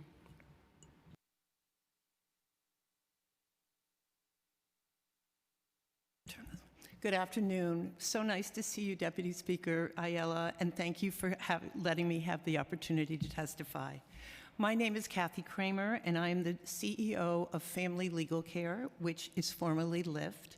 I'd like to thank the New York City Council for its long-term support of us, without which we could not do our vital work to assist unrepresented litigants and families and caregivers who are confronting issues in New York City Family Court at the heart of their well-being, including child support, custody, visitation, domestic violence, guardianship, and parentage. The New York City family courts have been under-resourced and overburdened for decades, and 80% of litigants come to family court without a lawyer.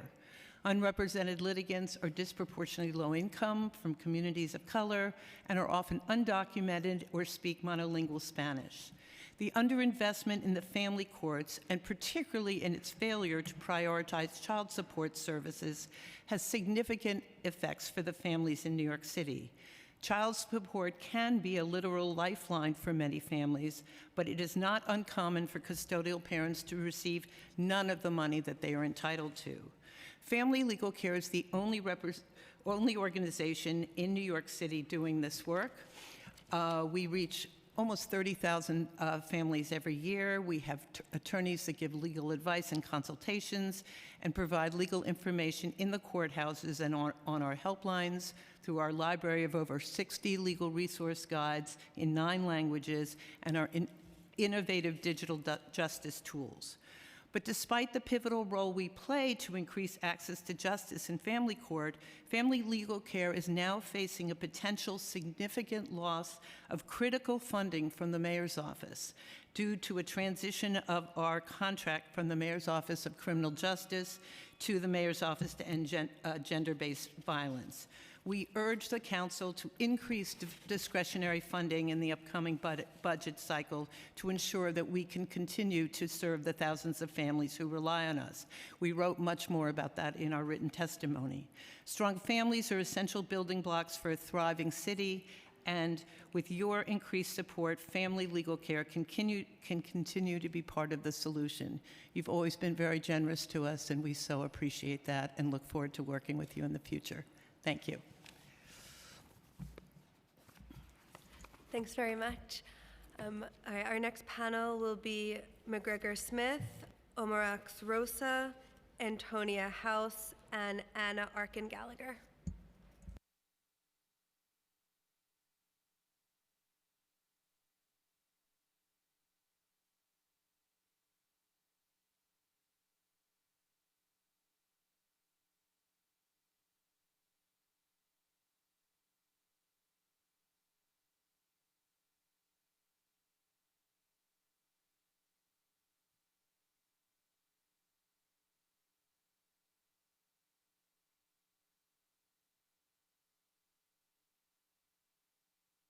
You may begin. Afternoon. My name is McGregor Smythe, and I'm the Executive Director of New York Lawyers for the Public Interest. I just wanted to open by thanking Deputy Speaker Ayala and this committee and the Council for really being a champion for the critical legal services, civil legal services in particular, for New Yorkers in need. Including NILPES, which combines law organizing and the power of pro bono legal services as well as medical services to help New Yorkers achieve justice. We are a proud part of the New York City Council's Immigrant Health Initiative, which serves both recent migrants as well as immigrant communities across the city. And through the Council's leadership, NILPE advocates have both saved lives and improved healthcare across the city.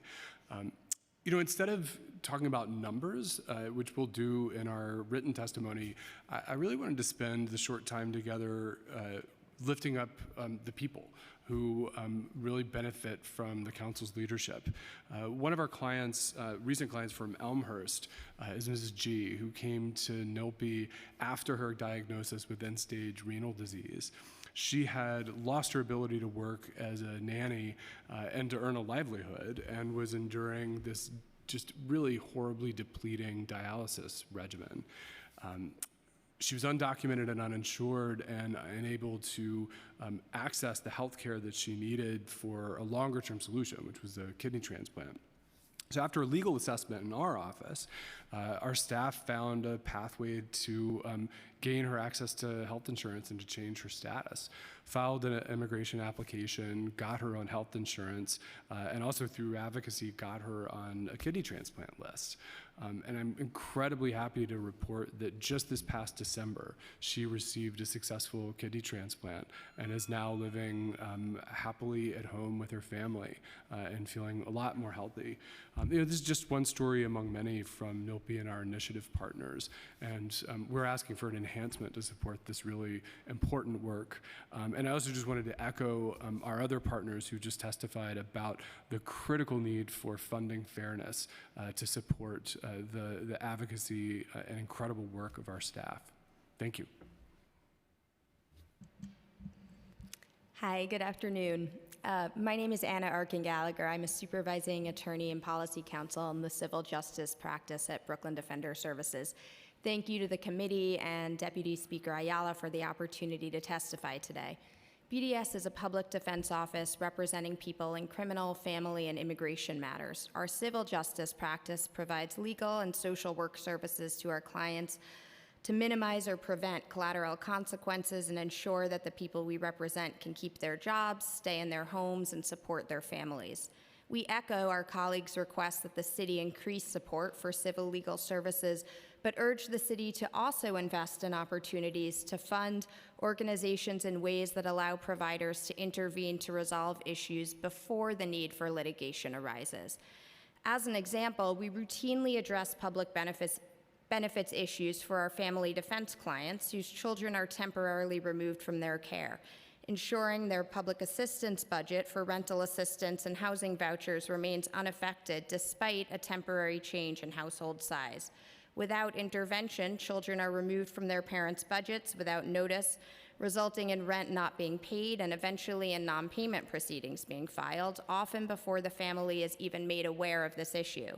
We believe full representation is essential, but tying access to legal representation only to court appearances misses opportunities for earlier, more efficient resolution of issues that can avoid future court proceedings entirely.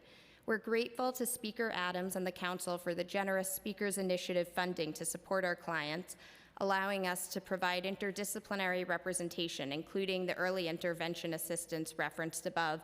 We ask that this funding be renewed.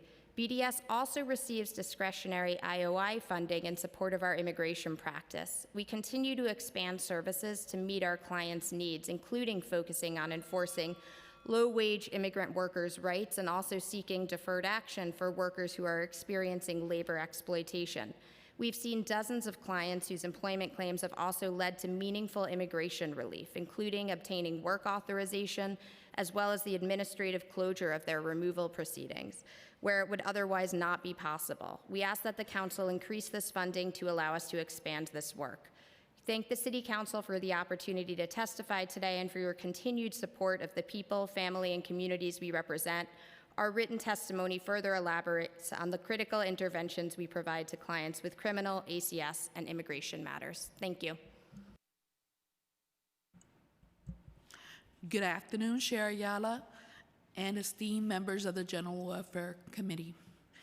My name is Omarix Rosa, and I am the Director of Housing Justice at the Harlem Community Justice Center, a program of the Center for Justice Innovation. Economic justice is a crucial component of what allows a community to thrive. Housing instability and poverty impact individuals greatly. While many programs have been made available to support low-income families, the provisions of such have been diminished by a myriad of issues.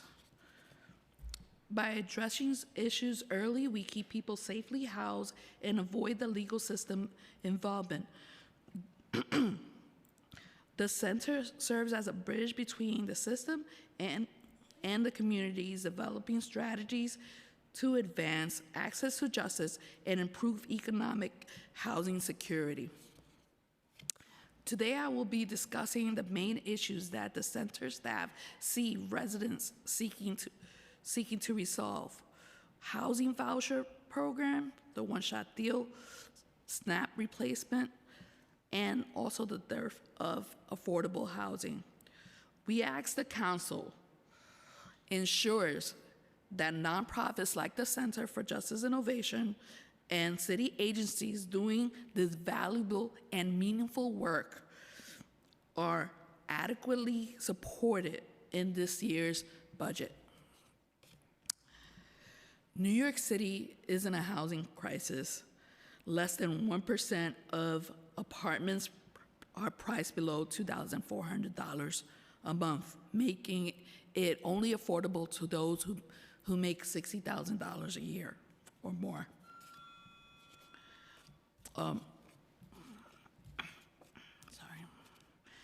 The Harlem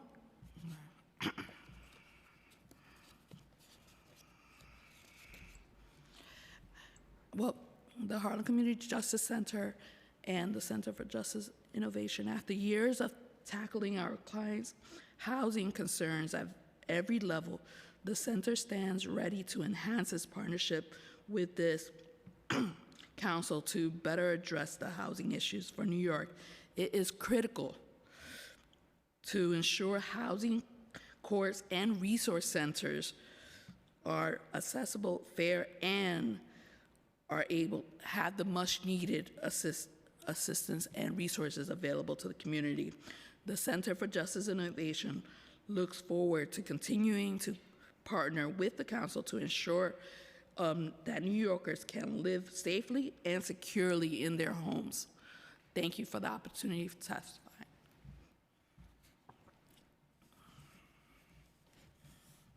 Okay, thanks very much. Our next panel will be Greg Silverman, Kim Mascaritolo, Nicholas Buse, Jerome Nathaniel, and Paula Inhargu.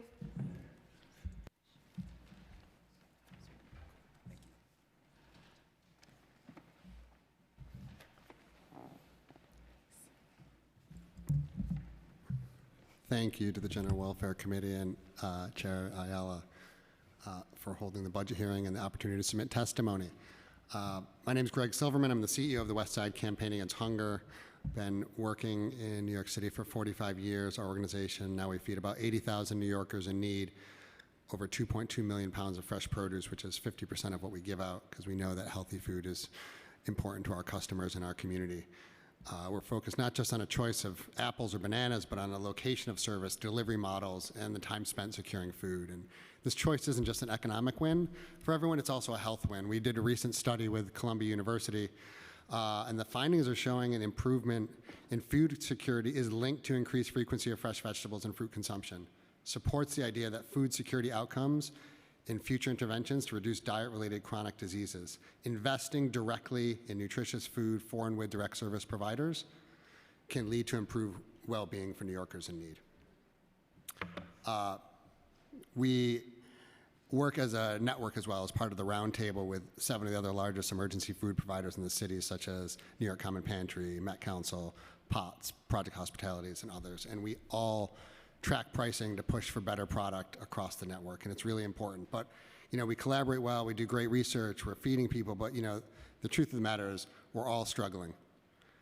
In West Side Campaign Against Hunger alone, this summer we served 42% more people than we did the previous year, which was nearly double what we served before the pandemic. The numbers are not going in a positive direction. You've heard it earlier today, you know, the CFC program, Community Food Connections, is an essential program. Any thoughts that it'll be cut or adapted based on trusting words like the commitment from the city or adequate levels, like we know that the 50-odd million that we have right now is still not enough. We need at least 60 million to keep it where it should be. Further, we want to make sure there's no cuts to school food, the $60 million cuts. Those have been huge wins. And thirdly, just HRA, as you've heard, we want to see more support to HRA staff members because truth of the matter is just clearing up the backlog is not nearly enough. The truth is we should be best practice at this, and that's because our customers deserve it. So we have to get more staff to provide more supports to customers in need. Thank you. Hi, Chair Ayala. Thanks so much for giving me a moment. I'm Nick Buse. I'm the Director of Government Relations at the Food Bank for New York City. Thanks to your great staff for all of their hard work on these really important issues. I'll say just very briefly, Food Bank serves about 800 food pantries and soup kitchens across the 5 boroughs. Those food programs are seeing an 80% increase in visits from before the pandemic still today. And the sad reality is that the food supply that we have available across the city has decreased, which is why it pains me to say that we don't onboard new members. There's about 200 organizations that have reached out to us and said, hey, we're distributing food, we have community need. And we say, we don't have the food for you right now. So like Greg says, investing in Community Food Connection is essential. I want to thank you for your questions to HRA about NYC benefits as well. That's an essential program. We believe that community-based organizations are the front door to the community, and when organizations are serving food, that's a great way to get people in the door. So thank you for continuing to advocate for that. We support a $10 million investment in that and ensuring that the current organizations that are doing that work can continue to do that work. I'll stop there. Thanks. Good afternoon. Thank you so much for having us here today to testify on the mayor's preliminary budget. My name is Jerome Nathaniel. I'm the Director of Policy and Government Relations at City Harvest. City Harvest is one of New York City's largest food rescue organizations. This year, we're on pace to rescue over 77 million pounds of food, perfectly edible food, mostly fresh produce, and delivering that to a network of over 400 emergency food programs across the 5 boroughs. Unfortunately, even as we're ramping up our services to be 20% higher than it was before COVID, we know that's simply not enough. It's not fair, and nor is it possible for emergency food providers and community-based organizations to make up the gap in place of effective, efficient, and equitable public policy. And we think there are a number of ways that the budget can invest in the fight against hunger. So it's written in depth in my testimony, and you presented a lot of strong, important questions to HRA about it earlier today, but I do want to go through some of them. So first and foremost, we're very concerned about staffing at HRA. We think that it's critically important that they go above and beyond the backlog and really make sure that it's well staffed and they're recruiting and retaining staff, because the fact of the matter is for every meal that we provide, SNAP provides access to 9 meals, so it's really important that the city is doing its part to really invest in enrolling people into the SNAP program. Secondly, this might sound familiar, we're all in the same anti-hunger community, but we're asking for Community Food Connections to go up to $60 million. Even while pantry visits have increased by 80%, we're not asking the city to increase CFC funding by 80%. We're simply asking for a really modest $5 million increase or so to meet the increased cost of operating the program and also to the increased demand for emergency food across our city.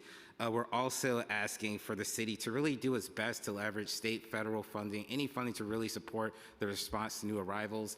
Many of our program partners are seeing a huge increase in demand at zip codes that are near shelters and HERC sites, so it's really important that the city really reimburses or supports them in that response. And then finally, I do also want to make an ask in solidarity with No Kids Hungry. We're asking for the city to restore $60 million that was proposed to be cut from OF&S. School meals are important, child hunger is up, and a lot of those same families are going to City Harvest Pantry programs. Thank you again for this time. Thank you so much to Chair Ayala for having this hearing. My name is Kim Oscaritolo. I'm the Director of Communications and Advocacy for Hunger Free America, and I am grateful to be here to submit this testimony on behalf of the estimated 1.28 million city residents who now struggle against hunger. Our message is very simple. New Yorkers are facing massive hunger and food insecurity crises citywide, and we need a massive response from the city, especially one that focuses on increasing participation in the federally funded SNAP, WIC, school breakfast, and summer EBT programs. According to the most recent USDA data, 1 out of every 5 children in New York City experiences food insecurity, while more than 1/4 of children in the Bronx are food insecure. Food insecurity among employed adults increased in nearly every borough compared to 3 years ago. By far the most impactful and cost-effective way for the city to fight hunger is to increase participation in the SNAP program, formerly known as food stamps. Doing so would dwarf any other effort. If current caseloads and benefits levels stay the same, federal SNAP spending in New York City over the next year would be $4.9 billion, which dwarfs city and private spending on charitable food. So in our submitted testimony, we offer lots of facts and figures about hunger in New York City, but to close out, I want to focus on our recommendations for how the city can best fight hunger. First, increase funding to nonprofit groups that increase access to government food benefits through the NYC Benefits Program and direct city council funding. Accelerate the city's promised work to create a My City portal to allow application for multiple benefits at the same time online. We urge you to urge the state to end the subminimum wage for tipped food service workers, to enact and fund a SNAP-like program to be funded by the city to give extra grocery funds to immigrants who may not be eligible for federal SNAP benefits, to ensure that all classes in New York City public schools provide either in-classroom school breakfast or grab-and-go breakfast in the hallways, and finally, work with nonprofit groups to launch a comprehensive outreach and enrollment campaign to ensure robust participation in the new summer EBT program. Thank you very much.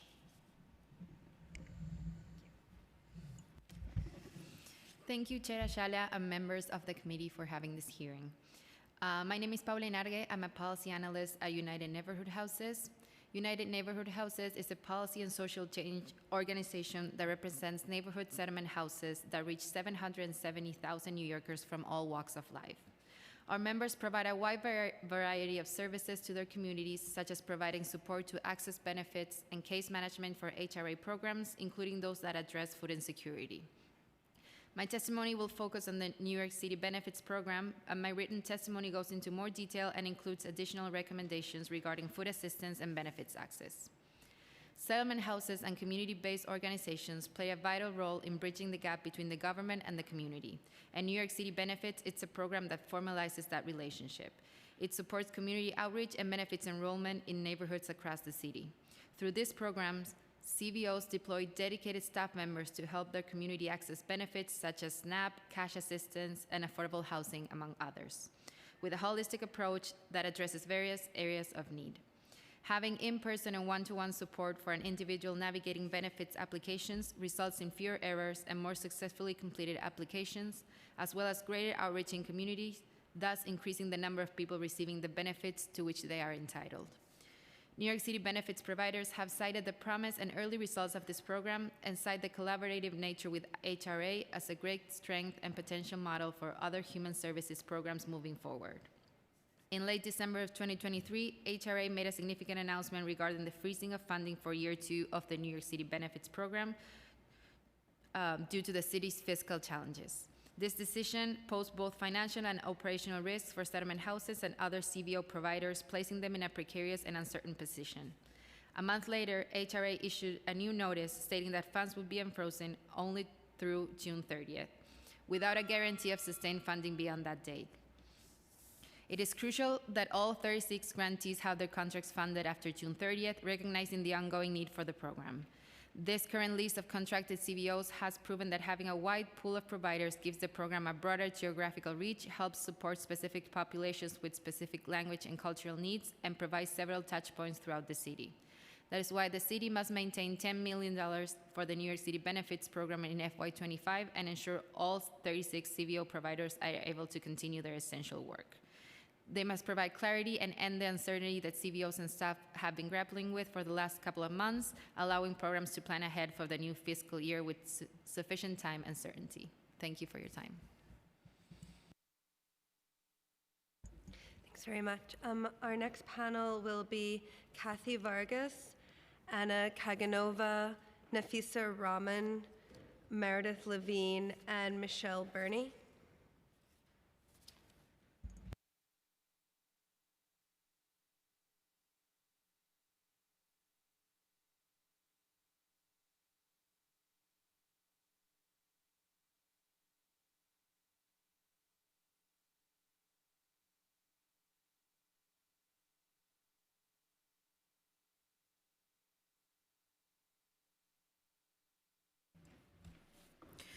Good afternoon, Chairperson Ayala. My name is Kathleen Vargas, and I'm speaking on behalf of Center for Family Life in Sunset Park. We're a neighborhood-based organization and settlement house that has been the principal provider of integrated social and human services in Sunset Park, Brooklyn for over 45 years. CFL provides a comprehensive range of wraparound family and social services to meet the needs of low-income communities, the low-income community serving more than 15,000 people yearly. Sunset Park is home to large Latino and Chinese populations, which make up the majority of our clientele. 23% of residents and 25% of our neighborhood children live below the poverty line. 30% of our households receive SNAP and other public benefits. The New York City Benefits Program has been instrumental in enhancing the well-being and quality of life of low-income families in Sunset Park. Our holistic and compassionate approach is something that our clients simply cannot find through online applications or self-service kiosks, which often present language and technical barriers. The proposed cuts to the New York City Benefits Program threatens to exacerbate disparities among our community's most vulnerable members. This is why we implore the city to continue its support, not just for CFL, but for all 36 agencies involved in this critical program, with a commitment of $10 million in funding. CFL's wraparound support addresses multiple areas of needs, is grounded in respect for cultural nuances and language accessibility, and is essential for the thriving future of Sunset Park's residents. Continued investment in the New York City Benefits Program will ensure us to further our mission in decreasing disparities and enhancing the stability and well-being of the families we serve. We stand ready to continue our work to foster a community where every member has the opportunity to live a life of dignity and full potential. Your support is not just a funding decision, it is a commitment to the health, stability, and prosperity of our community. Thank you.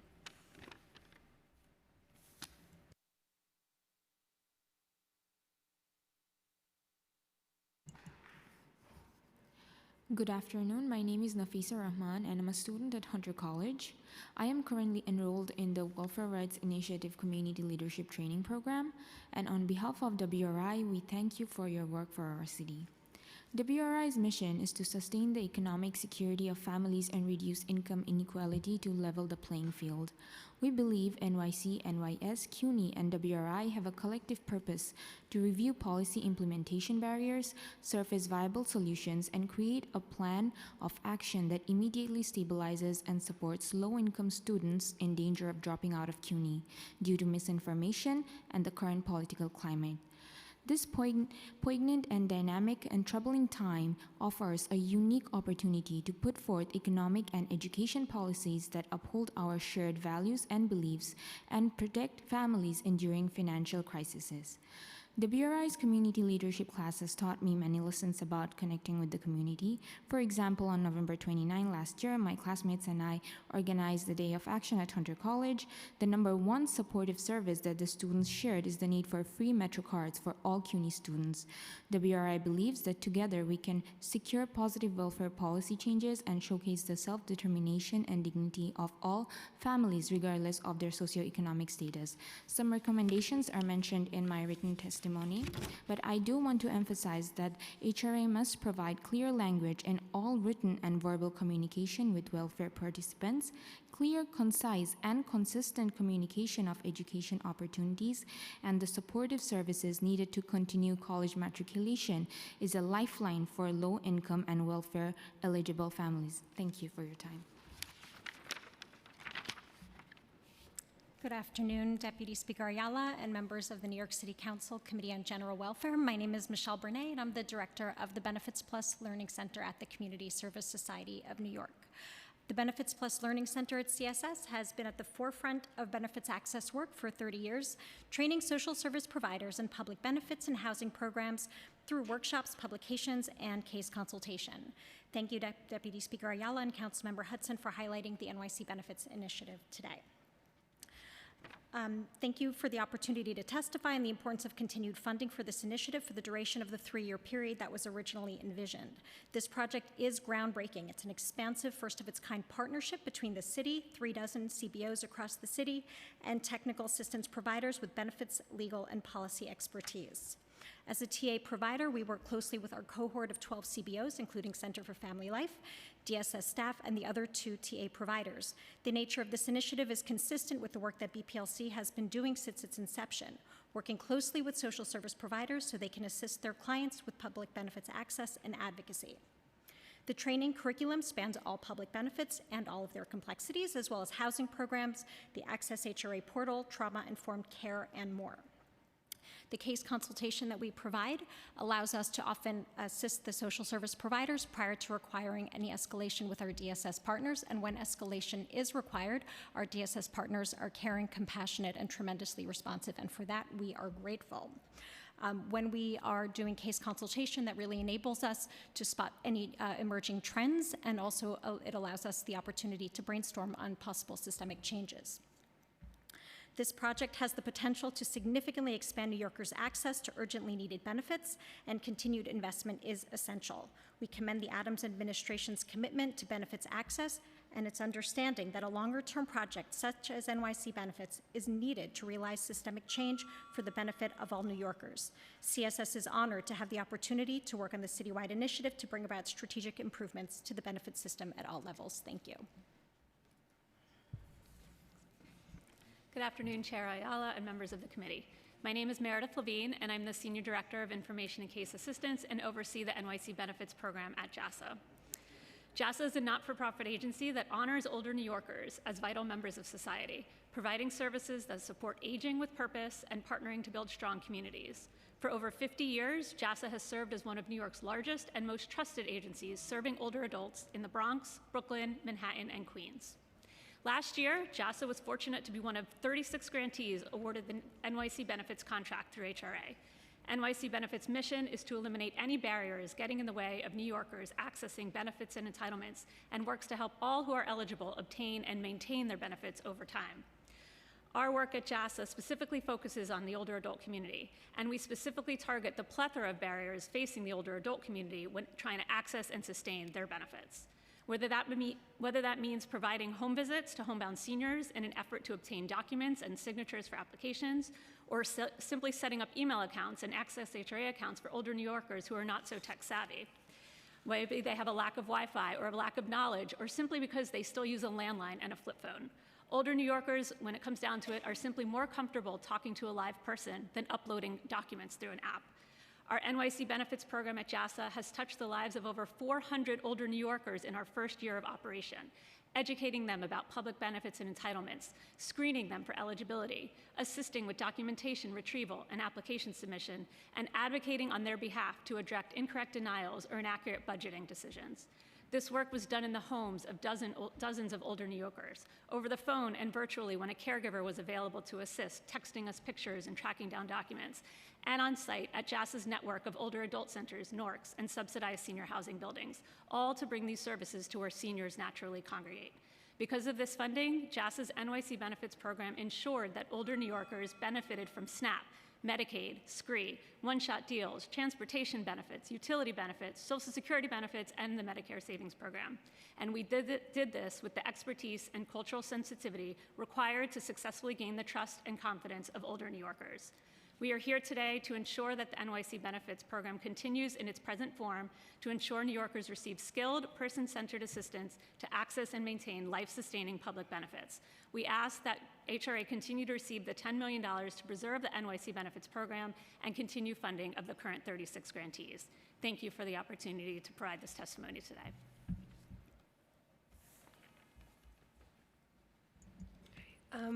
Great. So we have one more. Is that everyone on this panel? Okay, great. We have one more in-person panel. So if there's anyone who is here in person that would like to testify before we move on to virtual, please get a slip filled out from the sergeants in the back. Otherwise, our last in-person panel is Tawaki Kamatsa.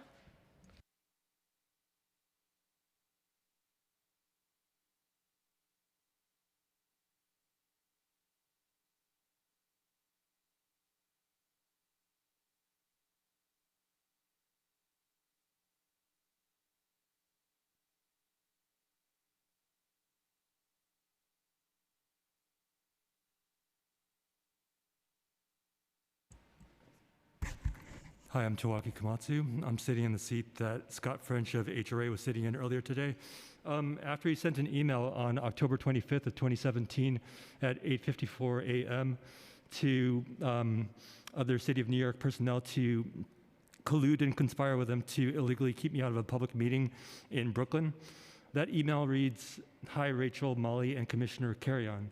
I just wanted to make you aware that Mr. Kamatsu, who has attended several events where the mayor and Commissioner Banks are in attendance, indicated at a Access to Council team last night that Commissioner Levine and Commissioner Perkins held that he was planning on attending today's resource fair and expected that he wouldn't be allowed to the fair. Wanted to flag for you so you could let Redmond know, who is very familiar with Mr. Kamatsu. He may ultimately not show up, but wanted to flag as a possibility."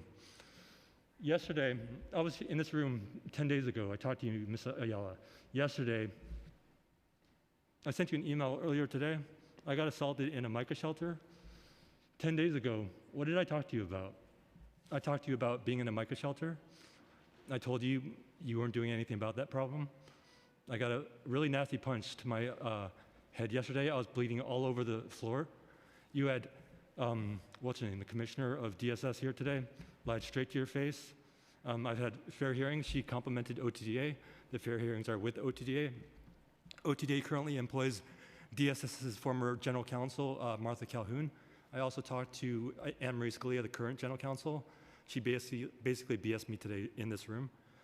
So this is a budget hearing. And in terms of a quorum, this is a public meeting, a public forum. Where are your coworkers? Empty seats all around. So one of the prerequisites for having a public meeting is having a quorum. Your coworkers are nowhere to be found. The woman over there, she was just having a side chat with, I think, Rita Joseph over here, not paying any attention to someone's testimony. So with regards to the shelter that I'm currently in, it has a $38 million contract. It's run by VIP. I don't know what that stands for. But they regularly don't have toilet paper in the bathrooms. They don't have soap in the soap dispensers. The meals are minimal. So where the heck are they spending the money? And when I got assaulted, no first aid kit. Blood was dripping all over the freaking floor. I asked for an ice pack. Sorry. So what exactly are you going to do and when to prevent people who don't have mental illness, don't have a drug abuse problem, don't have any criminal background from being coerced to reside in MICA facilities that are basically a freaking time bomb? I talked to Ms. Holder, Adrienne Holder, who was here. I specifically asked her, what can you do, maybe commence litigation against DHS? She basically stonewalled me and referred me to Coalition for the Homeless. Josh Goldfein of Legal Aid referred me to Coalition for the Homeless. They didn't follow up. That was like a week ago. And then I got a swift punch to my head yesterday. So what are you going to do? I'm sorry to hear about your incident yesterday, and I hope that you got that checked out, and your time is over. Even though you let other people go past their time limit? I let you go over your timeline. Okay. So New York State Supreme Court Judge Lyle Frank, please void today's hearing. Thank you. Thank you. Oh, by the way, see this? That's the blood from the freaking assault.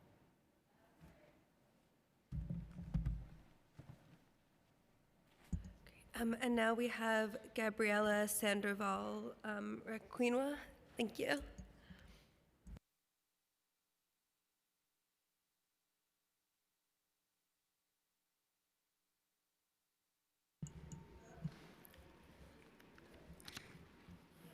Good afternoon, Committee Chair Ayala and committee staff. Thank you for holding this hearing and for the opportunity to testify on behalf of New Destiny Housing. My name is Gabriela Sandoval Requena, and I am the Director of Policy and Communications at New Destiny.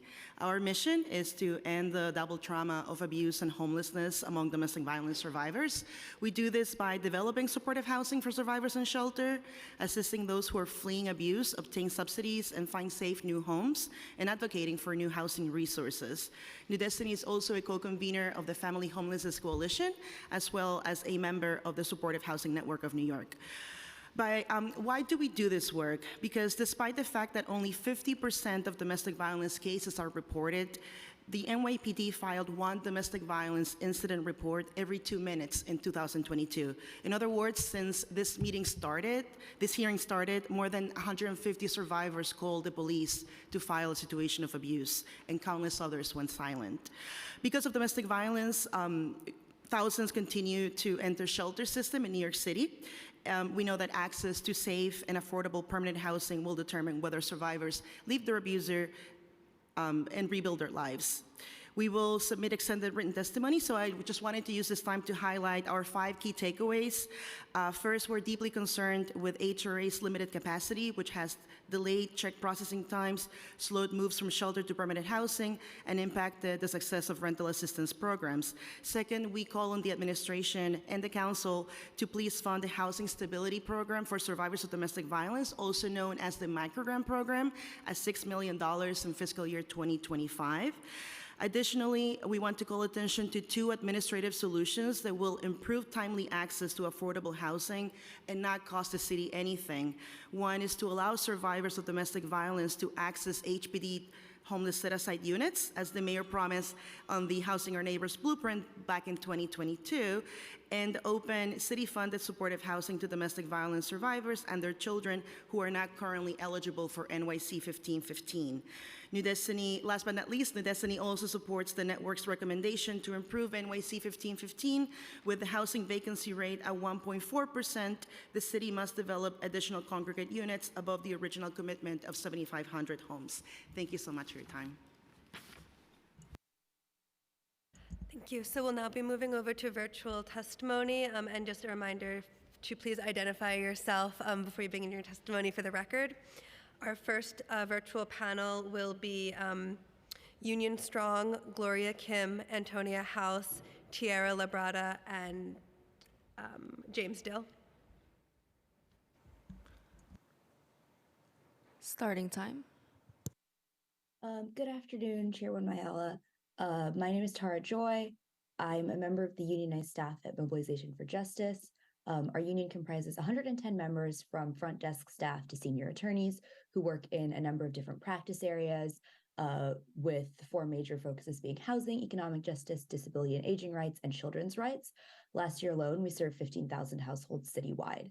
With that said, I'm not just here today to talk about the work that MFJ handles fighting evictions, helping asylees gain permanent residency, helping families stay together, and shining light on deplorable conditions in adult homes. I'm also here to talk about why myself and 109 of my colleagues have not set foot in our offices, nor spoken to any clients since February 23rd. I'm here today to talk about our strike. While we are incredibly proud of the work we do, our staff is at a breaking point. In the past year, MFJ lost 23 employees and currently has 17 open positions, many of which have gone unfilled for months. And yet the contractual offers made by our management would do nothing to alleviate this constant turnover, as we all know that 2% salary increases are not sufficient to keep up with the cost of living in New York City, nor to attract and retain the workers we so desperately need. The irony of having to fight for fair and equitable wages from an employer whose mission statement claims to envision a society in which there is equal justice for all is not lost on us. Having witnessed it firsthand, I really want to hammer in the impact of staff attrition to an organization like ours. When an attorney quits, in the short term, their colleagues have to stretch themselves thinner by absorbing their caseload. In the medium term, while that position remains empty, our capacity to take on new clients is reduced by that much more. And in the long term, the faster staff burn out and leave, the harder it is to cultivate the kind of legal skills and knowledge that produce truly life-changing advocacy for New Yorkers, skills that only really come with years of experience. In closing, I'd like to clarify that the union knows that MFJ's management has asked the city for funding increases, and we fully support these asks. The reason for our presence here is to remind the city, the council, and our management that any increases in funding should go to the workers fighting for your constituents and not to the executives who caused this strike. We'd like to give a special thank you to council members Banks and Ressler for joining us on the picket line, and extended invitation to all those who have yet to join us. Thank you for your time.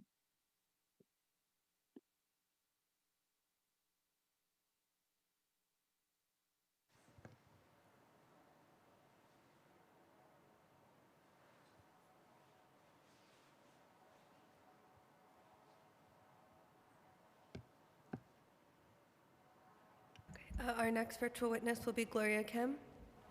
Starting time. Good afternoon, Deputy Speaker Ayala and members of the New York City Council General Fair Welfare Committee.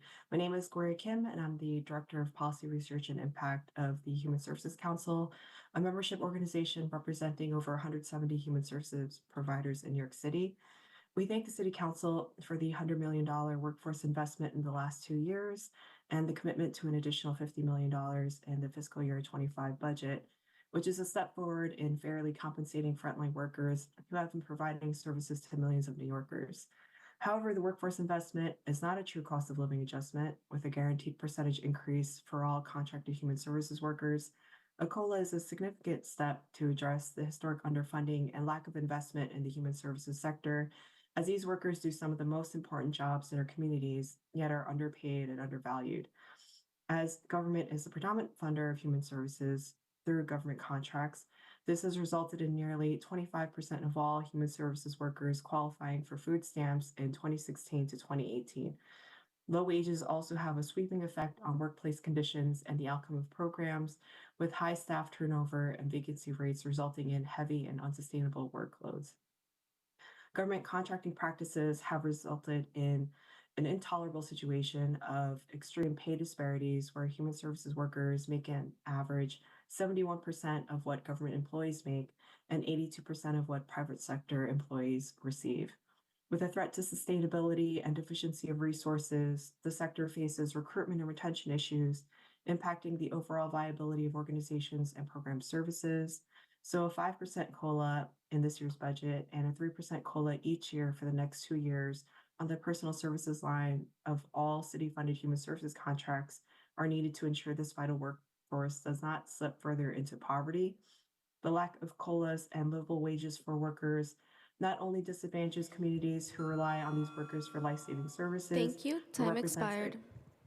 Okay, thank you.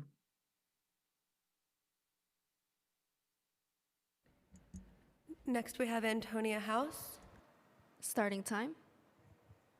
Hi, my name is Antonia House. I coordinate SILEC, which is a collaborative of 13 legal service providers and CBOs that work together to strengthen low-income immigrant communities in the city through employment and immigration legal services, outreach, education, and advocacy.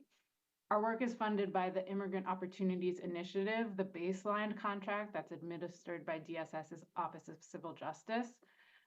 It has been a successful contract serving thousands of New Yorkers over the last 8 years and is now scheduled to be put through an open bidding process. This open bidding process creates an opportunity to respond to the challenges that the contract has faced and the new social and economic landscape we're dealing with now, and to reverse the funding stagnation and the disinvestment of $2 million from employment-related legal services. Providers funded by this contract have issued a series of recommendations to DSS, and we would like to share those with the committee now and also in my written testimony. So first, baseline IOI must be funded at a level that allows legal service providers to pay staff fairly and to provide adequate funding for supervision, language and administrative support, as well as community outreach, education, and advocacy. Second, DSS must reinvest in baseline employment-specific legal services as part of this contract. These services are necessary to fight wage theft in the city, an enormous strain on our economy, and an obstacle to the economic stability of new immigrants in particular. And finally, while the contract must credit pro se assistance, it must continue to prioritize full legal representation. Because while pro se assistance can help us meet urgent deadlines, it won't ultimately stop the creation of a new generation of undocumented New Yorkers, because most unrepresented people in removal proceedings will ultimately be ordered removed, but not actually deported from the United States. This means that they'll remain here with removal orders, lose their employment authorization and a clear path to lawful status, and face an incredibly precarious future. In contrast, people who are— Thank you. Your time has expired. Thank you. Thank you. Next, we have Tierra Labrada. Starting time. Good afternoon, Chairperson Ayala and members of the New York City Council on General Welfare. My name is Tierra Labrada. I'm the Associate Director of Advocacy at the Supportive Housing Network of New York, a nonprofit organization representing the developers and operators of supportive housing. And we are concerned that the NYC 1515, the city's primary mechanism for supportive housing development, is falling short of its goal to create 15,000 units by 2030. 1515 relies on the scattered site model, where nonprofits rent units on the private market and bring services to tenants.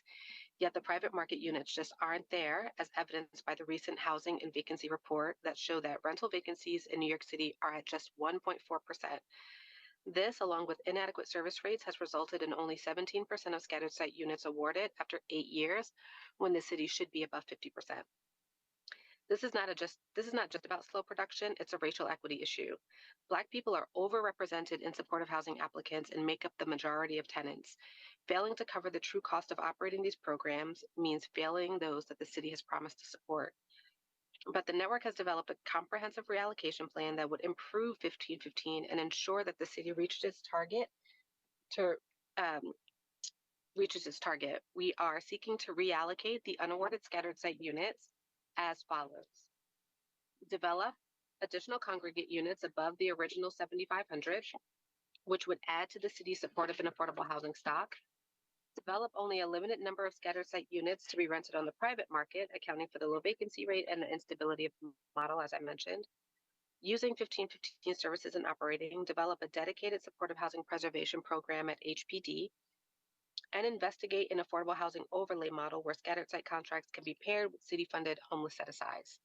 We are also seeking to increase and align all NYC 1515 service and operating rates to ensure parity across the program and all housing models, and and expand the eligibility of 1515 to include individuals exiting jail or prison and survivors of domestic violence. Finally, Thank you. Your time has expired. Our predominantly Black and brown workforce deserve fair compensation. We are calling with our colleagues for a 5% COLA for city contracted human service workers in FY25. Thank you so much. And next we'll have James Dill. Starting time. I'm Jim Dill, Executive Director of Housing and Services, Inc. We are a permanent supportive housing provider with 625 congregate units and 100 scatter site units.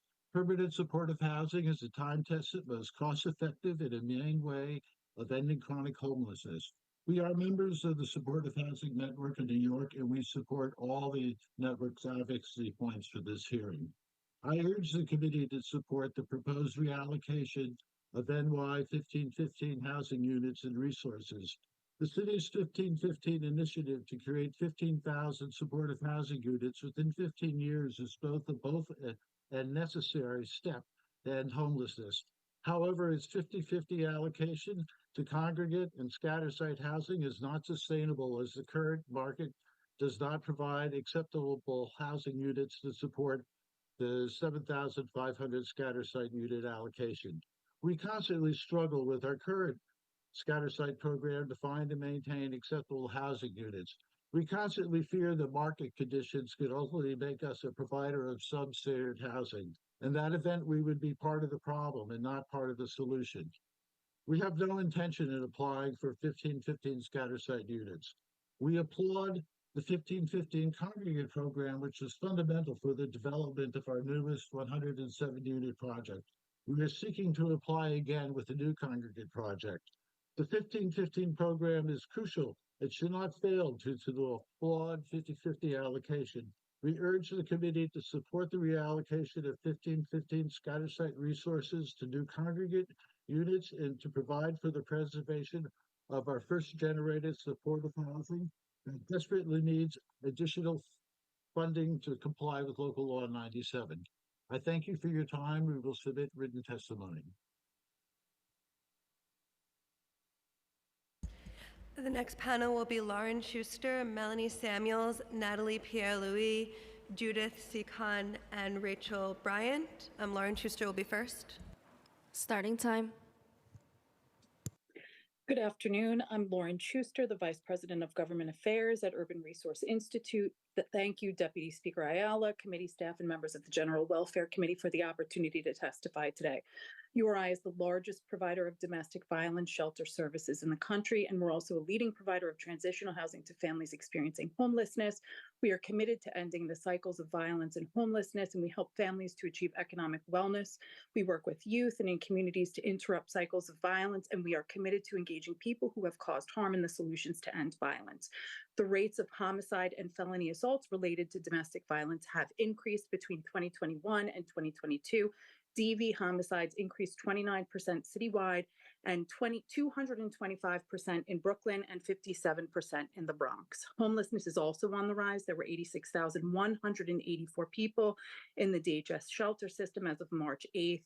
And DV is a leading driver of family homelessness. 41% of families in the DHS family shelter system have experienced domestic violence. This increase demands a significant mobilization of resources. We've submitted detailed testimony into the record, and so I just want to highlight some of the most important pieces of our testimony today. We are pleased by the Adams administration's commitments to reduce domestic violence outlined in the Women Forward initiative. The administration, however, must identify new sources of funding and not simply shift around existing funding for youth violence prevention and healthy relationship education, trauma-informed accountability work with people who have caused harm, and financial empowerment advocacy for survivors and their families. We believe that DOVE funding should be increased to council districts that have been hardest hit by domestic violence without reducing the total amount of overall funding available to the council as a whole. Along with our partners, we are advocating for $6 million for NGBV's Housing Stability Support Microgrants program to help survivors of violence access safety. The human services workforce Thank is you. dominated Your time has expired. Predominantly by women of color, and we are advocating for a 5% COLA in FY25, along with a 3% COLA in 26 and 27. And lastly, I will just add that we are urging the council to continue partnering with us to ensure that our contracts are paid on time. As you know, reimbursements for services already performed often take up to a year or more to be made. And at any given time, organizations like you or I are owed millions of dollars. At any change in revenue has the potential to be catastrophic for us. And so we really appreciate your partnership and your advocacy and look forward to working with you all in the future. Thank you. Next, we have Melanie Samuels. Starting time.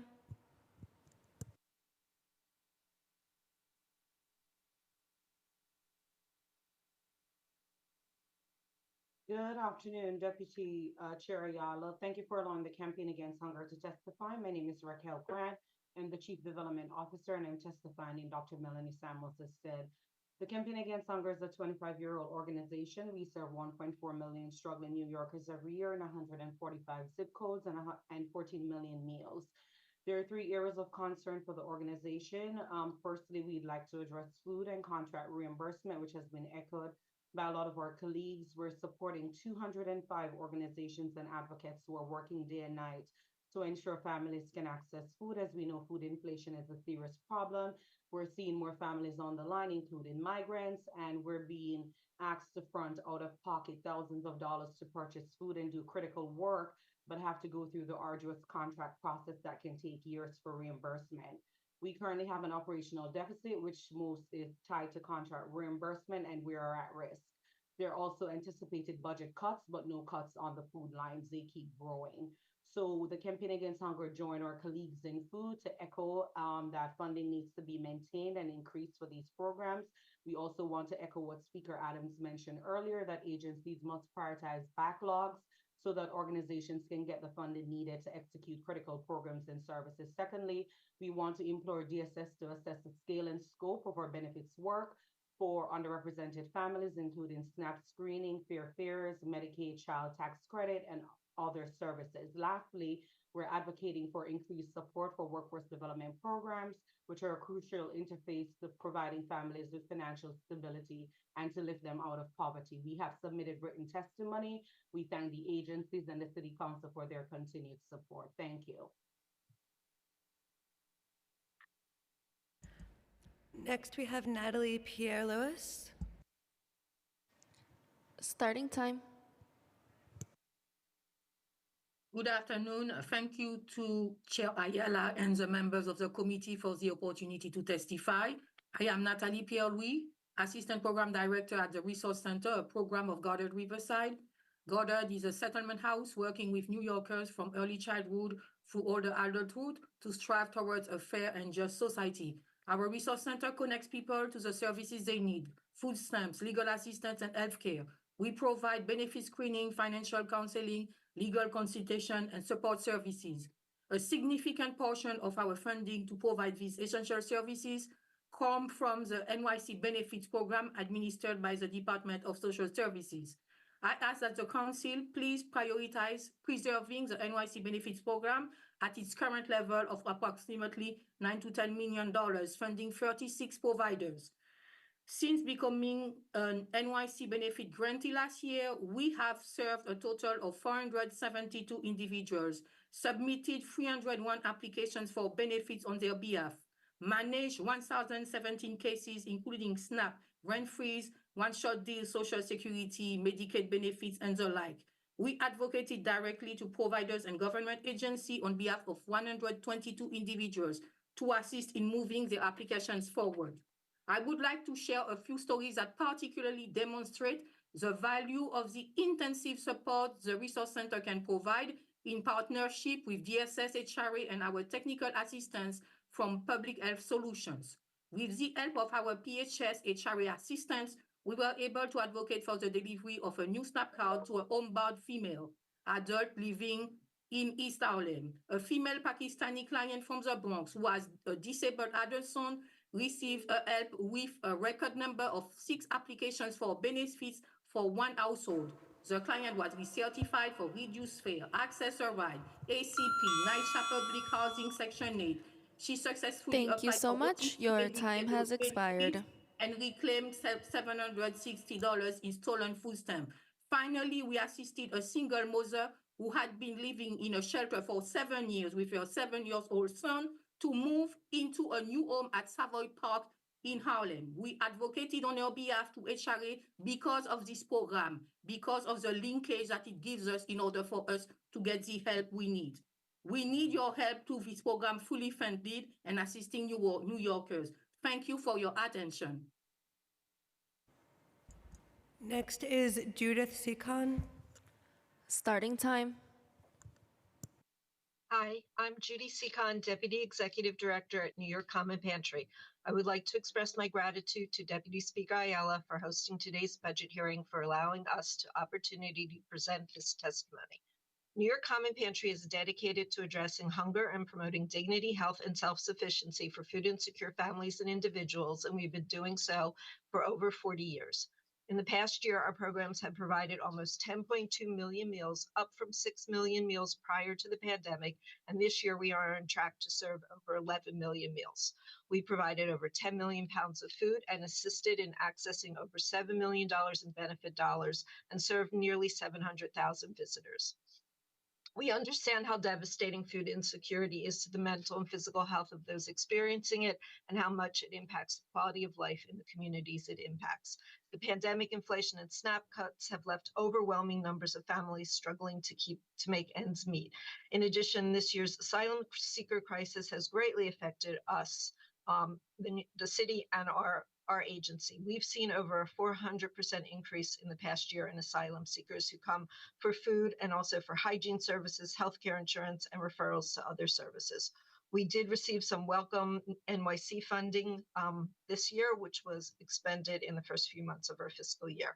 We absolutely need this funding to be increased, and we want people to recognize that the food pantries are often unrecognized and unsung heroes of this crisis. We continue to serve all who come to our doors.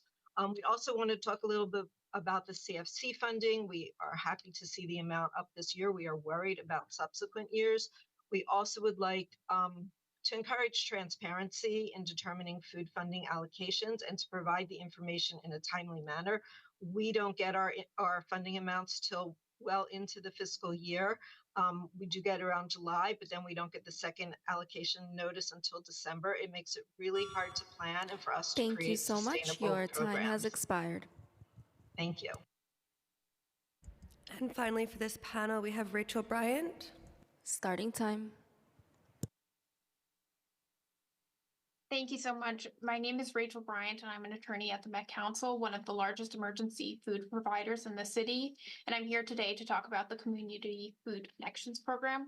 Met Council is one of America's largest Jewish charities dedicated to fighting poverty. We operate 10 departments ranging from 100% affordable housing to our award-winning family violence program to comprehensive Holocaust survivor assistance, senior programming, etc. In total, we provide a wide array of support to over 320,000 clients a year, mostly in New York City.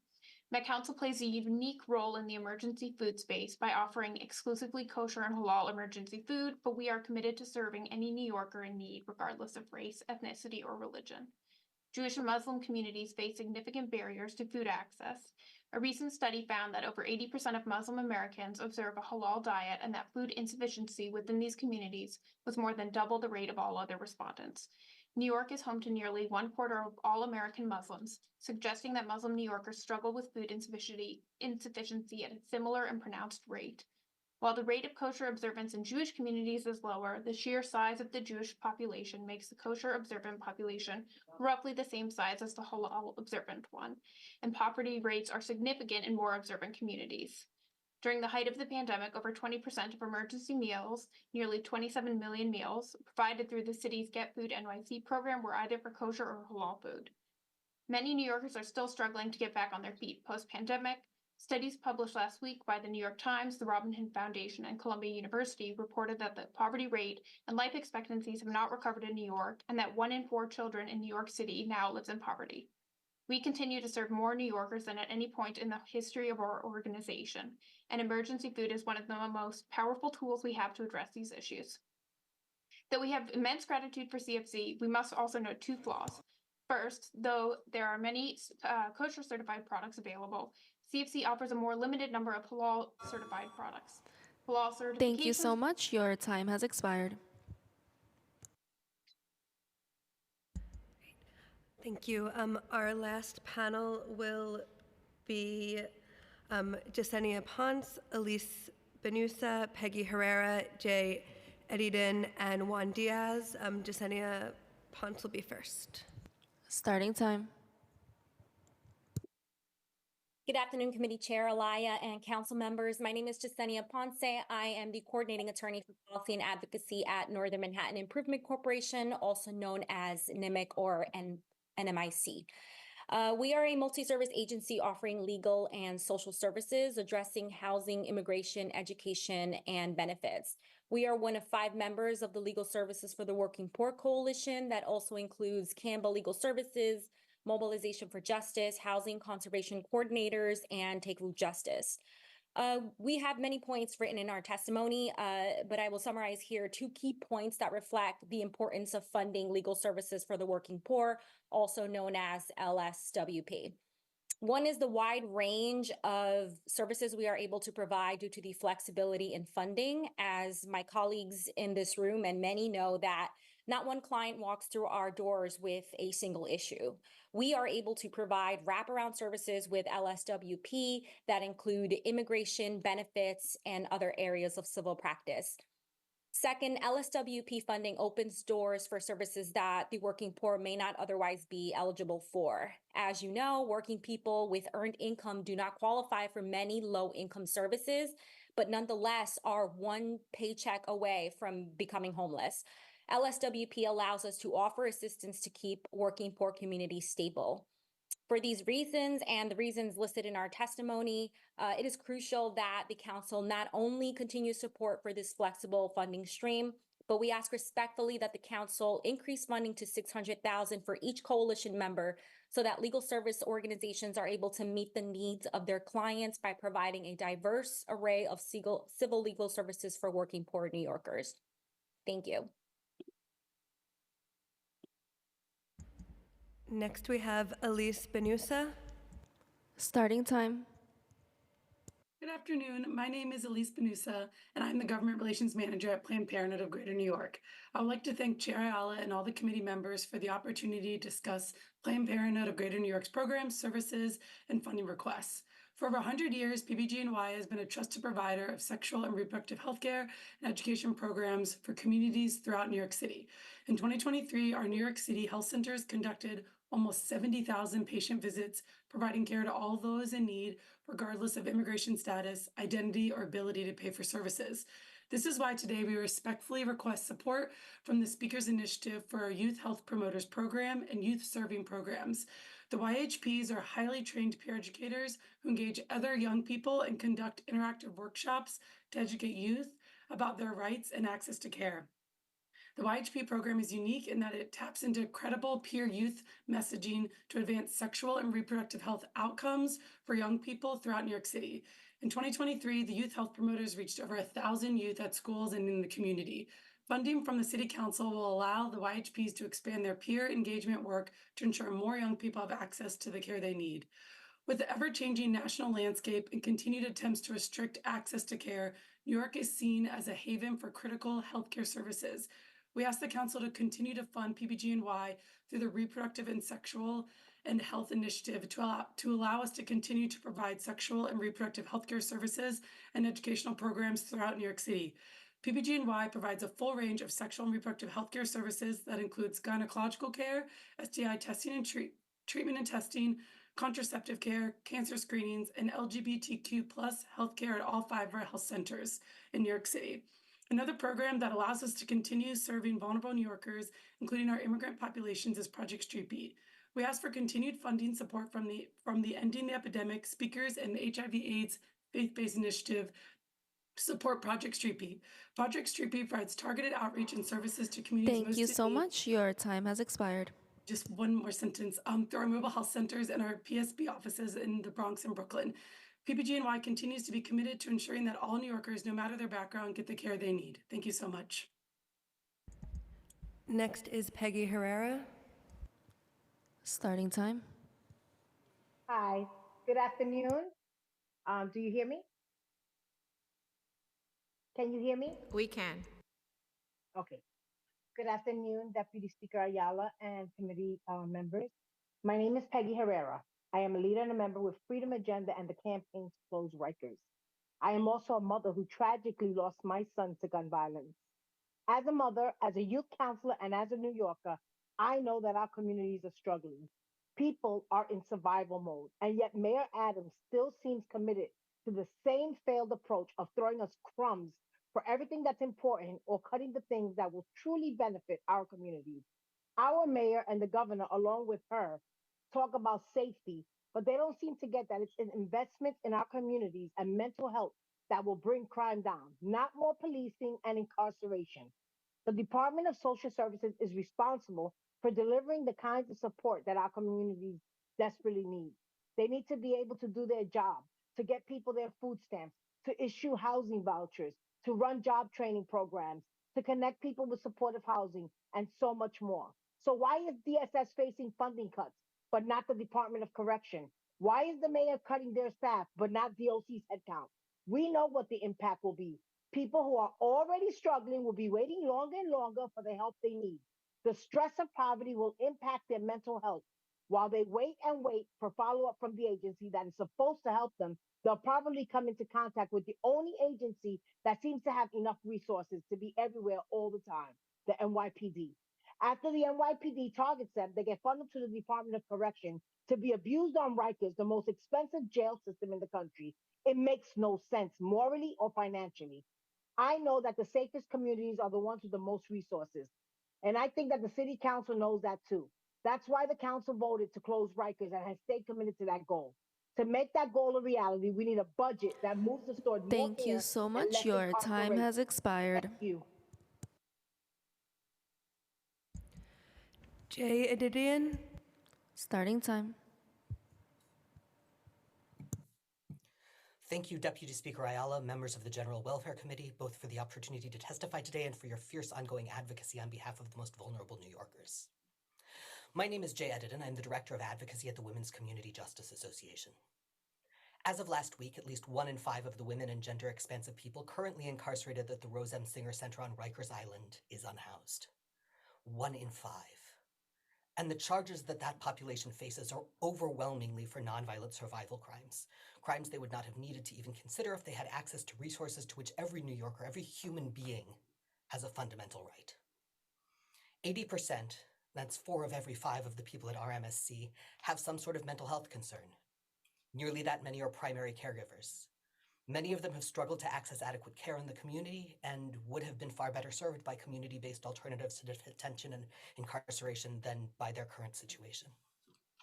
Mayor Adams discusses mass incarceration as if it were an inevitability, a matter of simple math beyond his control, and then in the same breath makes catastrophic cuts to community services and to alternatives to incarceration and detention. As some of you already know, the Adams administration's plan for the upcoming Queensboro jail more than tripled the agreed upon number of beds for women and gender-expansive people, from 126 to 450.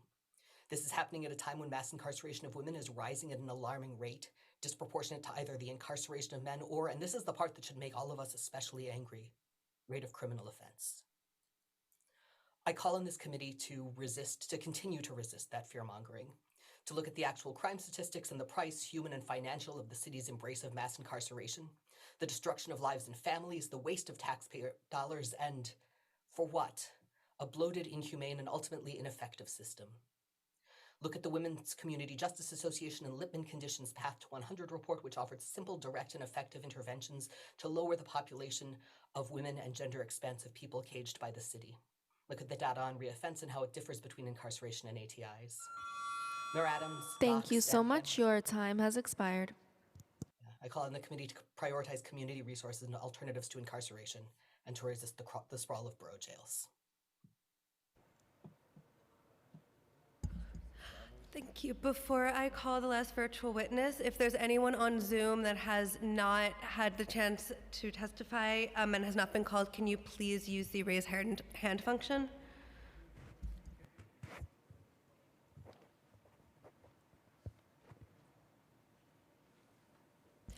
I don't see anyone, so I'll call our last virtual witness, who will be Juan Diaz. Starting time.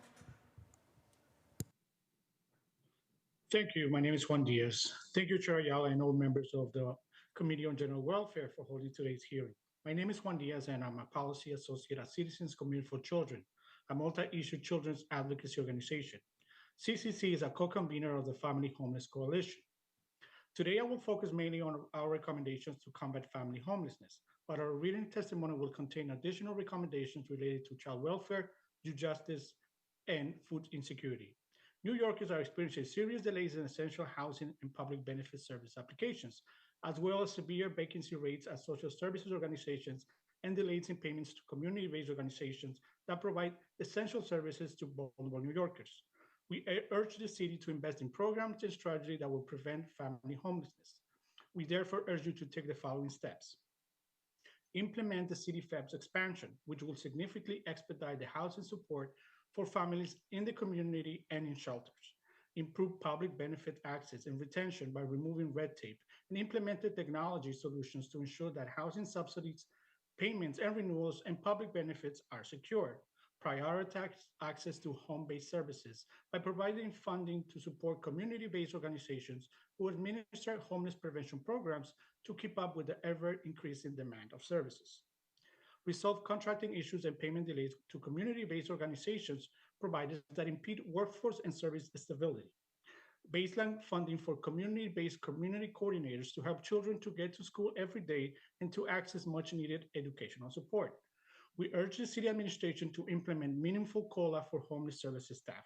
And finally, we urge the city administration to invest in streamlining the approval process of vacant affordable housing units by reducing repetitive paperwork and hiring the necessary staff.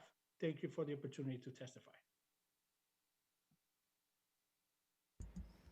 Thank you. And we have finally Janine Costley. Starting time. Thank you. Good morning, Chair Ayala and members of the Committee on General Welfare. Thank you for this opportunity to testify today. My name is Dr. Janine Costley. I'm the Senior Vice President of Transitional Services at the Institute for Community Living, ICL. We are one of the city's largest providers of housing and behavioral health services for children, adults, and families. We serve over 13,000 people annually in our 140 programs across 5 boroughs, including clinics, shelters, residences, and community-based programs. I'm here to talk about the city's concurrent mental health crisis and homeless crisis and what must be done for nonprofits like ours to survive, to help people who we support. Nonprofits face significant challenges in retaining quality staff.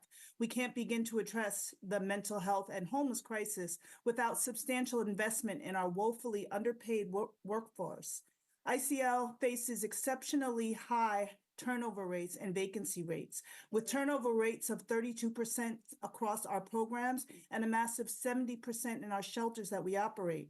We need more funding to achieve pay parity with state-funded programs that jeopardize our city-funded workforce by offering more generous compensation. There must be a cost of living adjustment so our workers' compensation can keep up with inflation and so they're fairly compensated for our challenging work. Now is the time for meaningful transformation of our shelter system. We thank the City Council for your leadership and advocacy in preserving the right to shelter law, but that's not enough. Shelters are often too large and under-resourced and located in buildings with bad layouts and other unfavorable conditions. There have been no increases or adjustments to the funding to reflect the growing food costs, the insurance costs, or operational expenses. This threatens the viability of nonprofit organizations like ours. The city's delays in payments are also— Thank you so much. Your time has expired. We must regularly borrow money to provide our contracted services. The bottom line is that we need a broader investment in funding for our shelter services and the workforce that ensures our operations. And thank you so much for this time. Thank you so much for your testimony and for the great work of ICL. We really appreciate everything you do. And with that, after a long day, this hearing is adjourned. Thank you all.